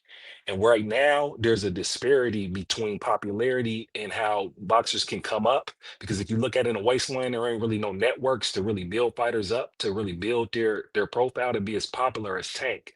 Tank's the last one as far as the youngest with like pay-per-view draws, and his skills though too was what got him here. So it's like everybody says his name around that area because of the disparity of how much money you can potentially bring in when fighting Tank versus fighting somebody else, when they're putting their health on the line. And then, if you're protecting your O and, trying to make yourself be so-called one of the greatest or best fighters that is active. And so that's what we're seeing all the time, and it's just, I like all the boxers. I don't knock Tank for whatever, how he's moving, because I recognize what it is. It's like I always say, he's a he's the results of Floyd Money Mayweather. He's the progression of that. So he didn't have to do what Floyd did with Pretty Boy Floyd to build his brand up and then become popular and fight, and fight all these people and go for all these belts and all these titles before he put himself in position to get a big bag. Because when Floyd got him, he had him on TV early with Spike. And then, I don't want to give credit to Tank though, because the way Tank fights, he's a great boxer, but he's a great finisher too. As far as putting people away, he has both. He's a great technical boxer, but he's also an exciting boxer to watch by how he puts opponents away, the majority of his opponents away. So it's like we get caught up in the like, okay, we argue that he ain't fight this person or they ain't fight this person. And we're talking about legacy. And what I noticed when we be on these debates, the goalposts almost shift because you got to separate. Are we talking about like the best fighters fighting the best, like old school, and that's some of the things that fans want to see, or are we talking about the what fights generate the most views and most popularity? And that's where the arguments get, where we get to arguing where there's no debate's going to win because it kind of shifts. So that's just my point I just wanted to make. Just the fact of the matter is just Tank's in a unique position in which he draws the attention inside of that weight class around all these young active great fighters. And the politics and the money and everything that's going on puts it in a situation of where it's risk versus reward. And so all these boxers are gonna chase Tank because they know they'll get way more money or potentially way more money fighting Tank than they will fight anybody else, around their divisions. And I'll let my plane right there. All right, can I reply? Can I reply to you, bro? Let me say something after. What's up, Teach? Yeah, What up, go ahead, Teach? Omar. No. The What other I person wanted could to go say to first. you, bro, is I agree with a lot that you said, but what I don't agree with is the only reason that these fighters are wanting to fight with him is because is revenue or money coming in. I believe you got a lot of people around who actually just believe that they are the best and want to prove that they are the best, regardless of the revenue coming in. But they also are just not going to go for anything that he says. And I think that the illusion of him being the money man or bringing in the most money is kind of like played around or played upon so he can dance around who he wants to fight. Because I'm gonna give you two scenarios. Brother Ryan Garcia said he made more money fighting Devin Haney than he did fighting Tank. And shit, bro, Devin Haney made 10 million his last fight. Fucking Tank made 13 million his last fight. Lamont Roche made 750,000. He was gonna make more money fighting his mandatory. So I don't think Wait, that's hold on, necessary. time I out. don't I'm think sorry. that's That's Yeah, true. yeah, That's necessary. nah, true. I don't nah. I think heard that's that backwards. necessary. Yeah, yeah. I was in here with a raised eyebrow too. I'm waiting for somebody to Yeah, correct Here, that's something. let me crazy. let me just let me just briefly Can I respond can real I can quick. I Just finish briefly. saying what I'm Yep, let saying? me Like, finish, and then I I'm just want waiting to for briefly somebody to respond. correct something. so Go what I'm ahead. saying that, bro, don't bro, look, I put it to you like this. I don't care that y'all don't believe what I'm saying. Don't take my word for it. You niggas got Chat GPT, you got Google, you got all that. You can do look up for it yourself. But besides that, bro, what I'm saying is Tank is one of the best boxers in the world, bro. He's one of the best at his weight class. He's one of the best boxers in the world, bro. I do not think it's a bad thing that boxing fans and his counterparts think it's time for him to prove himself not only to us but to himself, because obviously he's having doubts about doing this shit. So if you're the best, bro, you can't in the same sentence say you're the best and then not want to fucking fight the best. Historically, bro, you can't name too many guys who got away with that shit. We was just on Terrence Crawford Shit, we ass. looking at Terrence We Crawford was do it just on right now. Terrence Fuck Crawford. We was shit. just on Terrence Crawford. God damn, bro. Like that's not funny. Like we was just on Terrence Crawford ass for not doing this shit. We was on Canelo ass for years because we say he never fought no motherfucking body, bro. So why is it that this nigga, just because he's popular in the black community amongst our culture outside of boxing, that we just have to give him a pass for not doing his job in the shit that we know him for? I just don't think that But Shakur is a And nigga I can that. just respond I real just quick. don't think Shakur is a Let me nigga that does it. I let don't me think get that Nah, Shakur is a I didn't finisher. say let me anything about Hold on. Shakur.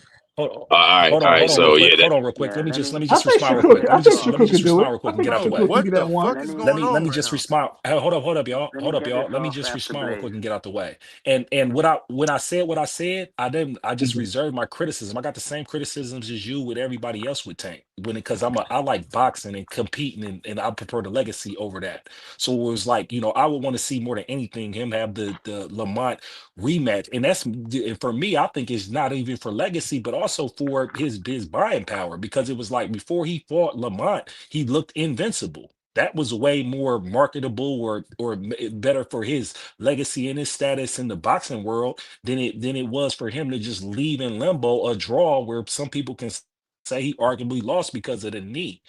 My only point is that, we can talk about like who made what. I can't get into that because we don't get to see contracts. We don't get to see who actually make money. The only metrics that I can look at, and I try to take it with a grain of salt so I don't get caught up in the money thing. I only talk about the money thing with Tank because it's so apparently big, is gate and viewership. And I say viewership because I don't even say pay-per-view or streaming and all that no more, because we don't know. I don't, the shit's, we don't know how they're making money like that no more.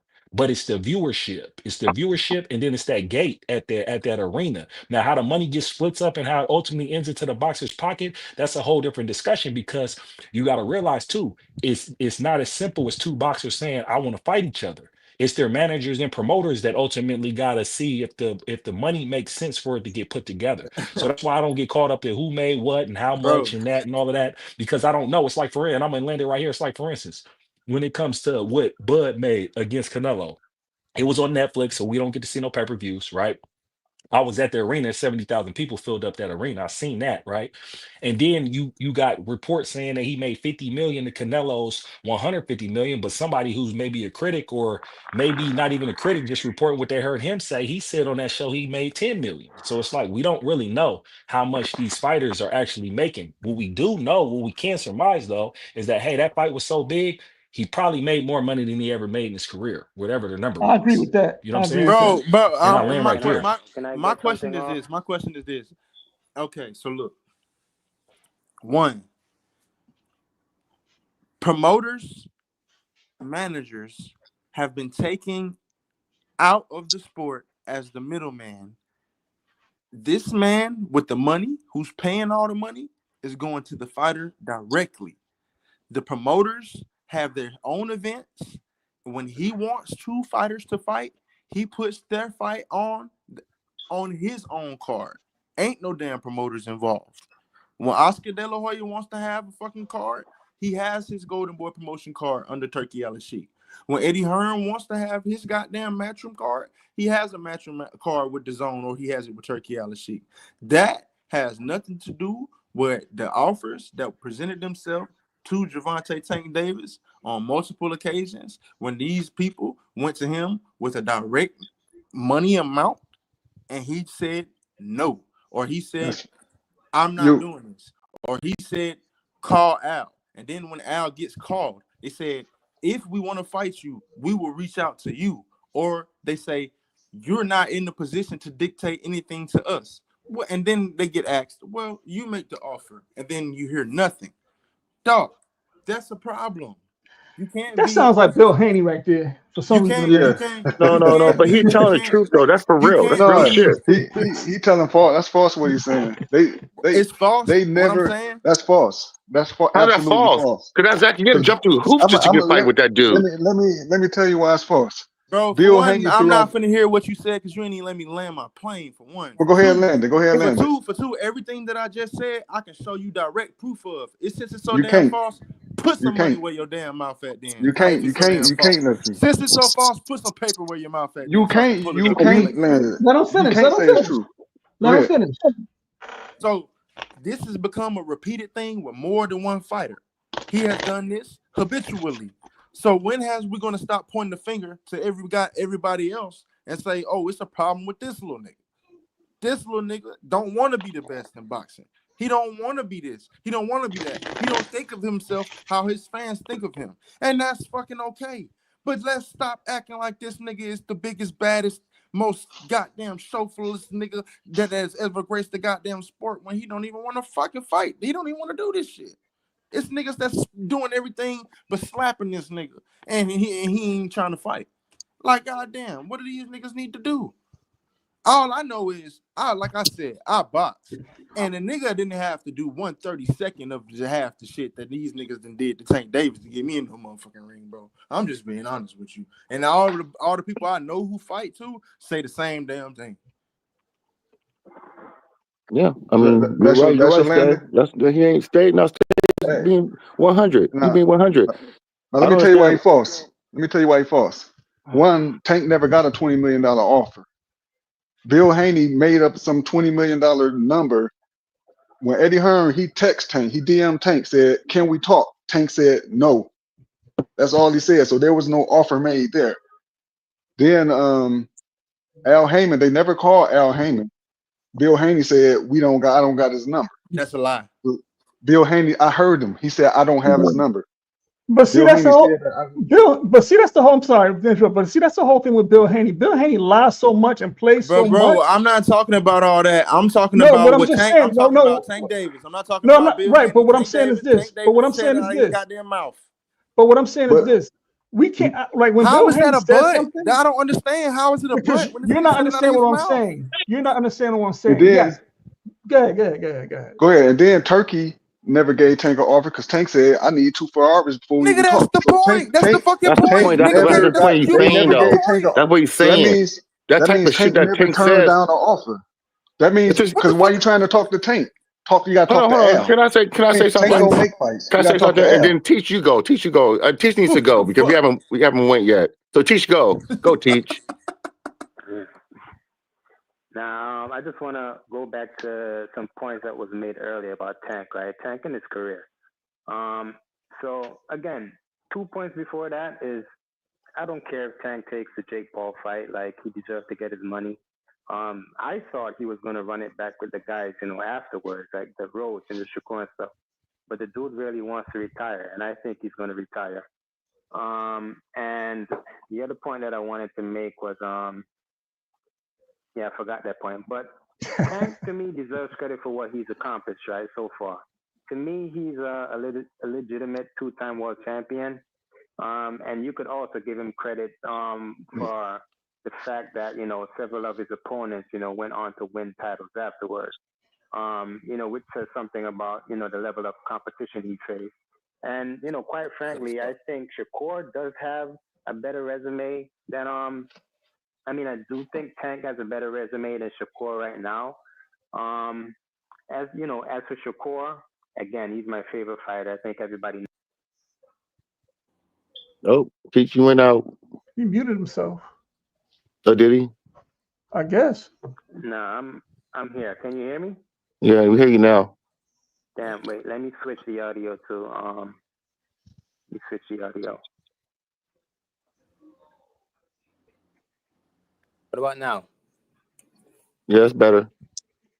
Is it better? Yeah. All right. So my internet's a little bad. yeah. Yeah, man. But That's if Tank, man, I think the major problem with Tank is that we thought he just looked bad before, when he fought Lamar Roach. We never thought that could happen to Tank. And I think it's kind of like a cliffhanger. It's kind of like a cliffhanger. When you listening to a story and the hero's in danger, but then Your audio's messed up, man. Am I No, good he's now? right though. He's right. It is a just coming cliffhanger. from It's big definitely a ad cliffhanger. commercial. He's 100% right. He's 100% right. It's a Hold cliffhanger. on. What do you guys say that you can never think that would happen to Tank? Nigga, we know this was gonna happen to this nigga just by not by that nigga. The goddamn, we thought that he was gonna knock this whack ass nigga out just like everybody else, then go on to fight Shakur and get that ass spanked. That's what we thought, nigga. This is simple. What? Like, bro, Tank is not no world beater, nigga. That nigga ain't even fought nobody, bro. This nigga Lamont Roach got his ass beat by somebody. Outside of Devin, let's be This real. nigga Outside Lamont of Roach Devin, got his none of them ass have beat fought by anybody. somebody by somebody fucking Shakur stopped, bro. What the fuck? Outside of Devin, nobody's really fought anybody. What's Shakur's last 3 fights? It doesn't matter what Shakur's last 3 fights. Padley, Artem, and who? Yeah, but Zepeda. Tank's think last about 3 that. fights You was say you Frank guys Martin, say that Ryan shit. Garcia. This is Hold on. You gotta say that shit. He say Ryan, Frank Martin, and Roach is better than Padley, Artem, and This is Zepeda. wild, bro. So those 3 are better. So that means Tank has been fighting a better competition at 135. You can't say badly Fucking Yeah, or crazy, but to they bro. need to fight. They need to fight each other. That's the Am I problem. good Yes, now? You know, fuck that's the the problem. They resume. need to fight They each need other. to what fight. Shakur No, what That's they'll the just keep on to throwing, problem. get just move the to get to goalposts, get right? for Once again, What the Shakur to fuck? get closer to the fight, he move need the to fight goalposts. Roach Here we go because if he again. Bro, beat y'all Roach, weird ass niggas Shakur keep saying he need listen, to Hey, if fucking he fight it Lamar, bro. don't if Bro, he he matter. don't if he It have don't to beats fight Roach, this look. nigga. This nigga is Hold, nobody to Shakur has begin been with, cursed since bro. the hold dental on, Why floss ain't just bro. first fight fight. Tank? if he Why beats Tank just Roach, fight he takes Shakur? that option Why you gotta off fight the all these Hold table on. for other Tank. people? It don't He matter. takes that You option fight. off the table for Tank if he beats Roach. It don't. Hold on, yo, I My got yo, God. If you want to, hold on if for you one want second. to, if you Yo, want, Willie, Look. hold on for one second. Listen, fellas. I Listen. got a problem It with don't what matter. Shakur said on an It don't interview. matter if it's. I got a problem with what Shakur said on an interview, which kind of raised my antennas up when he said, "Why would I sign with the PBC?" Bro, you And don't niggas are interrupt. casual Hold fans, on, bro. hold on, hold on, hold on, hold on. Bro, wow. Shakur said out of his mouth, "Why should I sign with the PBC to What be the fuck? shelved?" And the first thing I thought of was, why would you sign a contract with the PBC to be shelved when you have Jay Prince and I forgot the lawyer's name, and your Why lawyer Tank can't to just make, offer him a contract? bruh, why are you cutting me off, big dog Willie? Damn, Cause can I you're not speak? making no damn sense. Hold on, hold on. So Shakur never said that he could have been What shelved is by the Hey, signing to PBC. the Will, PBC let him got get his anything to points do with off. You're not anybody? listening. You're not listening. You Bro, spoke Tank that you're ain't not even signed to listening. PBC. Willie, let him get it. You not listening. Hey, we I got a said what lot of raised people on my the panel. what Y'all raised my let eyebrow one about person Shakur. go at a time. This is what when Shakur was like, Damn. "Well, It's like why would y'all I get your sign with the?" points crossed. Oh my bad, I don't punch. I mean pull. Yo, my whole thing is Shakur said out his mouth, "Yo, why would I sign with the PBC and I might get shelved because I don't know when I would fight Tank?" But my whole thing is, well, the whole point is you will make sure in your contract that Tank is your first fight. And I always thought about that, and I was like, "Yo, why would Shakur even say that out of his mouth when he knows that they can negotiate Tank to be his first fight?" I'm like, "Yo, you not." I'm like, I don't know if Jay Prince is like, "Nah, don't do that right now." But that just was the weirdest thing to me that he would actually say that on camera or in an interview.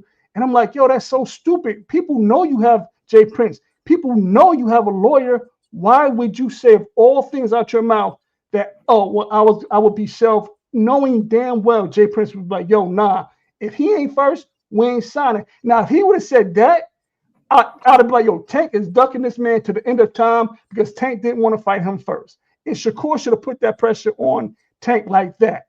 That's my whole point. I think they kind of fumbled the ball and tried. And my whole thing is, yo, paint Tank in a bad light, like he's really ducking you. And by doing certain things, I'm going to say he's ducking you. I'm a Tank fan, but I'm going to say, yo, Tank, that's crazy that you ain't want to fight him first. You want some nonsense right now. But they never pressed the issue. And I couldn't figure out, yo, why didn't they say, yo, Jay Prince was like, yo, nah, Shakur has to be the first fight for Tank if I sign to anything with the PBC. And that's my whole thing. I just couldn't understand why didn't they make that pressure on Tank. I couldn't. I was like, yo, come on, Shakur, you gotta press this man and make him look embarrassed, make him feel stupid by literally saying, yo, he ducked me. He didn't even want to fight me first. That's all I'm saying. Yeah, but them top ranked niggas scared of PBC competition, so they gonna stay away from Al Heyman and run over there with Turkey, get money that get money that they talent can't afford them in America. That's all I see. Because Well, I mean, And, y'all have to and remember now when he was Shakur, about changing to the now face whole Shakur's box. the Conor. They trying to undercard change. fighter. They're trying to change the whole boxing model. To that TKO shit by Dana White. And hopefully that shit don't catch on or go through. And I kind of No, it's like the going to way go through. Turk doing it because say what now? I think it's going to go through. But like I said this Well, I about just Turkey. I've hope been it don't saying this catch about on. Turkey. I hope it don't become popular. Oh well, I've been saying this about Turkey for months now. For probably since he's been in boxing, I was like, damn, he's paying people a lot of money. And then I instantly thought, when that simping turns to pimping, boxers they're gonna be in for a shock. And that's what Turkey did. He basically was paying all this money. Now he's trying to pull back. Now he's trying to consolidate his power to TKO, which basically said, yo, boxers, y'all gonna either have to get down or lay down like on state property, the movie State Property, because that's what he's going to end up doing. And I'm like, well, that's whatever, because I don't really care like that. But that simp turned into a pimp because he's going to start pimping soon. So, all these people who could try to get their money that they can, these big Yeah. paydays, need to get them now because they ain't guaranteed later on. Definitely ain't guaranteed later on. I agree with that. You know. But my internet going in and out. It's getting worse and worse. You know. Who's your internet I'm provider? gonna have to come back, and when I get to a better area because I'm still out on the road. Oh, that's why. Verizon. Oh, but you on the road. You said you was on the road, so. Shit, they supposed to be the damn best. Yeah, I'm on the road. Yeah, that's what it is. But man, this was the hey, y'all got to bring y'all ass back because y'all be causing motherfuckers getting their feelings, boy. Yeah, yes, sir. You know what I'm saying? But yeah, we're gonna save it till tomorrow. What is tomorrow? Yeah, I don't know. I'll be rolling tomorrow. Probably Tuesday. I'll probably come back and we'll do a long stream and stuff. But I like to come back when, you know what I'm saying, there's something happening in boxing and stuff. I don't like to be one of these motherfuckers be on here every day just, you know what I'm saying, breaking down motherfuckers boxing glove colors and shit, you know. But then y'all pretty much y'all know me, you can come over here, you can talk your shit, get your shit off, and have some good topics to talk about. So, you know what I'm saying? We're gonna shut it down for the day. Greeks with fire, what's going on? VA money, 300 up in the building, retro game. You know what I'm saying? Ramon, what's happening, brother? We back, bro. We coming back.